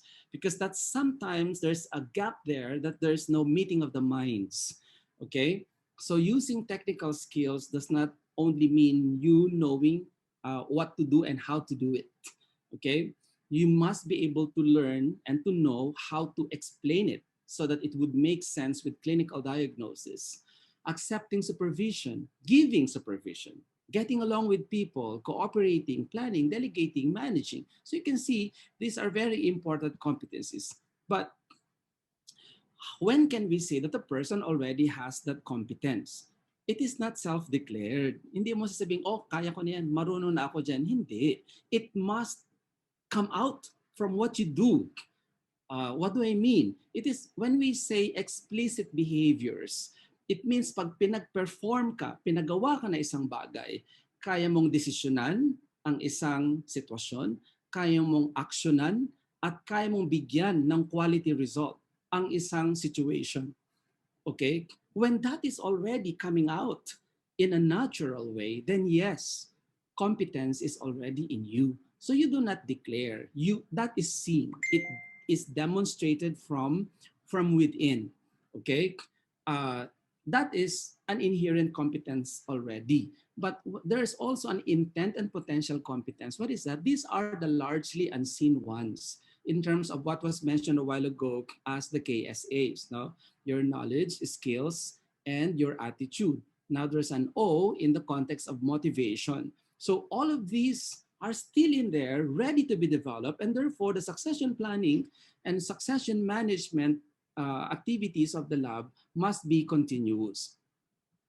So this is just to give you some kind of categorization of competencies. So we have communications competencies, interpersonal competencies, conceptual competencies, and contextual competencies. You see these are different clusters of competencies. Communicating would involve facilitation of information exchange. So all of this must be there. Interpersonal involves working well with others. So in order for that to be achieved, these competencies, now, and remember, each one, assertiveness, for example, is a cluster of behavior. No? So bakit natin ipinapaliwanag ito na ganito? So for everybody to understand that you don't get that right away, right? It has to be a continuous practice on something, then you gain that competency. And when these are higher levels because these are now more cognitive, the conceptual level, and this one is operational. And this is also very important in laboratory management because we are operating a clinical lab. in the academe. You are operating an institution by yourself. So in both contexts, the clinical laboratory and in the academe, all of these competencies are necessary to be learned and acquired. So ulitin ko po yun, no? Natututunan siya at na-acquire siya. Kailangan lang tayo maging uh, aware na kailangan natin siyang matutunan. So these are universal competency models. And I'm putting all the references really below so that you would see who are the originators of this. Um, Leadership competencies provide direction and inspiration. Management competencies are involved in optimizing talent. Okay, kaya nga merong talent management and optimizing resources. Okay, and personal competencies are the core intrinsic qualities of the person. All these three are universal in the sense that they are necessary whether you are talking about a clinical laboratory practice or an academe practice. So I hope that all of these would remind all of us what do we mean by succession planning. Okay? These is planning for the next in line to be able to acquire all of these competencies. Now that's basically what we mean there. I think we've already explained this very clearly a while ago that when you hire a person and when you look at the next in line leaders, you must go back to your objectives as an organization. So if you're a clinical lab, what are your objectives? If you're an academe, what are your objectives? And then from that objective or standard, you look at the identification of competencies. What are competencies again? Eh, ano? Ang dami niyan. Or maybe this one. Okay? Hahanapin mo yan based on your company's or institution's objectives or standards given to you. Okay, and once those competencies were identified, then identify the roles. Okay, what do you mean by role? Okay, look at responsibilities, outcomes-based indicators of success. Several of these have been discussed by our earlier speakers. And this is one of my favorite slides. I hope that this slide would simplify what we are trying to communicate with you here. That at entry level, look at the slide, the column here on the left. At entry level, that person becomes a potential individual contributor. Okay? Lumalabas ang pagka-Ilocano ko. Okay, so when you hire that person, that is an individual contributor, potentially, then you develop that person so that that person becomes a frontline leader, meaning a middle management. And then that person must be developed further to become manager of managers. And then that manager of managers eventually become a member of the strategic. So if you are in a large organization, you now become vice president for something. Okay, vice president for operations, maybe vice president for strategic planning, okay, vice president for human resource, finance, and all of these important components of laboratory management.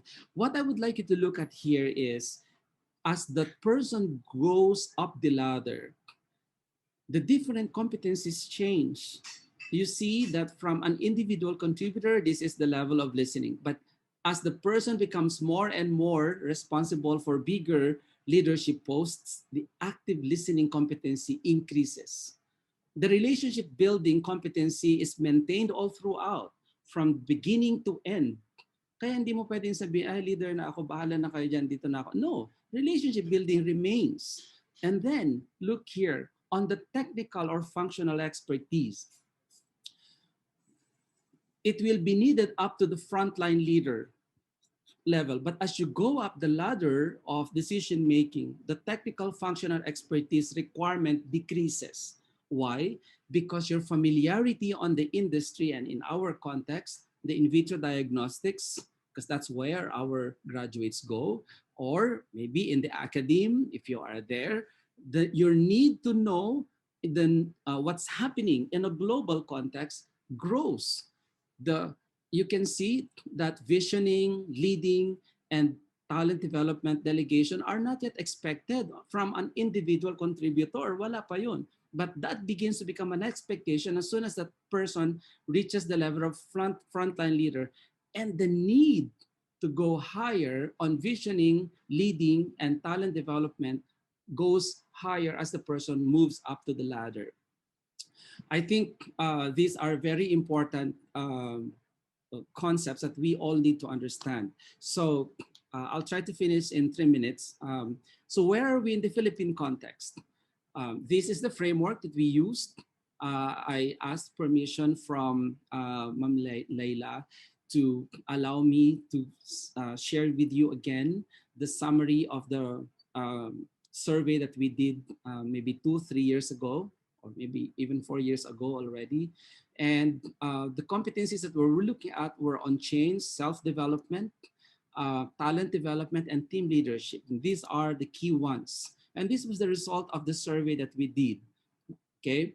Um, and this is a very important survey because this actually followed the statistical guideline of sample sizing and sample framing, okay? Meaning we can actually extend this result nationwide, all over the Philippines. And we declared that most of our practitioners are competent in the general laboratory practice.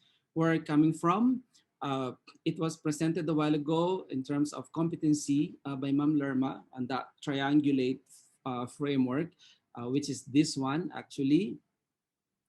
And this framework are the critical competencies, okay, coming from the CDC. They were already identified. And as the ones in the middle are cross-cutting, which means it should be present in any kind of activity in the clinical lab. And we said that we were most competent in the general lab practice. We weren't very confident on the other areas. And this is the exact reference from that study. It was published in 2018. It's a group effort led by Ma'am Laila. And I think this was done 2016 or 2017, okay? So, you know what I'm saying that because maybe it needs to be updated again with this pandemic. What did we identify as least competent?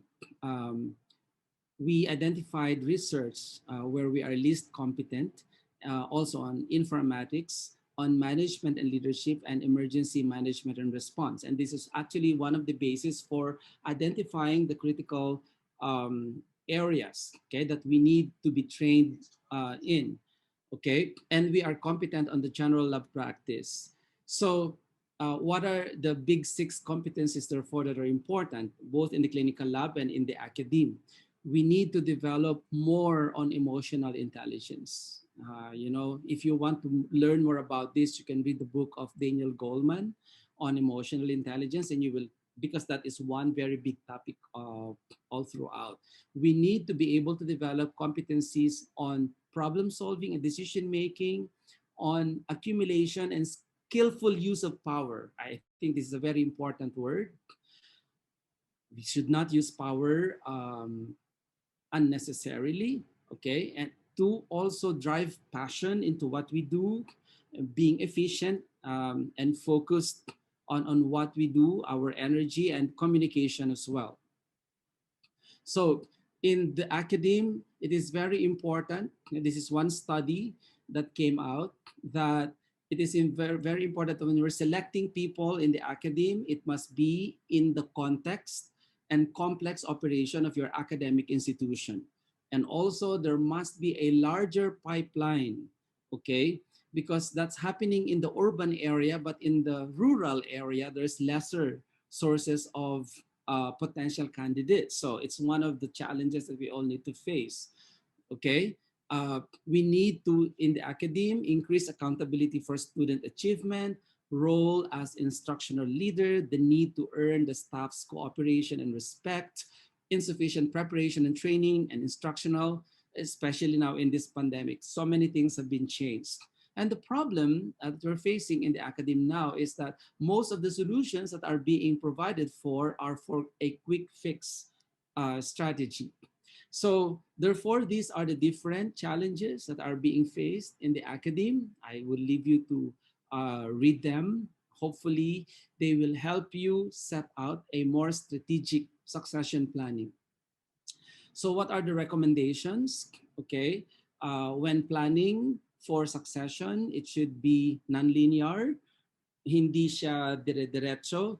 Okay, pwedeng pababa, pwedeng pataas, and pwedeng it can go anywhere, but nevertheless, you should not create a formula that is intended for everything, because there is not a one size fits all model. Okay, um, and when during recruitment, it should not be based on charisma or personal traits, but leadership competencies, therefore. Okay, and therefore there must be an authentic in-service training. And these are the different recommendations. You draw up from your own well. You dig your own well and you draw up from there. Talagang farming approach ang pag-grow ngayon. Okay? And you possess a strong mentoring program in the organization. So these are the 7-step models that might guide you into a successful succession planning. Okay, now this time for the clinical laboratories, you have to consider these variables. They are important. Okay, and look at the leadership challenges, know your workplace terrain, manage your generational gap, motivate through action, and manage the soft skills effectively in your organization.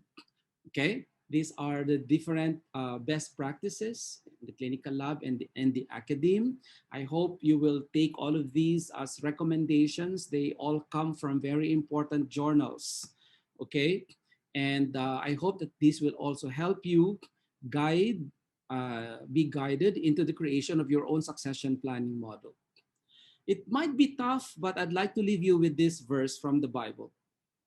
Only be strong and very courageous, that you may observe to do according to all the law which Moses, my servant, commanded you. Do not turn from it to the right hand or to the left, that you may prosper wherever you go. This book of the law shall not depart from your mouth, but you shall meditate in it day and night, that you may observe to do according to all that is written in it. For then you will make your way prosperous, and then you will have good success. That's from the book of Joshua, chapter 1, verses 7 to 8 in the Bible. Maraming salamat po, and God bless you all. Thank you so much, Dr. Manawis, for that genuinely inspiring discussion about passing on the culture of excellence to the next generation. Indeed, we need to close competency gaps and develop major shifts of mindsets in order to raise the bar of our competency and prepare the pool of leaders in our future. At this point in time, we will be entertaining questions from our participants. Due to time constraints, I would like to call on upon my partner, Sir Ebe De Jesus, to help me facilitate this part of our program. Sir Ebe, take it away. Thank you, Sir Clive. May we now request our panelists to switch on their microphones as I read on the pre-sent messages by our participants. Questions by our participants. First question is from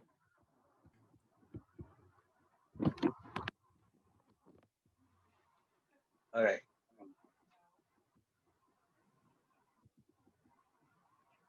The COVID-19 certainly affects education of technical or skill-based courses, one of which is, of course, medical technology. What exactly can we do to sustain or even improve competencies of students of HDIs who had their internship online? I think this is directed to our panelists who are from the academe. May I answer that? Yes, please, Dr. Hapan. Thank you very much. Yes. Through the Technical Committee for Medical Technology Education, we are now actually gearing into limited face-to-face, and actually some higher education institutions for medical technology have already started and will be starting soon for the limited face-to-face internship training. So this is actually to augment the lack of competencies or hands-on or experiential learning that is given through the virtual mode.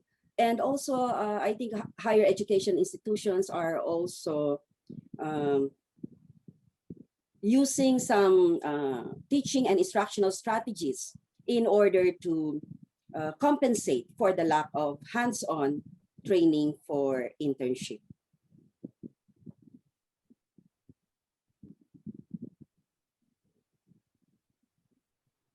I think Sir Manahan can also add more to regarding this question. Yeah, thank you, Dr. Hapan.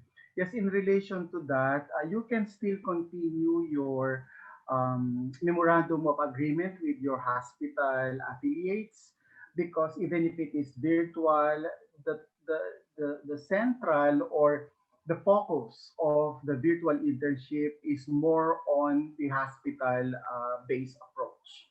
So while the delivery is virtual, but the content, okay, of the learning materials must be hospital based.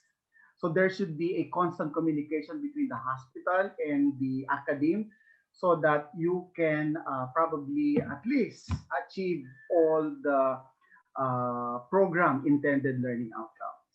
Okay. And also relating to what Dr. Hapanis mentioned, you can apply to CHED to at least your school to be inspected to allow student to do a limited face-to-face skills development. Thank you. All right, in relation to that question and the topic that we're discussing right now, there's another anonymous attendee who asked, what are your plans for the internship program in this time of pandemic, and how can interns acquire quality lab skills? I can answer that. In the Department of Medical Technology of UST, we design our internship into two. So we are calling that as the cohort-based approach model. So we divided it into two cohorts, wherein one is doing the virtual, one is doing the limited face-to-face, and at the middle it will flip. Okay, so that both cohorts will experience clinical training. So that's the approach that what we and we are happy to announce that we'll be starting our limited face-to-face this coming Monday. Pray for us. Okay, thank you. Thank you very much, Sir Adele, and good luck to the team. From Miss Can Sheila I De add? Jesus, Can I I think this add is more of a a little statement. bit? Yes, Can I add a yes, thank little you. bit? And Go ahead. then, in anticipation of the entry of this COVID pandemic babies, no, the graduates that we have for this particular school year and the next, maybe we challenge the clinical laboratory managers to be creative, to think about possible entry training programs to be designed to give opportunity for these graduates for more hands-on experience before they are actually deployed in the actual work, so they gain the confidence. As we mentioned earlier, all of us agreed that hands-on training is really very important. Since we have this limited during this particular COVID, pandemic time, then we would want all our clinical lab managers to be ready, no? To be ready for this batch of graduates and prepare them to give them more opportunities for hands-on prior to the actual work. Thank you very much, Germa. All right, this is from Ms. Sheila De Jesus, a statement rather than a question. Self-care should be included in the training or even orientation of our lab staff, both academic and clinical lab, and in the industry. Management plays a big role to oversee the mental health of our staff. Any points of additional comments regarding this statement? That is a very Yes, valid observation and a very valid point, and that should be included in our programs, both in the academe and as well as in the clinical labs and other practice, no field of practice for medical technologies. Not only sa clinical lab, because we also have burning out among our faculty members and even the students brought about by this virtual classroom thing. So mental health is true to all. Everybody's experiencing a lot of mental health, what do you call this, issues. And mental health is now one of the priority research areas of the Philippines, even before the pandemic. So for those, mag-plug na ako ha, for those who are interested to go into health Go and ahead, health Pa. related research, mental health among healthcare workers is a very good area for research, for us to be able to come up with more evidence-based and evidence-informed policies that will be good for our healthcare workers, particularly the medtechs. Thank you very much, ma'am. Next question is about salary. I often see newly hired medtechs complaining about salary, asking for very high salary. What is your opinion about this? Are salaries not based on experiences and credentials?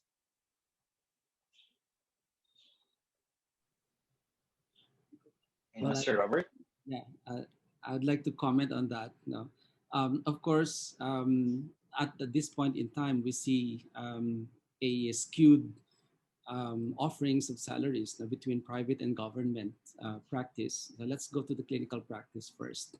And that's really one thing that our association is really working on right now to standardize that. In fact, at the time of demise of Ma'am Marilyn and Ma'am Lerma knows this because she's part of the ethics committee to whom we've submitted the research. We were on our way into really documenting what is the status of the salary ranking and grades um, right now. So kasama dyan sila Sir Oliver, sila Ma'am Len. And the thing was, it didn't, we didn't reach that level because Ma'am Marilyn had to say goodbye. But what we wanted to say is that our association, through our leaders, through our officers, are trying to do something about it for that to be standardized. So, okay, my point is it's really something we cannot do something about right now because that is the current state. Now, what can we do, therefore?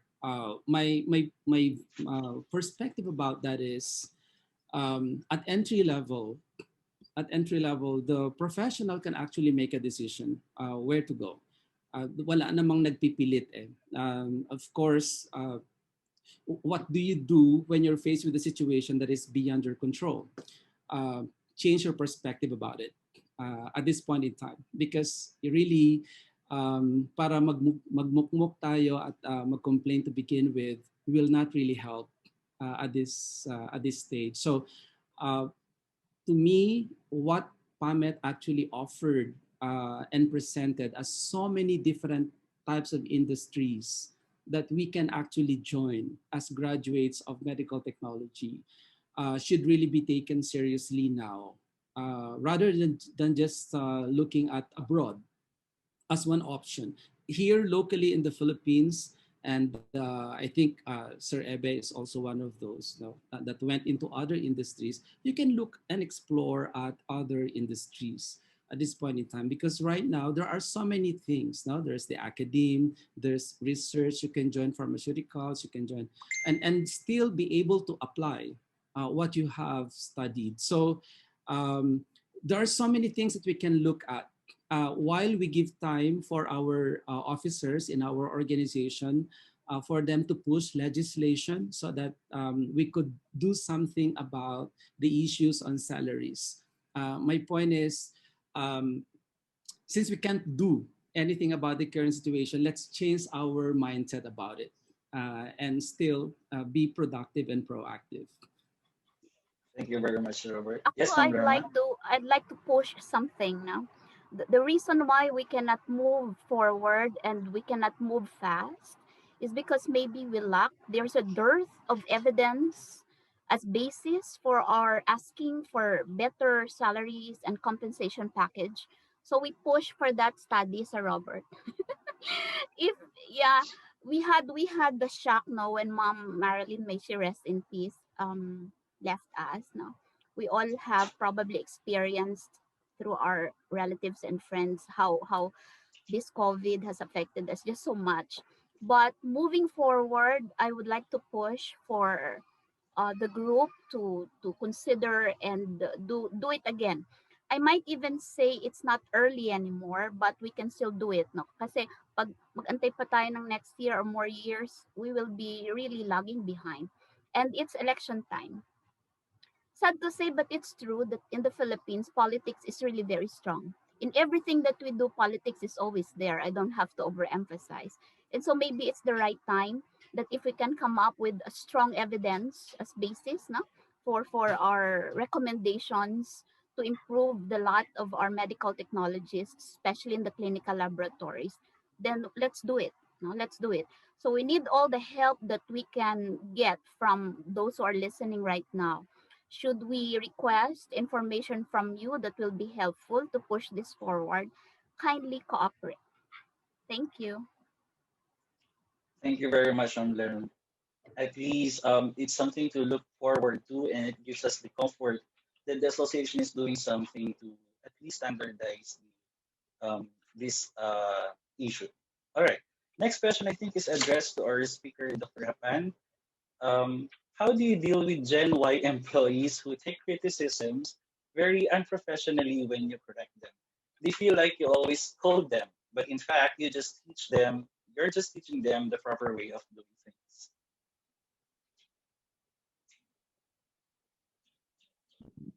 Well, I would say that communication will always be key to understanding. So there is actually no one perfect management style, but it should be individualized. So we try to approach them, try to understand them, and try to know them, and well, communicate with them. And with proper communication, then maybe there could be an understanding that would result. Anyone who would like to add more about this topic? All right. Next question is for Ma'am Lerma. Good morning, Ma'am Lerma. May I know the best time to orient a potential employee regarding the institution's vision, mission, values, policies, etc.? Is it before finally hiring the applicant so he or she can decide whether his or her visions or values are aligned with that of the institution? One may decide to pursue the application if the institution's vision and values are acceptable to him or her. So when is the best Yes. time? Is it before hiring Yes, them or ideally, yes. I don't know if the rest of the panel will agree with me. Ideally, yes. When somebody applies for work, and say, for example, I'm managing the institution or the panel that does the interview, I would be very interested to know what makes him or her apply for a job in our institution. And if he, she, or he is aware of our vision and mission. Remember what I said a while ago? It is important that the the um, the employee has the same, not exactly the same mindset, but shares your vision, because it's so hard, no, it's so hard to let somebody imbibe something that is out of their uh out of their plans, but it's not impossible also. So it's good that we have this probationary period, not during the hiring period, so that we can actually see, we can observe. That is if we have a choice. Now, during the times that we have a choice, we can choose people. But things have changed. But I always believe now that people are teachable. People, persons are always good. No? So yes, the answer is ideally yes. thank you very much. In the interest of time, we'll take 5 more questions for the panelists, and then the technical committee will try to contact the participants or the attendees who raise these questions directly. For Dr. Manahan, can you rate the underperforming manager? Or probably the question would be more on, is there a better or what is the best way to rate an underperforming manager? Yeah, remember that we do evaluation regularly or on a regular basis. So I can give best example in the academe. So we have what we are calling as competence evaluation. And competence evaluation is not only student, it is a four sectors evaluation being done by the dean, council, ad hoc or peer, and then students. So in all areas that you need to check. And there is, remember in the discussion that if you are using an appraisal, it's a concrete tool. There's a rubric. There is a scoring matrix. So if in case the score is below the acceptable, like the satisfactory rating, then that is considered to be underperforming. And of course, you need to give focus not only for the underperforming but also for the performing. I mean, as discussed by Sir Robert a while ago, then if they are a gem, then you need to develop them more. Okay, and for the underperforming, then you have to give intervention, monitor again, and then later on see how this person develops. So may tool po, okay, when we evaluate our staff or faculty member. Thank you. All right. Thank Well, you, Dr. that is in the Manahan. academe. Maybe this someone asking the question maybe is coming from a laboratory. Do Yes, we ma'am. So also even have, if yeah? yeah, even if Ideally, it is in dapat the meron lab, din. there should Mm-mm. have a tool, an objective tool or a rubric to evaluate output of the clinical lab staff. It must not be Supervisor subjective. lang. Mm-mm. Yeah, depende kung gaano ka ka-close sa chief tech or sa section supervisor. So there should be a rubric to use or to follow in evaluating the stuff. Otherwise, bias. Okay, and it will not be full. Okay, thank you. Sige ma'am, you can add some more po. Yeah, which is why po the one of the key determinants that are really being used in a clinical laboratory practice, for example, should really be the key performance indicators that were agreed upon. Because when the KPIs in the clinical lab are very well identified, and the person who's going to be appraised or evaluated would know what are those specific areas, and sometimes they are quantitative in nature, number of late, number of incident reports, number of samples performed. So very clear key performance indicators, and that will prevent subjectivity in the evaluation because they are actually represented in numerical. But of course, the qualitative components are also important, which are the behaviors of people. So which is why what we recommend, this is what I even advise our managers, is you do an appraisal now, leave it on your table, then come back 3 days after, okay, and then look at it again and see if you will have another perspective.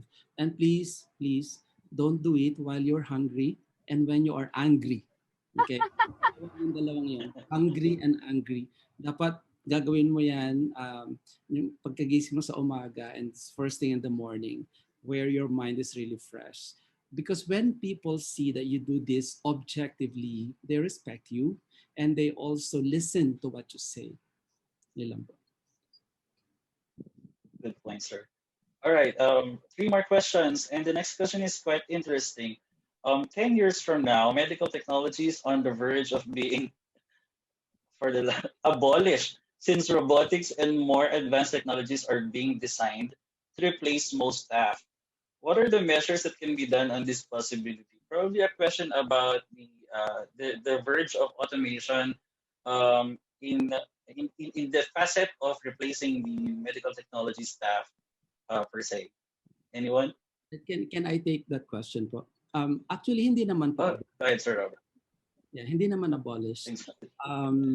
In fact, the robots will be under the mercy of the medical technologists. They will be the one who will program what will be done, what can be done. And when the robots, and I'm saying this because I'm part of the IVD, the in vitro diagnostics team, which means we are the ones bringing the robots to you. Okay, so somehow we are more or less familiar with what would be the implication in terms of expertise. Okay, whatever the robots, as we call them, eschew out, okay, or put out into your printer, or into your LIS. Before these become part of valid reports, the medical technologists, the licensed medical technologists are required to validate, okay? And that is where expertise comes in. And this is why our association is really communicating to all of our members to please continue educational pursuits, continue training, continue getting to know. Did you know that eventually the two critical technologies that are coming into our practice are mass spectrometry and, of course, molecular biology? That, for example, in clinical chemistry, if you now, and you know this because some of you are already using MALDI-TOF, right? In your bacterial identification, you can get ID in 5 minutes for 95 different isolates. So basically, that's how fast later on is going to be. Can you imagine that being applied in a chemistry test? So what is the question here? It's not being afraid that we will eventually be replaced by robots, but rather kaya natin itinuturo itong laboratory management as a different context and leadership as a context because our work as medical technologists at the technical level should really be at the entry level. Then we can actually transform into taking on more roles. No, we have people here like Ma'am Lerma is now a consultant. You know, how do you become a consultant to DOST? You must really possess technical trainings. So my point here is, do not put yourself in a box. There are so many career paths that wait or await medical technologists who do not stop learning. Okay, I think that is a critical point. So if you continue gaining and learning more, the technical work of being a medical technologist will just be a take-off point. It will just be your launching pad. You will find yourself in a very, very important position later on, working with many other institutions if you keep going. Yun lang po. Thank you. All right. Thank you, Sir Robert. Second to the last question, a lot of talented medical technologists who have developed skills and expertise in the field locally prefer working abroad, where their value can be compensated better. Although we still have a lot of new supplies of medical technologies from new graduates, there will come a point that these new talents will work outside the country as well. The question is, are clinical laboratories and academe right now in the country experiencing the brain drain of competent medical technologies due to migration? I think we can ask this question in relation to the continuous professional development that the topic for today is actually Yeah, I can based on. answer that. I can answer Anyone? that. Yeah, I can Yes, sir. answer that. What happened to me is the other way around. I work in the United States, earning dollar, but I return back in the Philippines because I love teaching. So it is not always the money, okay, that will make us happy. It is our purpose, sense of purpose, okay, that will dictate us what to do. So, kaya yung question na yun parang nag-trigger lang sa akin na parang, okay, brain drain, dollars. So, it may not be applicable to all. So, but as I made mention, the definition of success is relative. Okay, so there's no perfect definition for that. So, it is you, okay, who can give perfect definition for that success or for that what you're calling a successful. So sa akin baligtad, I work in the United States for 3 years, but really my calling is on teaching. So I returned back and now I'm in the academy. So ganun lang po. Okay, thank you. Any more Encourage, yes. opinions about We this? we Yes, Ma'am Lerma? encourage our medical technologists to um, explore more roles. No, aside from just being med techs in the laboratories or uh, professors in the academe, become influencers. Because by being influencers, you have a wider effect, a bigger role to play, and a legacy to leave behind. So we are not saying it's bad and it's not good thing. It's not a good thing for our medtechs to go out and earn for themselves. But a lot of them come home, come back to the Philippines, bringing with them expertise, bringing with them resources that are not here and sharing them with us. So that is something really to look forward to, because if we inculcated values among our students when they were still young, no, that will be a part of them, yung pagmamahal sa bayan, yung working for the good of all, the self-worth. You will always find a way to come home and serve your beloved Philippines. Yun yung masasabi ko, talagang very ano yun, hugot na hugot. Like Edel, Thank of you very course, much, ayan na, Blair. And maybe nagsalita the na. Ako naman, di ako nakapagtrabaho Sir outside. Edel. Yes, based on experience po yan. And probably that's why the PAMET and the association continuously do something like this, webinars that would mitigate the so and so called brain drain of the medical technologies. And our last question is about succession planning. Um, what do you do if you have been preparing for a staff for succession, but when the position becomes available, you find out that the staff is not yet emotionally ready to take on the position? Can we prepare our successor in terms of emotional competency? But that's actually very good that you were able to identify what is lacking. So that's good.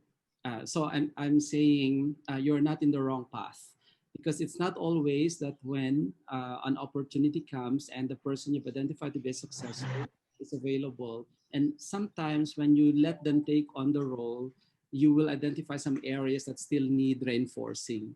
So the key there is identifying what needs to be improved, and that will now require you, being the coach or the mentor, to focus on that area. So kailangan kanya. Okay? Yun ang isang masabi ko. And let the person understand and talk about emotional intelligence. Actually, this is a very important discipline that should be known by everyone. In fact, it is one topic that I really require my MBA classes to report on, EI or EQ, because we always talk about IQ. IQ gets you hired, but EQ or emotional intelligence gets you promoted. So kailangan ma-develop talaga yan. So it's good na na-identify mo, then take on the path on emotional intelligence building through coaching and mentoring. All right. Thank you very much, Sir Robert. And I think that ends our open forum. There are still more questions from the Q&A box, but the team will try our best to contact directly those who identify themselves and raise this question, and we'll type the answer to the Q&A box. Thank you very much again to all our panelists. And right now, I'm going to give the floor back to our host, Sir Clyde, for the awarding of the certificates. Once again, thank you so much, dear speakers, for addressing the questions of our participants, and for Sir Ebe for facilitating our open forum. At this point in time, we move on to the presentation of certificates of appreciation to our distinguished speakers for their valuable inputs in this morning's event.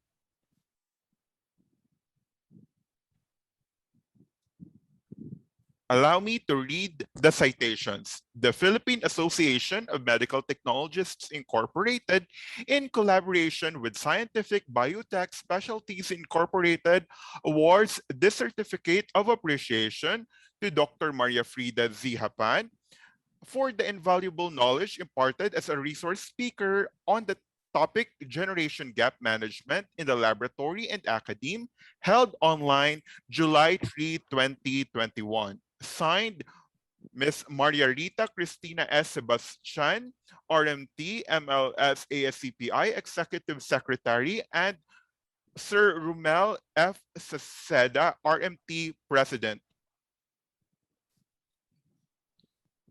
Citation goes as follows for Professor Dr. Edelberto P. Manahan for the invaluable knowledge imparted as a resource speaker on the topic Clinical Laboratory and Academe Performance Management, followed by the certificate for Dr. Roberto G. Manawis for his discussion on workforce succession planning in the clinical laboratory and academe.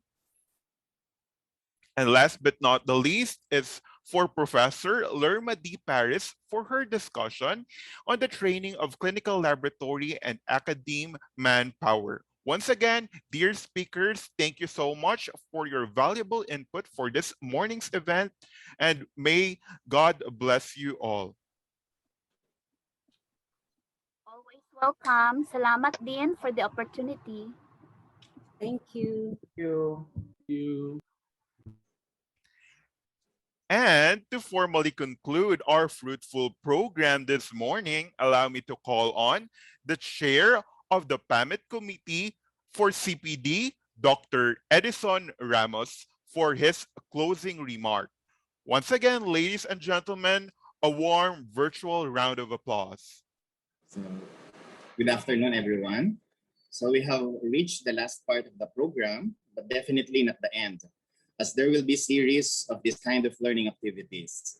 We may end the program today, but the information, knowledge, new learnings that we gained will be transmitted into actions and should be practiced and applied. And it is our responsibility to transfer it to our colleagues. To the participants of this webinar, thank you for allowing us to be part of your busy Saturday morning.